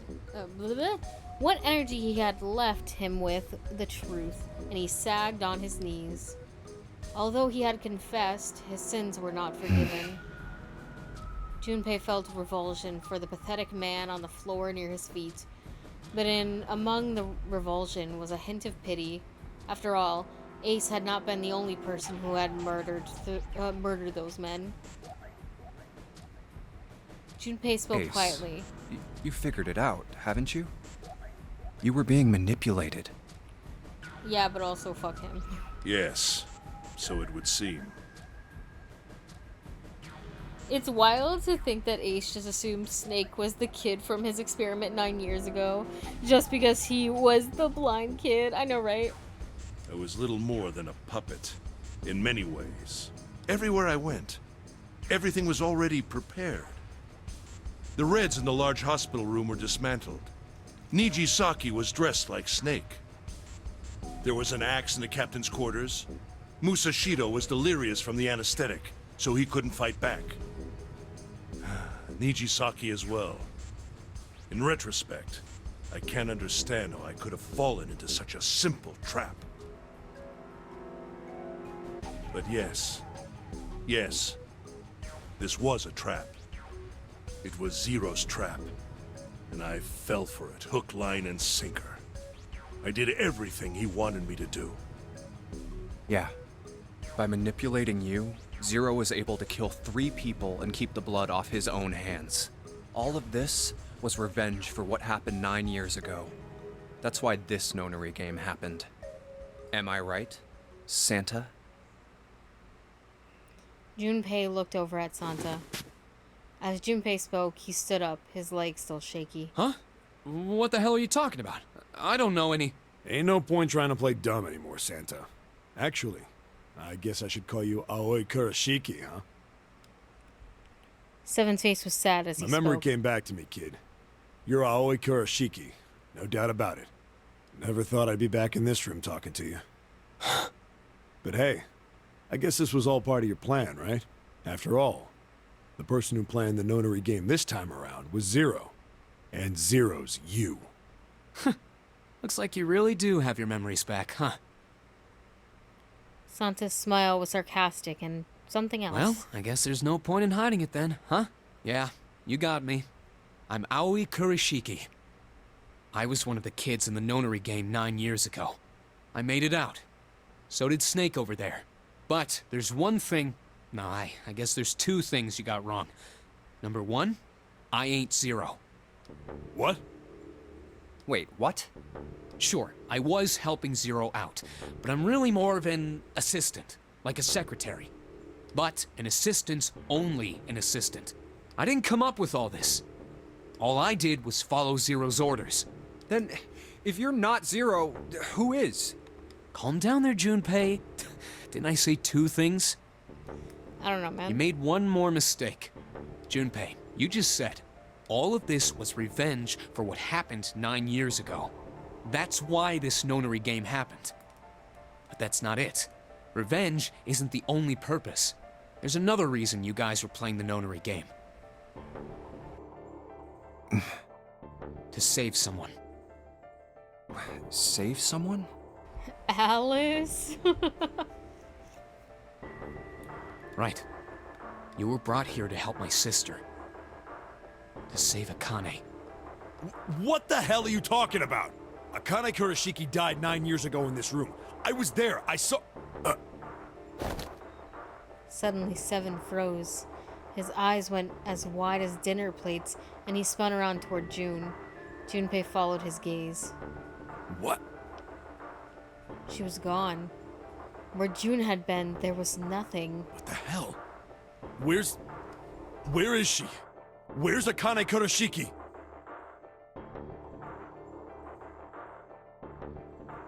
Seven began to mumble to himself, a strange series of words strung together as if his mind wasn't functioning properly. His face was twisted with effort as though he were struggling with something they couldn't see. He gritted his teeth and pressed his hands against the sides of his head. Oh, my head! My head, it feels like it's gonna pop! Seven! What the hell is going on? I don't know.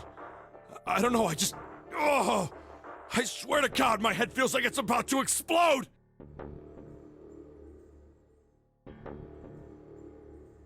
From somewhere far away, they all heard a deep, heavy noise.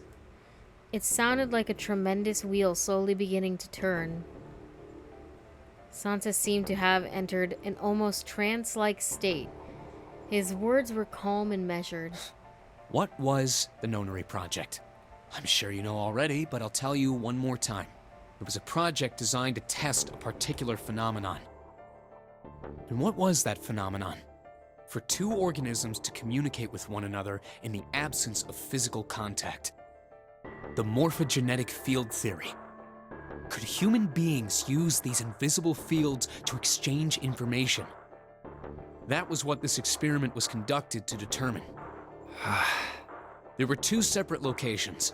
One was the Gigantic, and the other was a building in Nevada called Building Q. The 9 children trapped in Building Q were faced with numerous puzzles, copies of identical ones on the Gigantic. They were told to send their answers into the morphic field set and transmit them to their brothers and sisters on the Gigantic. The transmitters were put in Building Q, and the receivers were put on the Gigantic. Each sibling pair was supposed to be split up, but there was a mistake. Akane was a transmitter. She should have been in Building Q. However, for some reason, she was placed on the Gigantic with the receivers, like me. Perhaps she was mistaken for someone who was supposed to be in Group A. Whatever the case, Akane ended up on the Gigantic. I think I've told you enough. You get it, don't you? Okay. So the reason, I don't know, I forget what their fucking backstory is, but I guess the reason we never saw her again is because she went through this shit. I'm pretty sure you know where this is going, Junpei. Where what is going? Don't play dumb. You know things you shouldn't. Things you couldn't. How did you know Ace had prosopagnosia? How did you know why Ace wanted to kill Kubota and how Nijisaki was killed? Were you surprised when you found out Ace was Hongo? And what about the coffin Snake was trapped in? How the hell did you open it? Well, that's... The answer to that is easy. He knew because I knew. Junpei was receiving information that I sent him through the the morphic field set. It's simple, really. How do I know the alternate futures then? Imagine a river that splits in two, like an upside down Y. The river flows from the top to the bottom, from a single stream into two branches. It only flows in one direction. It can never flow backward. Information is the same way. It moves from the past to the future, but never flows backward. That's why people at the river's source in the past will never know about those downstream in the future. But the people downstream will never know about one another either. Information only flows along the path of the river. But I am different. I can manipulate the morphic field set to pluck knowledge from the future.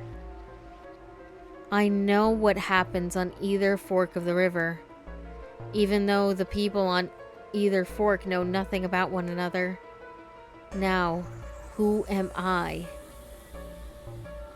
I am I, the 9th letter of the alphabet. But I am also 0. No, that's not true. I'm not really 0. Not yet. Perhaps you can say I am less than 0.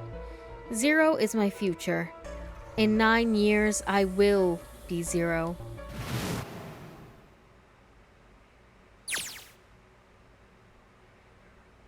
Where did she go? June. No, Akane. Where did you go? Santa! Why is Clover... Oh shit. Freeze.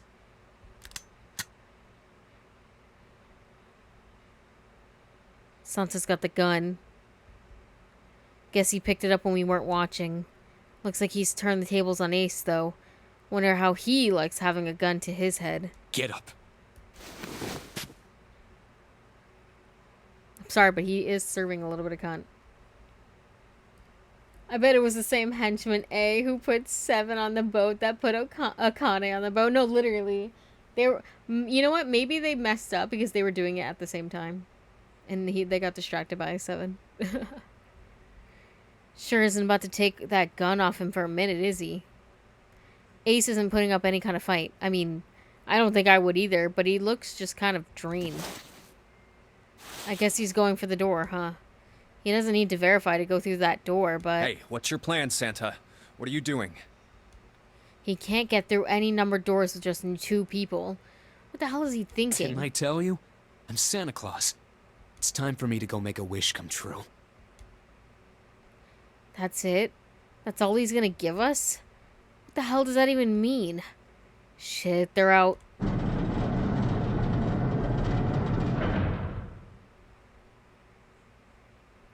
And now the gate's shut. Looks like the rest of us are stuck in here. They're all looking at me. At least Seven's headache is gone. He seems to be alright. Well, I guess there's no harm in trying. Let's see if the door still opens. Damn. Well, it looks like this door isn't opening anytime soon. Oh, you mean we're trapped? So it would seem. What the hell is Santa trying to do? Oh my gosh. Oh my gosh, what? Have you considered where we are? There can really only be one thing Santa would do now. No. No, you can't be serious.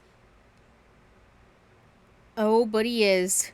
Shit, we've got to do something. Maybe we can still get out through the door 9? There's the red. Yeah, alright, we can do this. I've just gotta... No, it's not gonna work. There's no way. The 5 of us can't open this door. 2 plus 4 plus 5 plus 7 plus 8 equals 26. 2 plus 6 equals 8. Is there any combination that will Junpei, work? can I borrow your pen and notebook? Sure, why not? I don't think I'm gonna be needing them ever again. Well, she certainly looks purposeful. Looks like she's writing equations. A lot of them. Huh. Oh man. She doesn't look very happy. What? Hey. Don't need to be ripping pages out like that. Jeez. What the hell are you doing, Clover? Give me that! Alright, at least 7 got it away from her. Maybe now I can get a look at what she was writing. Let's see.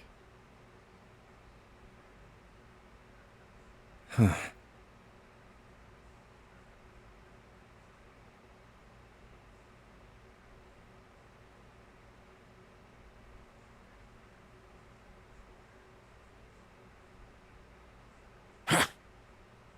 What?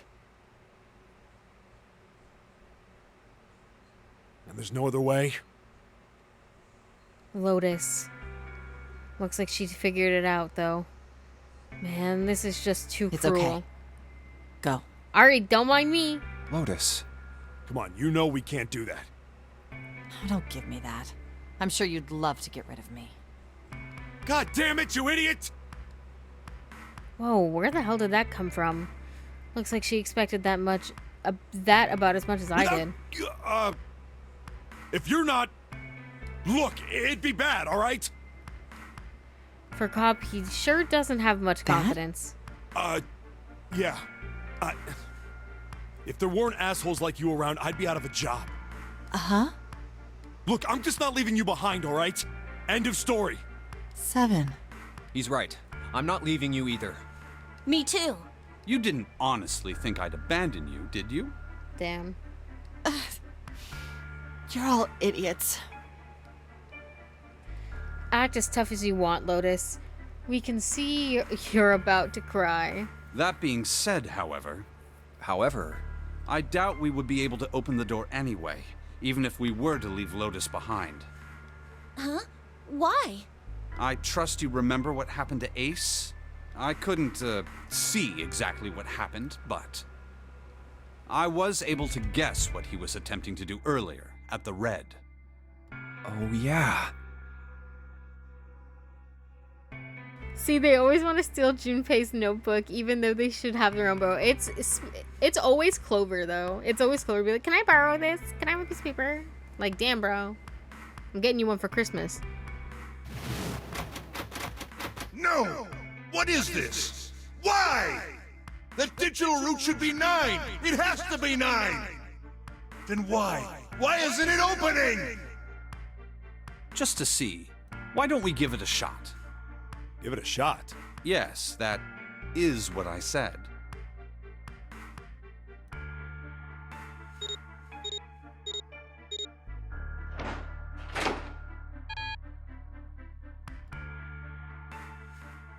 You were right. It ain't opening. But it did open 9 years ago. The digital route was 9 then, I'm sure of it. You think maybe they changed the settings? Perhaps. Shit. If we can't get through this door, we can't get out. The walls are way too high. There's no way in hell we could get to that hole 7 popped out of 9 years ago. All we can do is stand here and stare at this door with a 9 on it. I guess this is it. This is the end.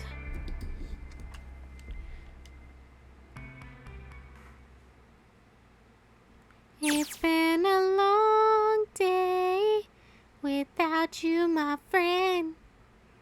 I was watching. I had watched everything that was reflected in his eyes. I was listening. Every sound that vibrated in his eardrums I heard. Smell, taste, touch. I felt everything he felt. I knew. I knew everything about him. What he was thinking, what he was feeling, what he was sensing. All his feelings and worries and fears became mine. My mind, my consciousness was inside of him. Through the morphic field set, we were resonant. And we were as one. I was him, and at the same time, I was an observer. It started with a tremendous noise like a clap of thunder. That was approximately 9 hours ago. A bomb had gone off on the ship we were on. That was when my resonance with him began. My resonant even melted into him and we became one. Inside of Junpei. Somehow I found myself in Junpei's mind. 9 years in the future. But I didn't lose myself. I was living in two realities at once. One was the present, and the other was the future. Perhaps you can think of it as two movies showing on the same screen at the same time. Eventually it becomes difficult to separate them and determine which movie is which. However, if I concentrated, I was able to focus on one or the other. That was why I was able to grasp what was happening in the front of me. Come on, over here! What was happening in front of me? Oh my god, look at all the kids!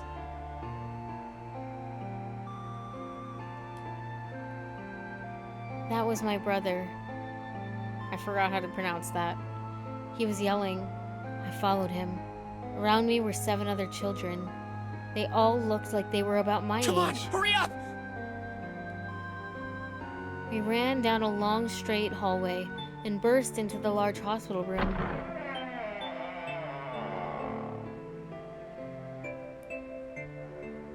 Everyone was arguing. 2 of the boys got into a fist fight. A girl was watching them, began crying. I want to go home, she cried. I want to go home. Another girl slapped the crying girl and glared down at her. It has been 2 hours since the nonary game began. We were starting to fall apart. But just when all hope seemed lost, Light started talking. He was blind. 9 years later, we would call him Snake. Oh. Hello? Everyone? Could you come over here for a moment?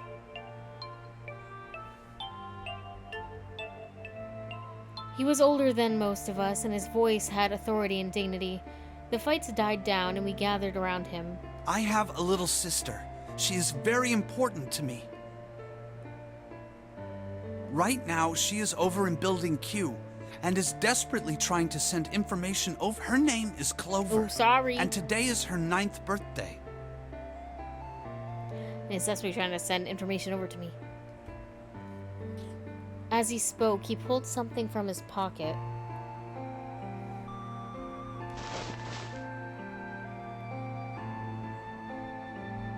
In his hand were 9 4-leaf clovers. Wow! The perfect amount for all of us. I was going to give these to her as a birthday present. I was outside picking them when I was abducted. I'm sure I've already told you, but I am blind. For a man who can't see, collecting 9 of a very specific plant is, well, it is difficult. But my sister means a great deal to me, and I hope that these would show her how much I cared for her. Since it's her 9th birthday, I thought 9 4-leaf clovers would be appropriate.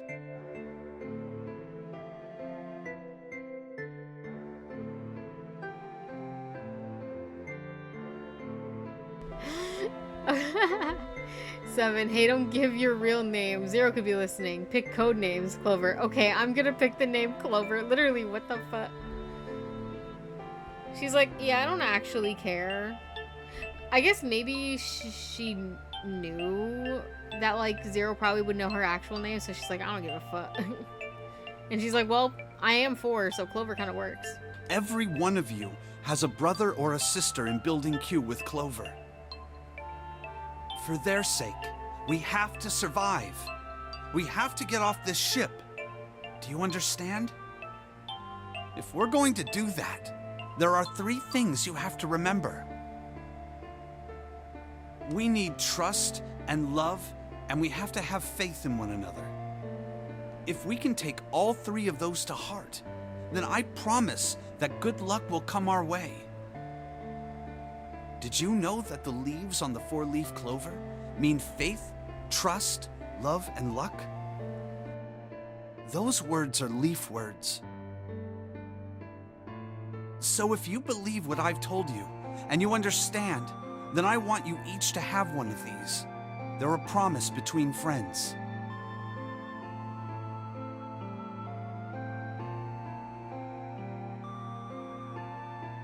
He gave a clover to each of us. I took one too. Eventually, he was left with only a single 4-leaf clover. He had one last thing to say. Don't ever forget, so long as you have that, we will always be connected. Do you understand? When he finished, the tension of only a few minutes before was gone. We were calm.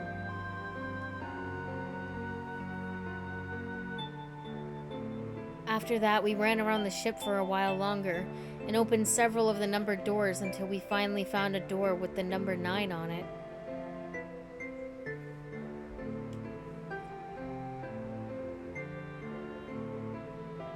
In fact, there were 2 doors with 9 on them, and we found them in the chapel. We split into 2 groups and walked through the doors.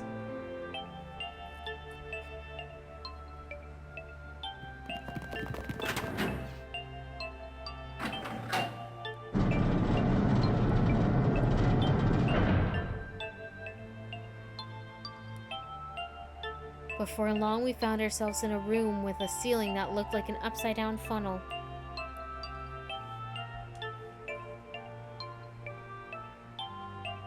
For some reason, this door had another 9, but this time it was only 1.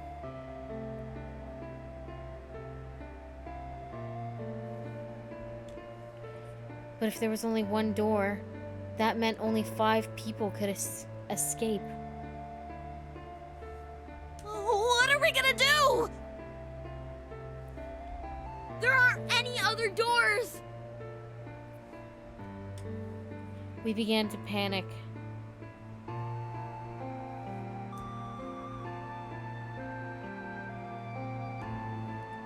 Then, as if things had not gone bad enough already,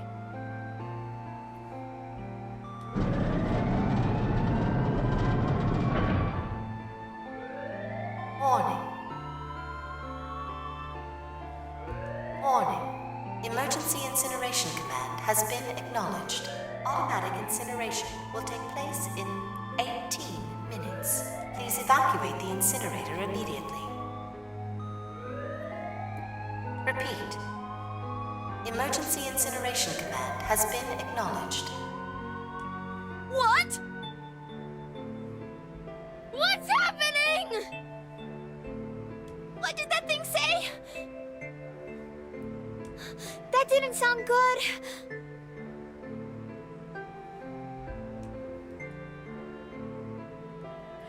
my brother swallowed hard and answered. I think it means this room is gonna burn. Burn! The plaque on the door says incinerator. And that voice said that the incineration is about to start. And incinerate means to burn. No! Help me! Abject terror filled the room as everyone began to scream and cry. Every pair of eyes were filled with despair. Then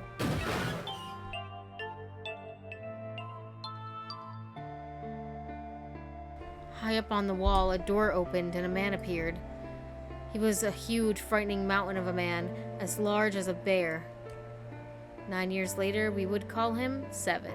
Don't worry, kids. I'm not your enemy. I'm one of the good guys. I'm a detective. I'm here to rescue you.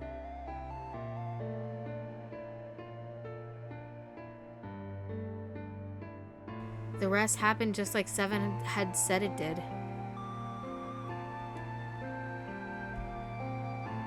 The 4 of us who had stayed behind were saved by 7. We crawled through the vent, away from the incinerator, and slid down into the hall.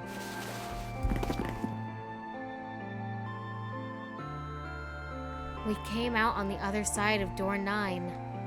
On the wall opposite the door was a set of double doors. We went through those and began to run up the spiral stairs. As we ran, I led the way. Behind me were Nona, my brother, Snake, and 7.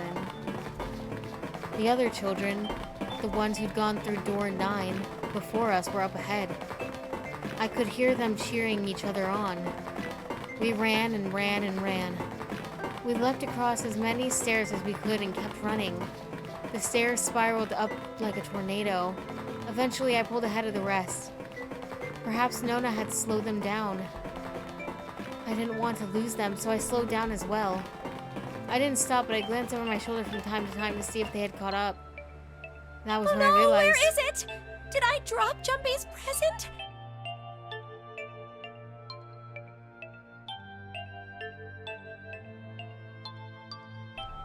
I knew I'd had it with me when we passed through the vent. Then, had I dropped it as we slid out? I had to go back. I had to. But I knew I couldn't tell the others. They would stop me. I was sure of that. I didn't stop to think. I simply moved. I ran to the center hall, the room that connected to all the other areas of the ship. I hid in the shadows, and moments later I felt a rush of wind as they ran past me up the staircase. I waited until they were out of sight, and then I ran. I moved as quietly as I could, down and down and down. Bro, she's stupid as fuck. Like, she's actually dumb as shit. You know what? This is all your fault.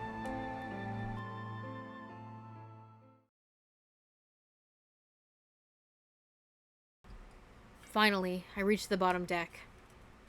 I ran into the hallway and looked around frantically. For a stupid There it is! fucking present, bro. Kills you, blows you up in my mind. Literally, all of this could have been avoided if she just didn't go back. Literally, like, it's a fucking gift. You are dying. You're like you almost died. Who fucking cares, bro? It was just where I thought it would be, sitting under the opening of the vent. I ran over and snatched it from the floor, but as I ran back toward the stairs and freedom...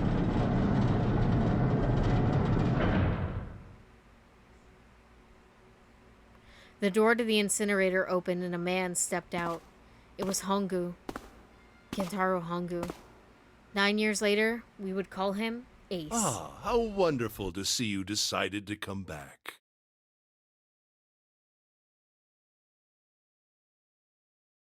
His smile made my blood run cold. It looked mechanical, as if someone had simply pulled up the corners of his mouth. Me. We must continue the experiment. I shook my head, my eyes wide. Slowly I began to walk backwards. 1 step, 2 steps, 3 steps. Then I spun around and broke into a run. I felt Hongu's hand close over my left wrist. I said, come with me. There was an edge of insanity to his voice now. I pulled as hard as I could. Stop! Let go of me! Let go! I shook my body and flailed my arms, trying desperately to get Hongu to let go of me.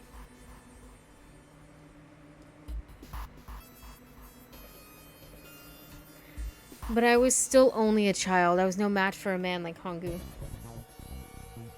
Stop struggling, goddammit! Do as I tell you!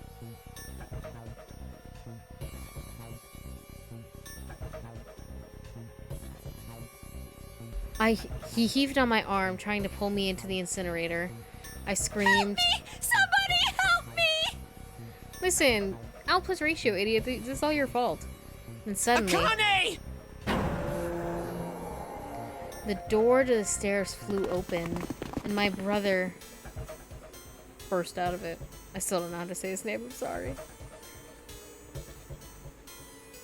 Behind him came Seven and Snake. And I know you would be like, they said it before. Girl, I don't remember. I just don't. Akane! Cried my name again as he leapt toward Hongu.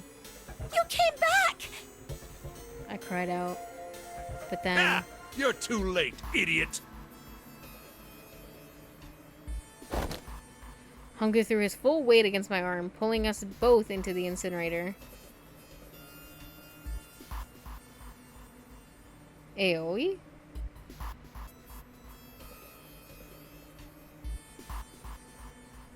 Ah! The force of it threw me to the floor. I scrambled to my feet and looked toward the open number 9 door. Hongu stood between it and me, but behind him I could see my brother, his fists clenched. But those fists never reached Hongu.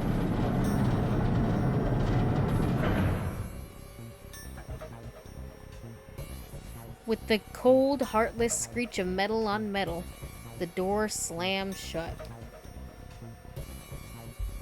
Ah, like the A in Akane. Okay, okay. Aoi. Ah.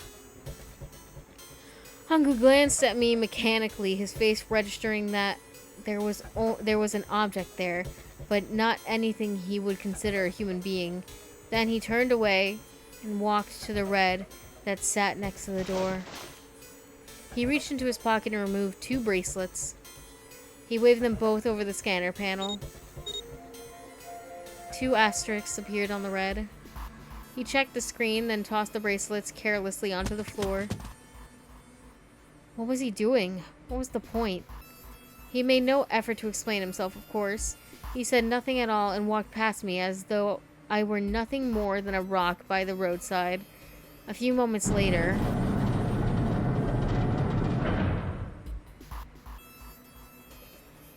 the other 2 doors slid shut as well. Faintly, I could hear someone pounding on the door behind me. I turned around and ran toward the door with the 9. Akane! Akane! Are you okay? I could hear a voice from the other side of the door. A worried, frightened voice. Help me! My throat was already raw, but I screamed as loud as I could. My voice echoed lonely around the empty room. What should I do? I think I'm trapped in here! Where's Hongo? He went out the other door! What? Then it started again. Warning, warning. Emergency incineration command has been... Incineration will begin in... Fuck. 18 minutes. Please evacuate the incinerator immediately. Holy shit. Man, I knew what it was gonna say, but that is one hell of a creepy voice. I knew it! It's starting. Santa started the incinerator. Fuck! Man, I never thought I'd hear that damn voice again after 9 years. What the hell? What the hell? What in God's name are you talking about? It's 9 years this and 9 years that, and when it's not 9 years something, then you're talking about some sort of fucking experiments. You aren't making any sense. I'm sorry, Lotus, but we really don't have time to explain it right now. I promise, I'll tell you everything once we get out of here. But... Incineration will begin in 17 minutes.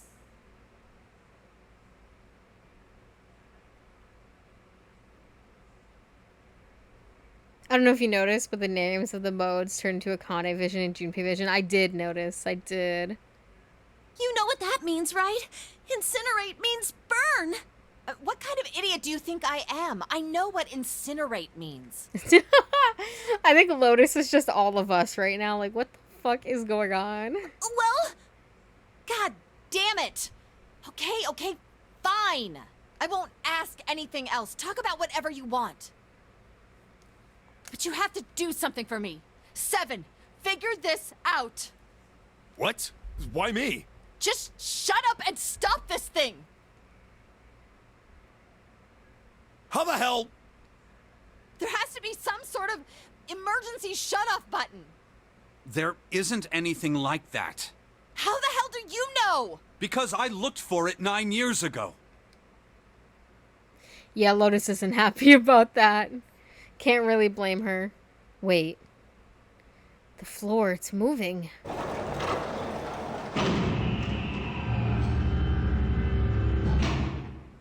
What the Sigma?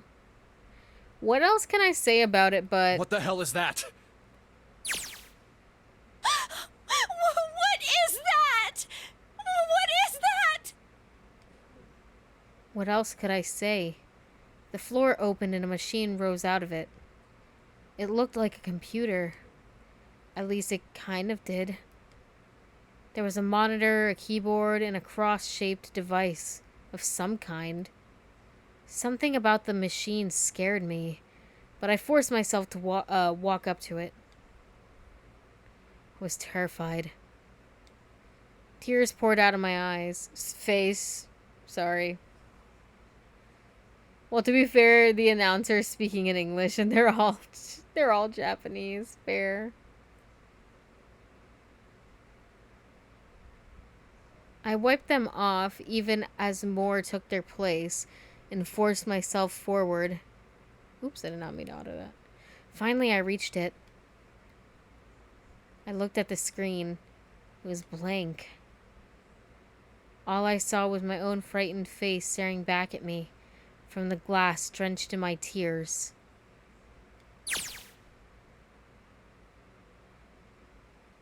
All I can see on this screen is a reflection of my own face. I'm looking kind of freaked out. I know I'm sweating like crazy, but seeing it kind of drives it home. Bro, these people probably smell so damn bad. Okay, Junpei, just calm down, alright? Everything's gonna be okay. Gah. Man, I wish that thing would just shut up. Incineration will begin in 15 minutes. Alright, back to this thing. If it's only showing up now, then it's gotta be important. What the hell am I supposed to do with it? Hey, move!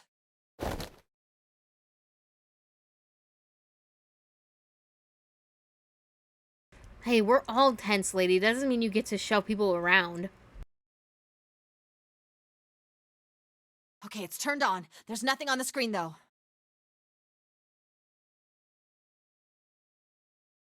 Oh, this is bad. This is really bad. If there's nothing on here, how are we supposed to do anything with it? Sure, I'll just push buttons. I'm sure that'll... Huh. Well, at least it's on now. What's on the screen, though? What is this? What's up? It looks like some sort of puzzle. It's got a bunch of numbers and letters scattered across a 5x5 grid. The numbers range from 1 to 8. Do you think that if we solve this puzzle, the incinerator will stop? Yeah. Well, we can hope, right? Alright, puzzle. How do you work? Oh man, that goddamn voice again. Incineration will be 13. Shit, 13 minutes. Can we really do this? My heart feels like it's gonna pop. My heart was pounding like it was about to explode. I stared at the puzzle on the screen. I was sure I had to solve it somehow, but I had no idea how. My connection to Jumpy had been gone for a while. His mind was gone. I couldn't get any more information from him. I felt the seconds tick by as I stared at the screen, completely lost. My cheeks felt hot as tears poured over them. Then I heard a voice. Hey, what are you doing? It was muffled. I turned around. Pressed against the window in the entry door was a frightening evil face. It was Hongo. How long had he been watching me? Ah, don't know what to do? Bro, mind your business, bro. Ow-oni looking ass. He was yelling, but his voice was still muffled. It's simple, really. But I suppose I might as well tell you. Just solve the puzzle on that machine.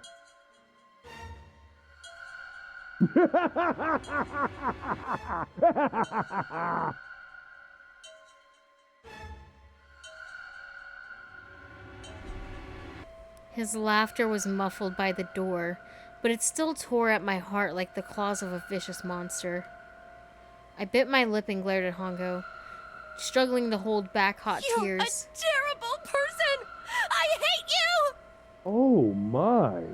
How could you call a gentleman such as myself a terrible person? That's not very nice. Listen, someone at your advanced I'm age. quite fair. I don't use tricks or play dirty. You see? I've even left you a way out. A way out? Didn't you hear me? All you have to do is solve that puzzle. Do that, and you can stop the incinerator. What's the point of stopping it? You'll only capture me and make me do this all again. I'm not going to listen to you. If you're just going to throw me back in here, I might as well just die now. My goodness, haven't you listened to anything I've said? I told you, I'm a fair man. Huh? If you solve the puzzle, the verification function of the red will in turn activate. If this experiment is to deliver valid results, there must be a chance of success. If you succeed, you will escape. The verification function of the red? Then I remembered. Before Hongo left the room, he had scanned 2 bracelets into the red. Ah, so you do remember. Right now there are 2 numbers in the red. The first is 1, and the second is 3. Say, Akane, what's your number? I looked down at my left hand. The face on my bracelet showed a 5. 1 plus 3 plus 5 equals 9. I ran to the door with the number on it. I grabbed the red and put my hand against the scanner panel. You really aren't one for listening, are you? I heard Hongo's muffled voice from across the room. I've already told you, didn't I? Once you solve the puzzle, the verification function of the red will activate. In other words, if you haven't solved the puzzle, you can't enter your number. What kind of fool are you? Why are you doing this? You could never understand. You don't know what it's like to spend every day surrounded by monkeys. Now start the experiment. Solve the puzzle. I can't! I don't know how! Of course you don't. Isn't that the point? You understand, don't you? Me as fuck. Access the morphogenetic field and find the solution. I can't! Then you'll die. You'll burn alive. It's gonna be quite hot in there in a few minutes. I imagine it will be very painful. His horrible laugh echoed across the room, and even after his face disappeared from the window, I could hear it. Incineration will begin in 10 minutes.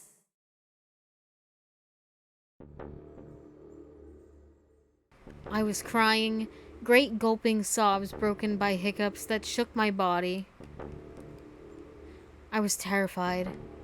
I could feel my fear pressing down on me like a tremendous weight. Somehow I forced my shaking legs to carry me back to the device. Just brute force it like I do.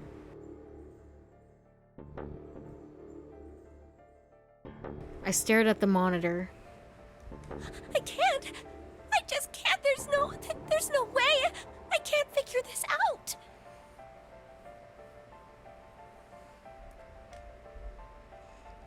What was I going to do? I didn't know. I didn't know.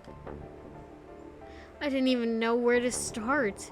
Fear scattered my thoughts, and all I could think of was how I was going to die. Oh god. My palms were sweating, and my blood was boiling in my veins. It was hot. So hot. I couldn't breathe. I felt dizzy. My heart roared in my chest, as if it would pound itself to pieces.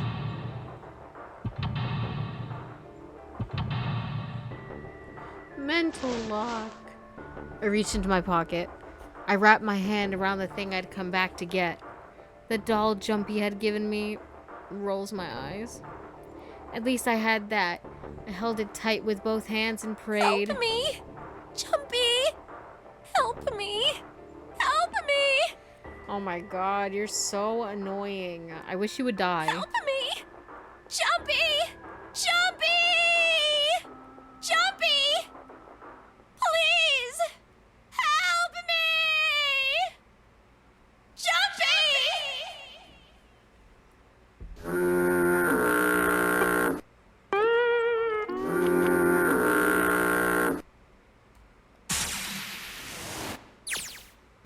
Akane?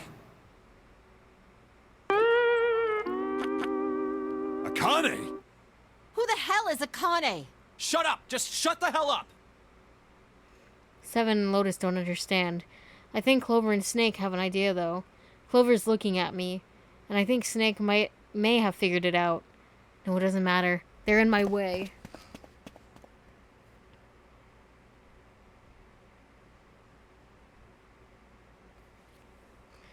Where'd she go? Maybe over here? They play Akane off as the true Zero, but literally she hasn't done anything except need to be saved. This is all her fault. Literally, everything is her fault. Like, you know what, fuck those guys who, like, actually made the game, but if she literally just left the doll, all of those people, everybody could have gone out, and it would have been fine. Where'd she go? Maybe over here? Akane! Akane! Can you hear me? Akane! Say something! Fuck. Did something break our connection? I swear I just heard her. Shit. Akane! Answer me! Akane! Jumpy? I spun around. I heard a voice. His voice. I looked around. He wasn't in the room, of course, but I'd heard it so clearly. I think he was right there. Jumpy! I screamed as loud as I could. Akane! Jumpy!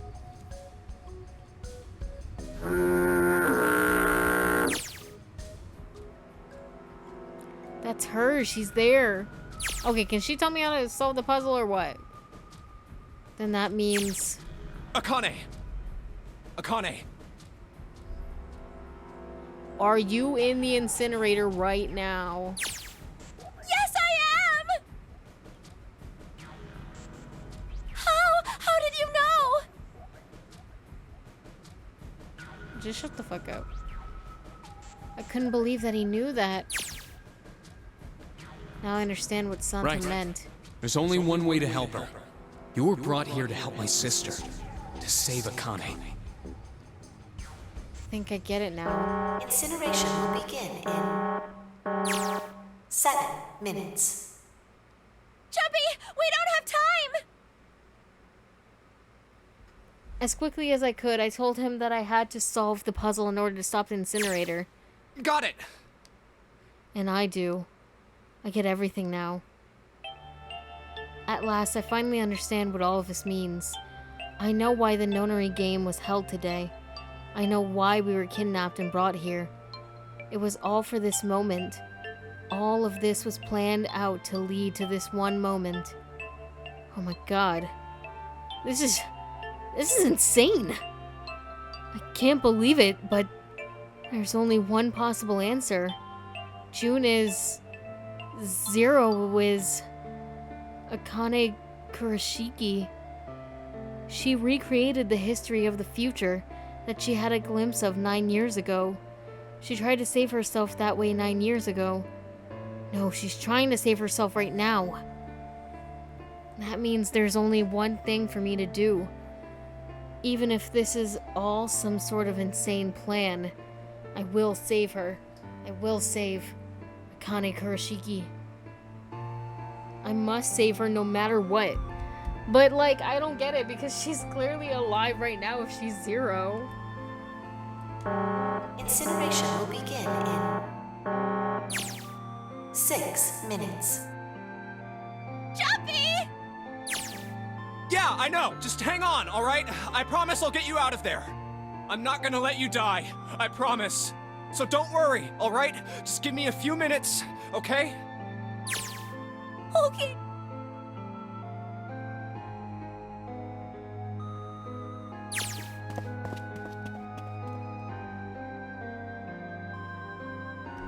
I mean, it kind of sounds like if I let her die, then we aren't in this nonary game.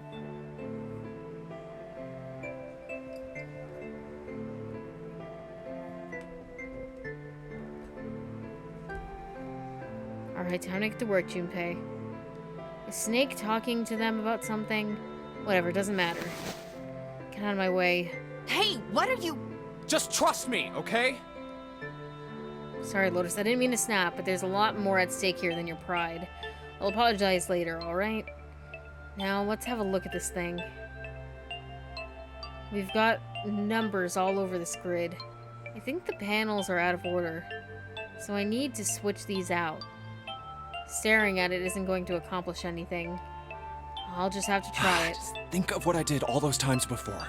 I'm gonna do this on my own, with my own mind. I'm gonna solve this problem.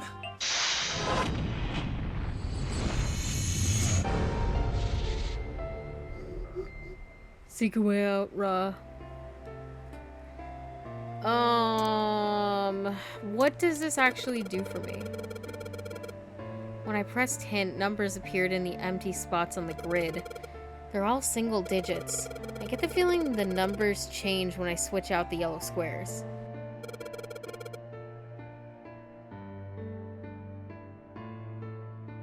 But this square at the bottom, why does it stay blank when I press hint? Pressing the button again makes the numbers disappear. Looks like I can turn them on and off.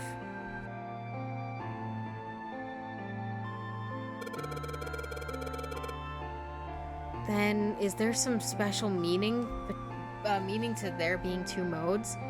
Honestly, I don't even know what's going on right now. What could it mean? I don't know.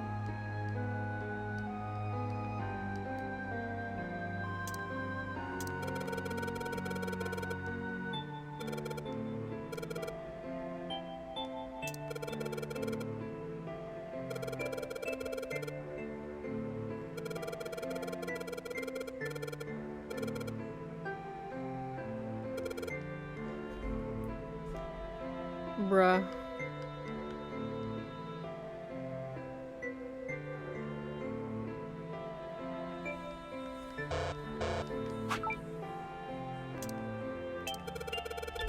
I don't know what am I supposed to do here? I don't even understand.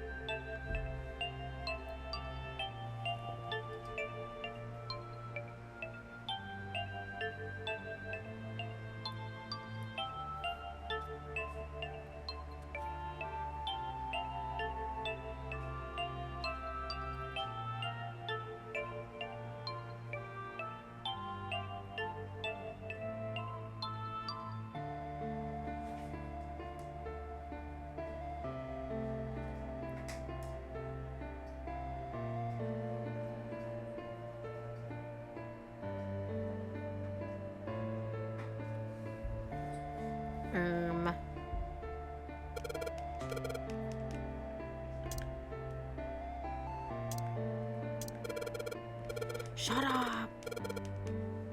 Listen, I know reading that, none of that will...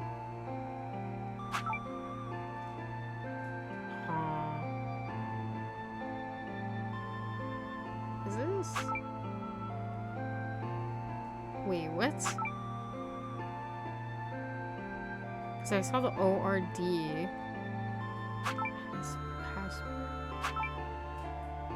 And there's an R. Wait, what the what is this? Is this, wait. What does this have to do with anything?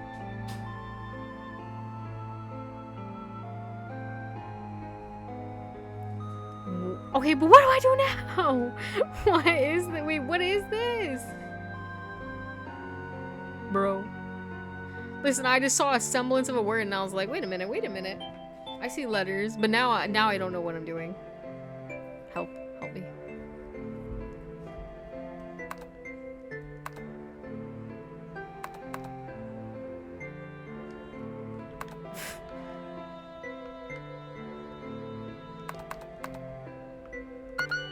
Damn.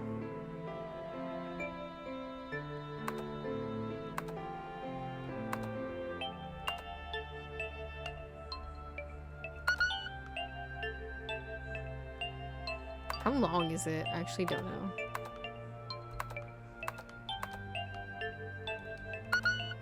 Damn. Password?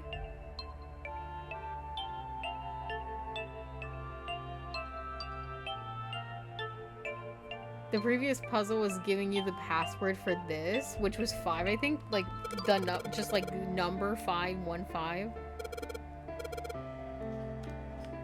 Or like, written out 5.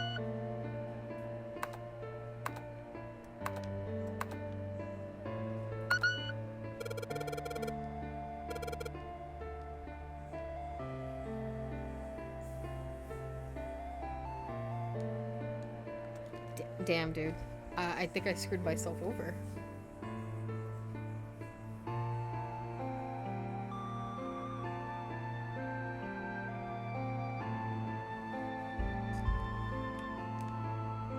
I didn't die 99, right?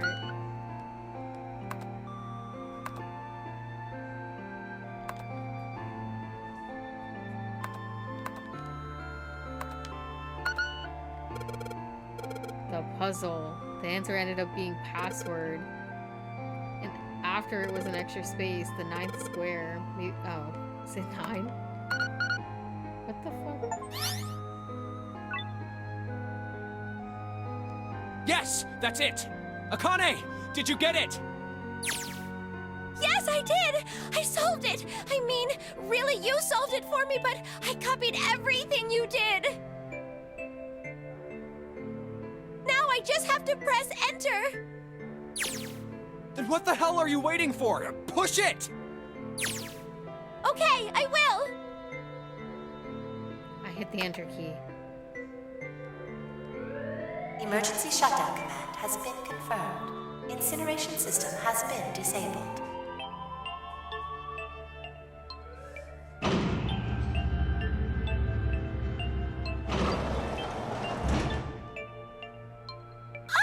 Jumpy! It worked! It worked! The incinerator shut down! It worked! Tears rolled down my face as I cried out to him, but they were a very different sort of tears. A wonderful feeling of accomplishment and relief flooded my body. At the same time, what strength I'd had left disappeared and I collapsed to the floor. For a while I just lay there, laughing and crying and enjoying being alive. Every time I thought about him, I thought my heart would burst. Whew. I can't quite believe I did that, but I'm so glad. I feel like my heart's on fire. Oh yeah, we're still in danger though. No, I don't have time to be thinking about that kind of shit. I need to tell Akane. Akane, sorry, but things are kind of busy over here. I'm gonna have to hang up now, okay? Oh, of course, that's fine! I wiped the tears from my eyes and nodded vigorously, even though I knew he couldn't see me. Then I looked over at the corner of the floor. There were 2 bracelets Hanko had left behind.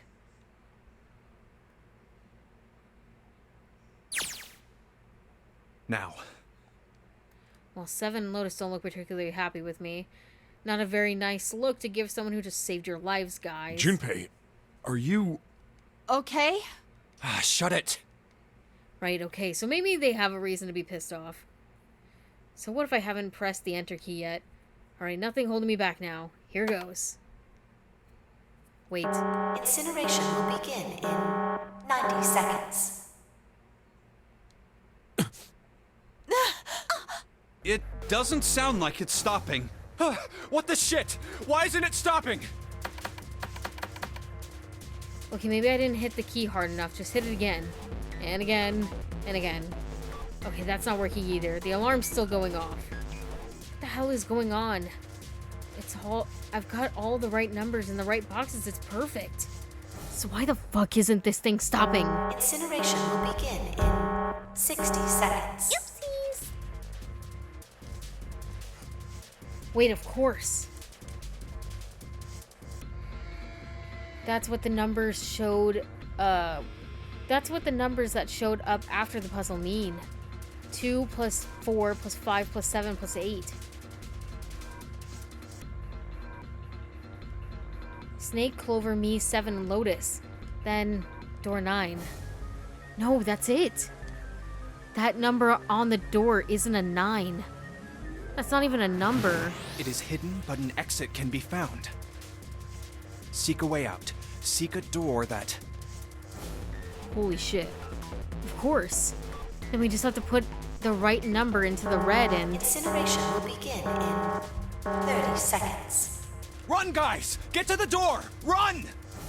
Oh shit, oh shit, oh shit, oh shit, oh shit. Don't have much time. Man, I sure hope they can just trust me on this one or we're all fucked. Alright, no time to explain. Just go. Quick! Verify your numbers on the red! Verify?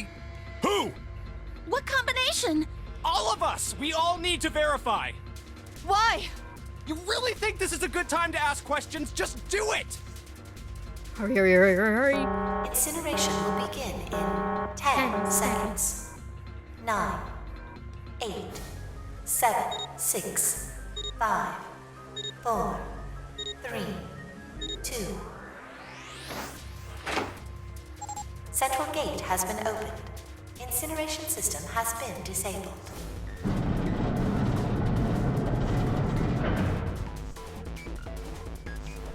Oh, thank fucking Christ.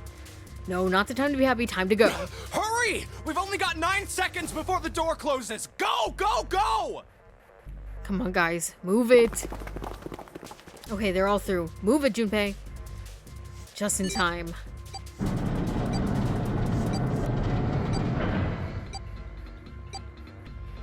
And there goes the door. No, don't calm down yet. You're not done. We've still got to find the dead. Snake's pasty ass hand. Holy shit.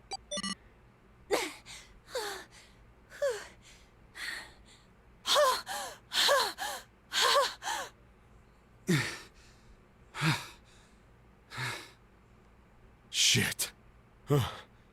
Looks like we made it, huh?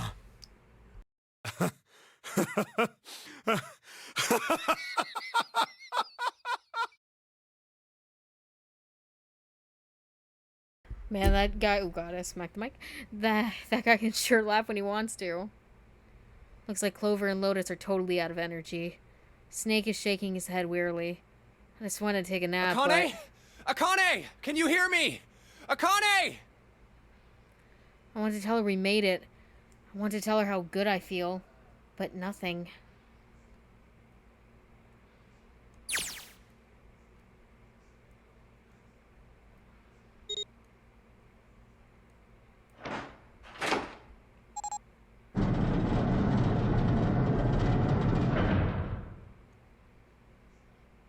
The door opened. Standing in front of it was my brother. Akane! Aoi! Aoi. I cried his name, even though my voice was almost gone from screaming, and leapt into his arms.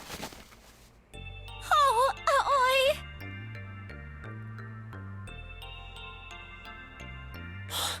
Akane!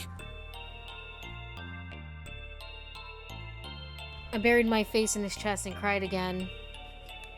I cried and cried and cried. The steady thump of my heart in his heart in my ear made me feel like I was home. Its beat was almost like a lullaby. I wrapped my arms around him as far as they would go and held him as tight as I could. Just to be there felt like a miracle. I hadn't felt the warmth of another human body in what had seemed like an eternity. Okay, but you still need to go to the dead, I think.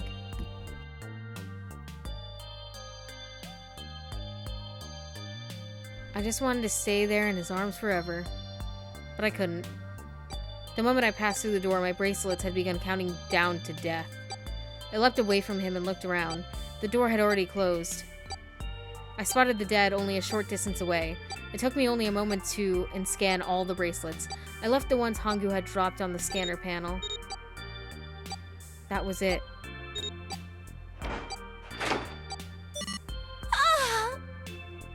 I took a deep breath and looked around again. The huge detective who we'd call 7 in 9 years, and Snake, the blind boy, were looking at me. They seemed to have been utterly stunned by my sudden appearance. Their eyes were wide and their mouths hung open. All right, let's get out of here. If we don't book it, we might run into Hongo again. I was right. It was time to get moving. The mention of Hongu seemed to jar 7 and Snake out of their surprise, and they nodded. We took off running up the spiral staircase to freedom. Time for more running. But if they can get us out of here, no wonder we're running so hard. My heart's beating so hard I can barely hear. God, I can't wait to breathe real air again. Huh? 7 talking? Hey, Junpei, can I ask you something? The motion of her titties, holy shit. What's up? That door, the one with the 9 on it. Why'd it open? Yeah, all 5 of us verified our numbers on the red.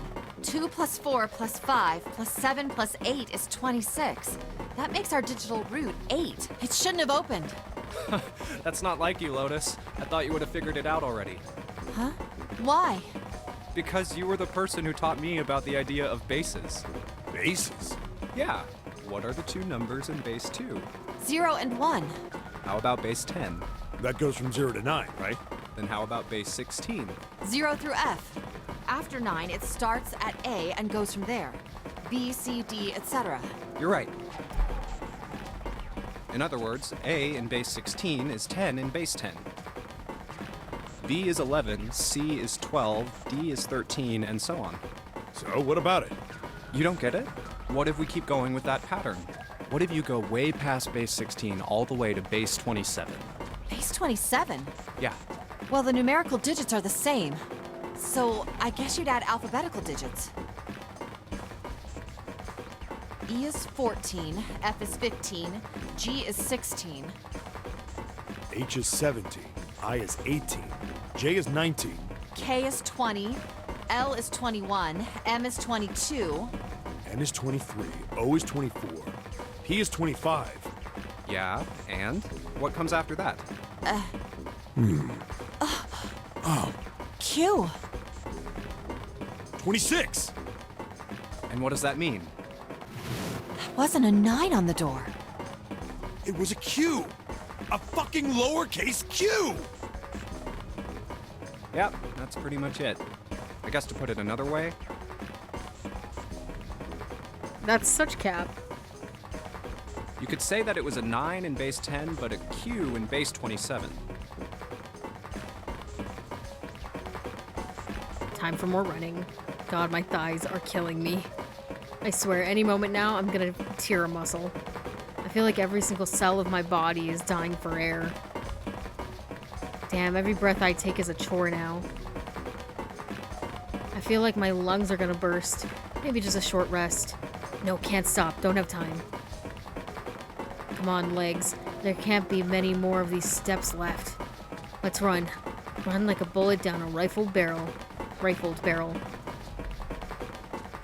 Like a tornado cutting through a sea of clouds. Okay, wrap it up, Junpei.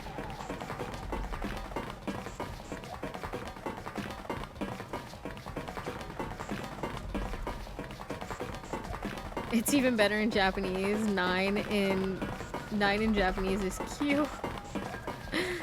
I feel like we're running along the back of a giant coiled dragon. Finally.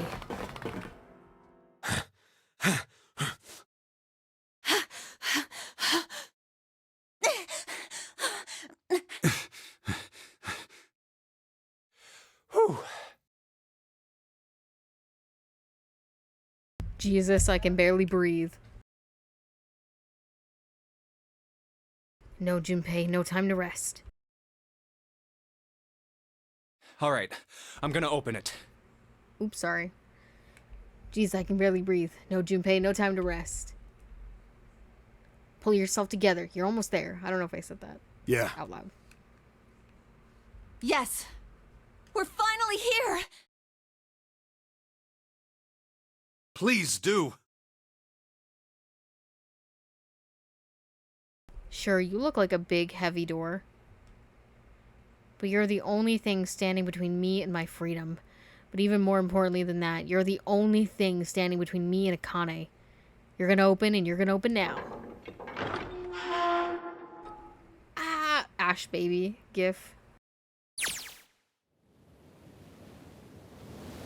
I felt a hand on my shoulder. It was Aoi's.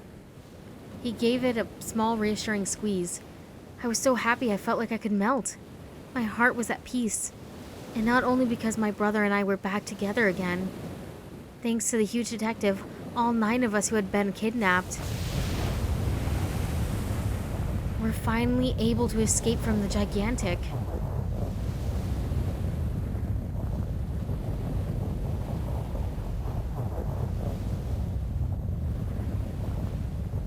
On the distant horizon, we could see the faint outline of the ship as it sank. It gave a thunderous roar as it finally slipped beneath the waves. Its last cry echoed out across the ocean, and then it was gone. It's over. Oh, it whispered. Yeah. It was over. It was finally over. Or was it? Was it really? No, that was wrong. That wasn't it at all. I was sure of it. This wasn't the end. It was only the beginning. This was only a prologue to what would happen in 9 years.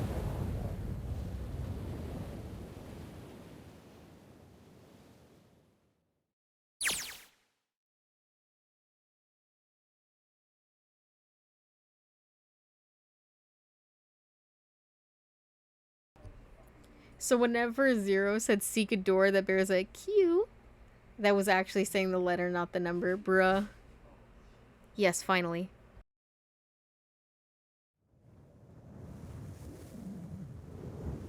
Gah! Damn, that sun is bright. I can barely see anything. Huh. I gotta admit, this doesn't look quite like...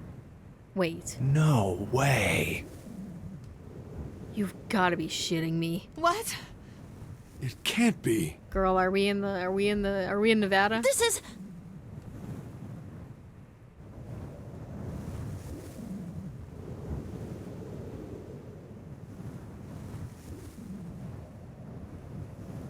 This is the building in the Nevada desert. Clover said I'm back in the fucking building. Literally.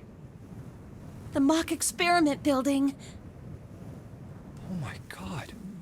This whole time we were in Building Q. Sure enough, that's a desert out there with mountains all around it. Hello there, son. Boy, am I ever glad to see you. I don't think I have ever been so happy to see a sunrise. Huh? Did I just hear something fall? Right, our bracelets. I guess I've never really got a good look at the underside of one of these. Let's see what's inside you. Just a little electronic chip, like in an ATM card. That's it. There's nothing else. Nothing that even looks like a detonator. There was never a detonator to begin with. Figures. Akane.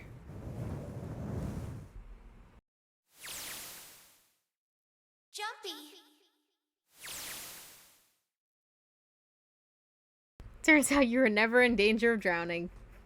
Fuck. Guess I must be pretty crazy about the girl if I think I'm hearing her voice in the wind.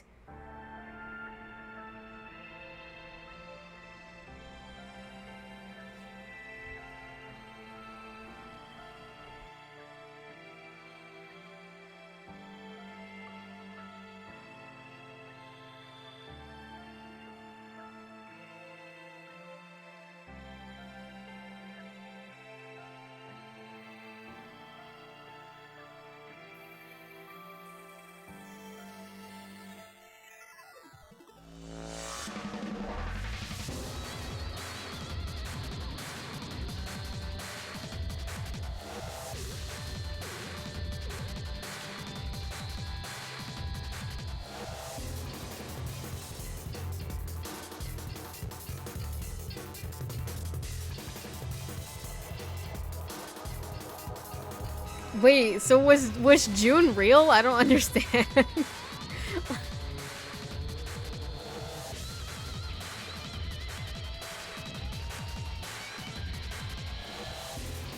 Like, what the fuck?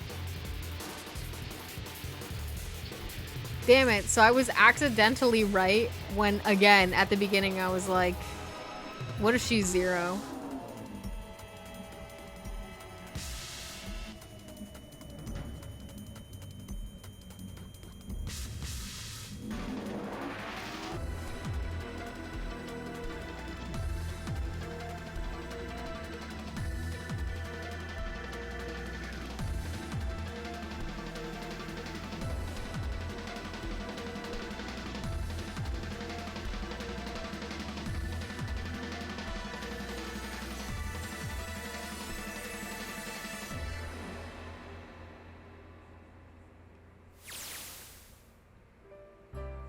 Are you okay? Yes, June was real. The only reason she is alive is because of what Junpei did right now to save her. So in all the timelines you never reach this ending, it's implied she dies. Oh, is that why she always just randomly would be dead? Because I wasn't there to save her in the room where it happens, so she just dies.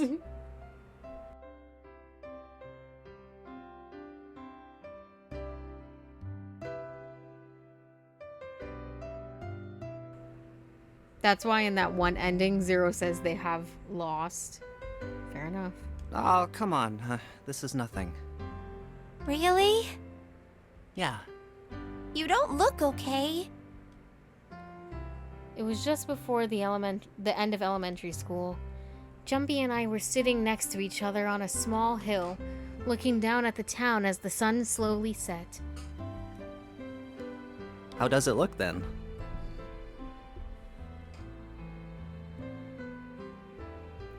And her spontaneous fever is implied to be her remembering being burned alive, so the sickness wasn't fake. I guess so.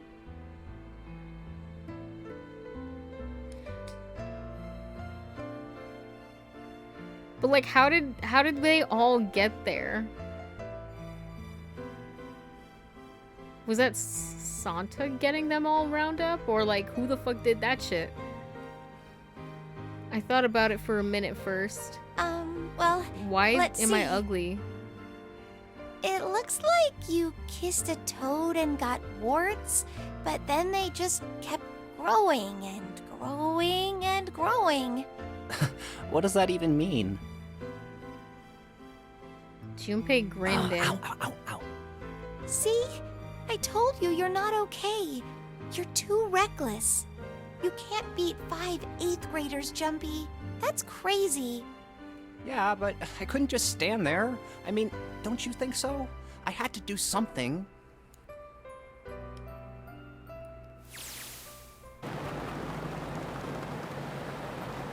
Look at the Nevada desert go past. For an SUV, this thing has a pretty smooth ride.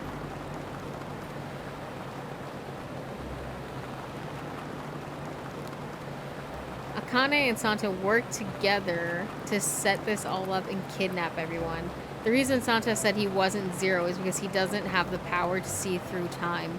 Only Akane remembered the specifics of the plan, so she designed everything. So she was just capping to me the whole time. And that's why they always went into the rooms together.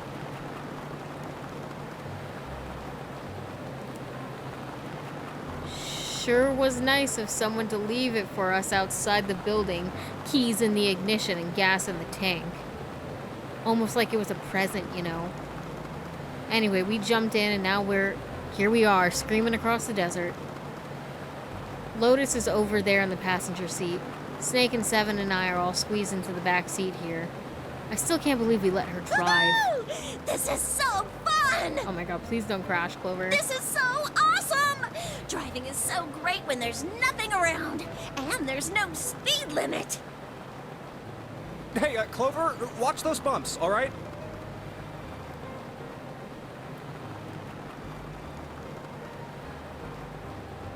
This car jumps even a little, and I think I'm gonna get crushed to death. Oh my gosh.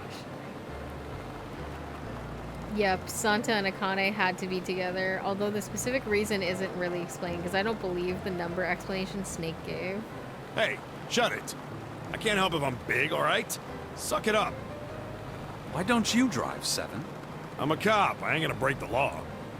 He doesn't have an international license. Yeah, but you could have sat in the passenger seat. Oh, hell no. There's no way I'm giving this seat up. And Clover, there's no need to slow down. The car Santa and June are in should be somewhere down this road ahead of us. Yeah, I saw some fresh tire tracks going out. What the fuck, Richard? There's no doubt about it. I guess it makes sense that we're in the Nevada building because how could we be on the Gigantic? That shit sank. Then we've got to hurry if we want to catch them, don't we? Sure thing. Wait, I'm sorry. I hate the fact that they're just, are they just not gonna be mad? Like, Junpei's is gonna see Akane and be like, oh my god, Pookie Wookie Bear. Bitch, after all she put you through, I wish she died, bro. Every second I seen her, I was hoping she would die. Oh shit.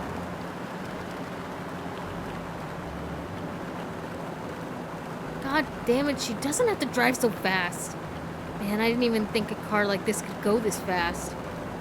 We're sure throwing up a lot of dust.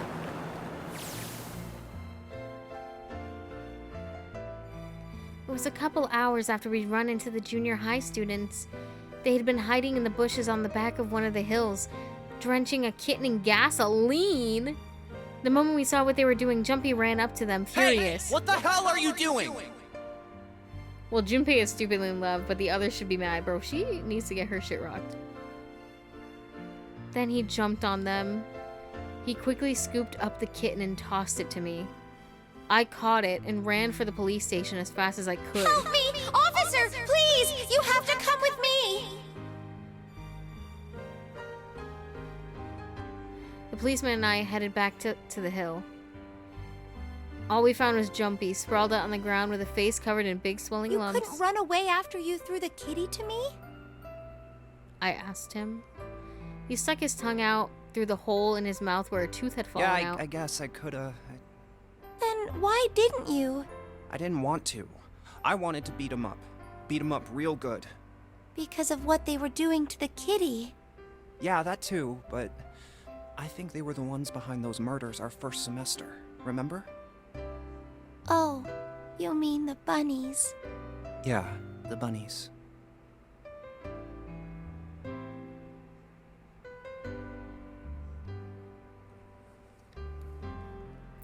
I guess they can explain it in that their lives were never in danger because there was no drowning and no bombs in them, although they did all die several times in other timelines because of Clover and Ace. That's what I'm saying. I mean, even in... I mean, like, who killed us in the submarine ending? Because we came in and everybody was dead. Would that have been Ace?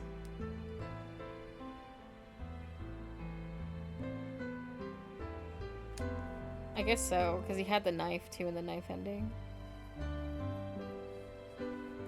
But it's like, yeah, they can say like, oh, well, you guys were never actually in danger, but yes, we were though.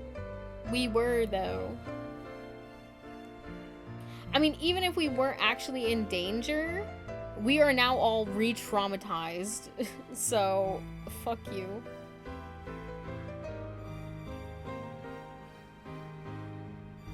Yeah, it's implied that Ace is always the one killing everyone except the axe ending. True. But he did take Lotus away in that ending. But I guess wouldn't that mean that they got incinerated because they couldn't have been able to go through the door?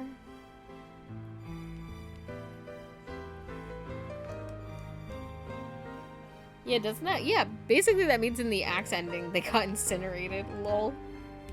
He plucked some grass from the ground and tossed it into the wind. They asked me what elementary school I was from, so I told them. And then they said they'd do the same thing to you that they did to the rabbits. I couldn't forgive them for that, so I...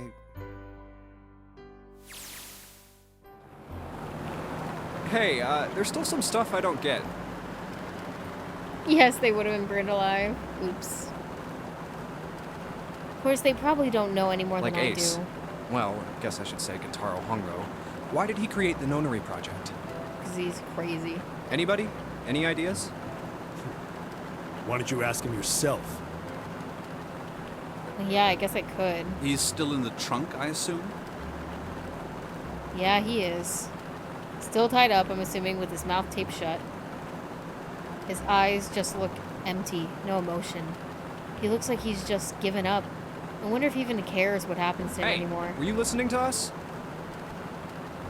Yeah, go ahead and try to pretend you weren't, you old bastard. Let's get that tape off your mouth. Come on, I know you were. Answer me. You could at least look at me when you talk, young man. I only wanted to see the faces. Human faces. I thought if I could gain the ability to access the morphic field set, then perhaps I could see faces.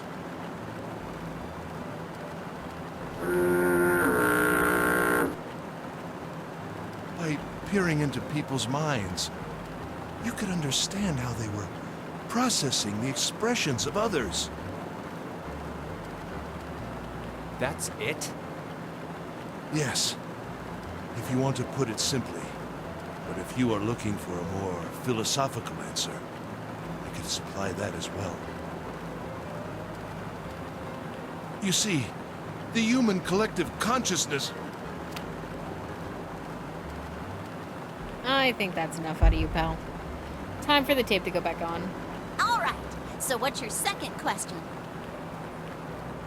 TLDR, Ace is a psychopath, literally. You said there were some things you didn't get, didn't you? Well, somebody's a little nosy. Well, my next question doesn't really have anything to do with you two. This is for you, Seven. It's about the whole Alice thing. What's the deal with that?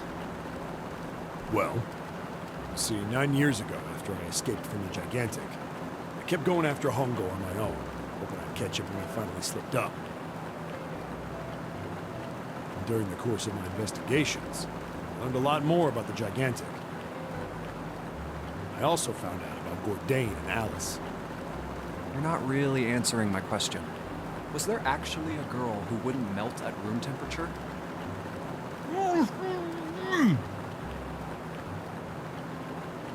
Sounds like Hongo has something to say. Alright, fine, I'll let you talk, but you gotta behave. What? Alice doesn't exist. 9 years ago, I found Alice's coffin behind the library on the bottom deck. There was nothing in it but the root of a peculiar plant. My research determined that it was a member of the genus Mandragora, of the family Solanaceae. I was able to extract a particular alkaloid from it. I used that extract to create Soparu. Its creation was a tremendous boon to my firm, and we grew rapidly. Shit, this is gonna go on forever. Tape's going back on. The rest of my questions can wait a bit. For now, I think I'll just enjoy the ride. Meanwhile, we're probably gonna flip back, yep. Here, this is for you. What's this? This is, for you, doll. His name is Junpei. Jumpy pulled something out of his pocket and shoved out his arm toward me. In his hand was a doll made of yarn, small enough to fit Jumpy, in his are palm. you sure it's, for you, doll? Huh? Yeah, the lady at the shop said so, so that means it's for you, right? Are you sure it's not a voodoo doll? Wait, what? That's... Oh, man. Oh, man. Well, it sure looks like a voodoo doll. I mean, you do know what a voodoo doll is used for, right? Yeah, I guess calling it Junpei isn't a very good idea then. Why are you giving me this anyway? It just seems really sudden. Well, you know how after June, we aren't gonna get to see each other too much? I mean, we're gonna be in different schools, and I just thought I'd, Oh, okay, well, how about we call it June, then? Okay. So, I wanted to give you this. You sound like some sort of tribal chief in a bad movie. Hey, yo. Yes. I, head of tribe. This doll, traditional charm of tribe. So I give this. It me. So we always together. Oh, Jumpy. If something bad, then hold and pray. I go wherever you are. So here, take.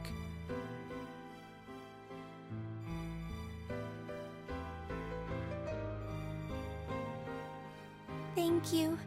Thank you so much, Jumpy.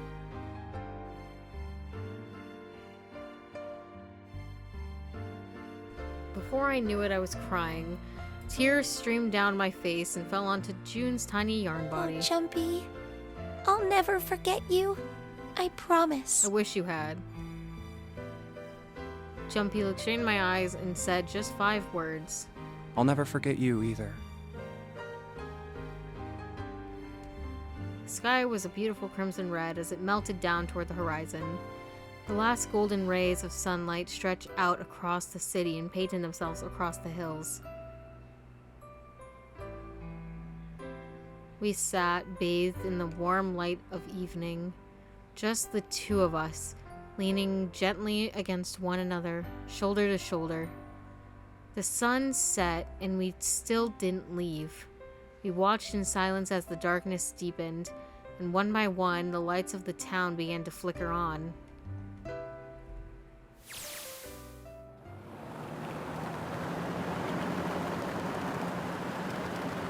I guess this doll is the reason they had a connection in the first place, and why they could speak through time and space. It like collected their psychic energy into it. I guess so. There's still one thing I don't get. To be honest, it's the biggest mystery as far as I'm concerned, and also the only one that's really important. It has to do with June and Akane.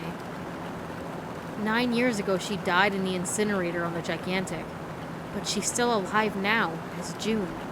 But how? Was it because I tapped into the morphic field set and saved her 9 years ago? Alright, let's say that makes some kind of insane sense. If I did that, then how do I make sense of what Seven remembers? Snake makes sense, he's blind. He couldn't have seen her body anyway. But Seven, he said he was sure he saw it. Does that mean there's some kind of historical discrepancy? Or wait, maybe that's not it at all. There is one other logical explanation. Was what you told me the truth, Seven? You looked satisfied. No way. He couldn't. Hey, look! Over there! There's somebody next to the road.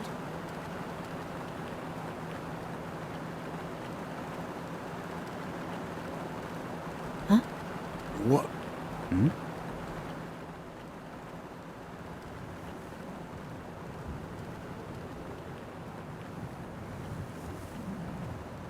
Alice? No, they're fucking with me right now.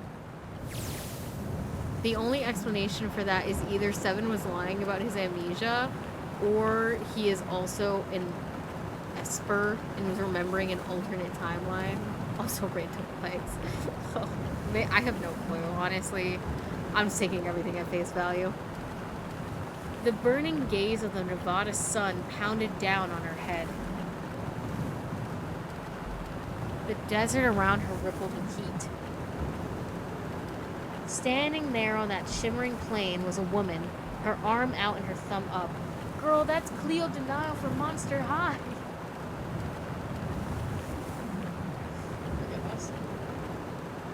It would not be long before Junpei realized who she was. Like, this is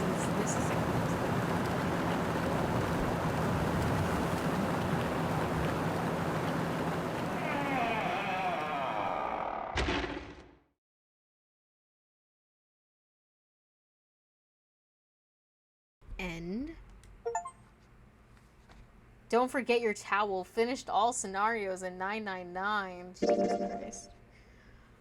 I would love to. Thank you.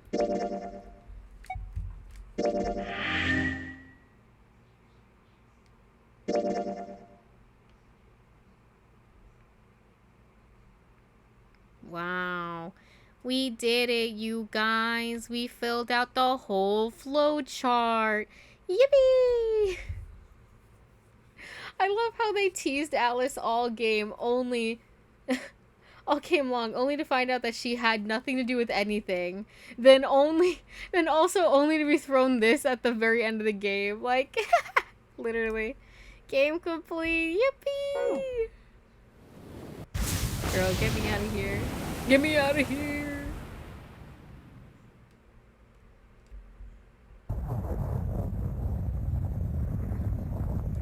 Hell no, get me out of here.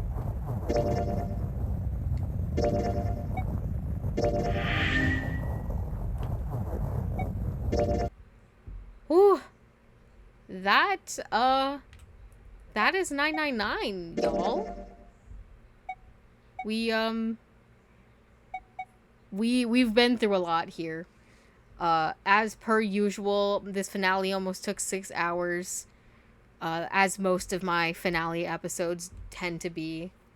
So I'm not that surprised about it.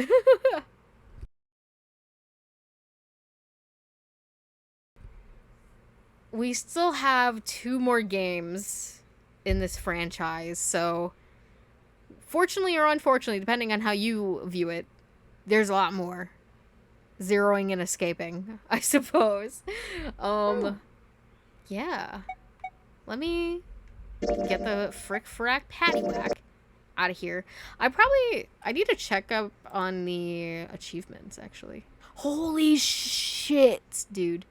There's 38 achievements in this game, and I have 8. I have 8. Escaped on hard difficulty? Oh, dude, I forgot there's 2 games in this. Okay, let me not look at these. I forgot that there's 2 games in this bundle. I was like, bro, why the fuck is there 38 for 1 game? There's 2 games. Stupid. But yeah, next, I don't actually know the name of the next one, so. VLR, apparently. I don't know what VLR stands for, but we're doing it. I have to ask, did you like this? Yes? But, you know, I liked it. I enjoyed myself, for the most part. Like, do I hate June? Yes. I can't stand her. Never could, never will. No iteration of her. I wish she was dead, but she's not. But, you know, the people that I do like were fun. So, I don't regret it. I definitely can see myself playing the other ones. Not just because I own them, but because I genuinely want to. I just realized I've spent 38 hours in this game. That's crazy. I'm gonna say, besides, like, maybe, like, an hour when I'm, like, sitting waiting for stream to start, like, that's a lot of hours that I've played this game. Holy shit. Virtue's last reward. Okay. I mean, everyone hates hates June. Always have. I mean, like, why did they have to make her like that and then make her important? Like, get on my face. Anyways, let me switch us over to the ending soon screen and give you some lo-fi beats. There we go. I don't think I'm going to rate anybody today because I'm quite tired. It's very late. I don't want to have to force you guys to stay. It's almost midnight. Fuck. Y'all, if you have not followed already, hey, stick around. Stick around and hit that follow button. Alright? Because we've got a lot of fun things coming up. Next stream will be tomorrow with... I don't think I have plans. I guess we'll see. I feel like I have gaming plans at some point, but I don't remember when. I have to look.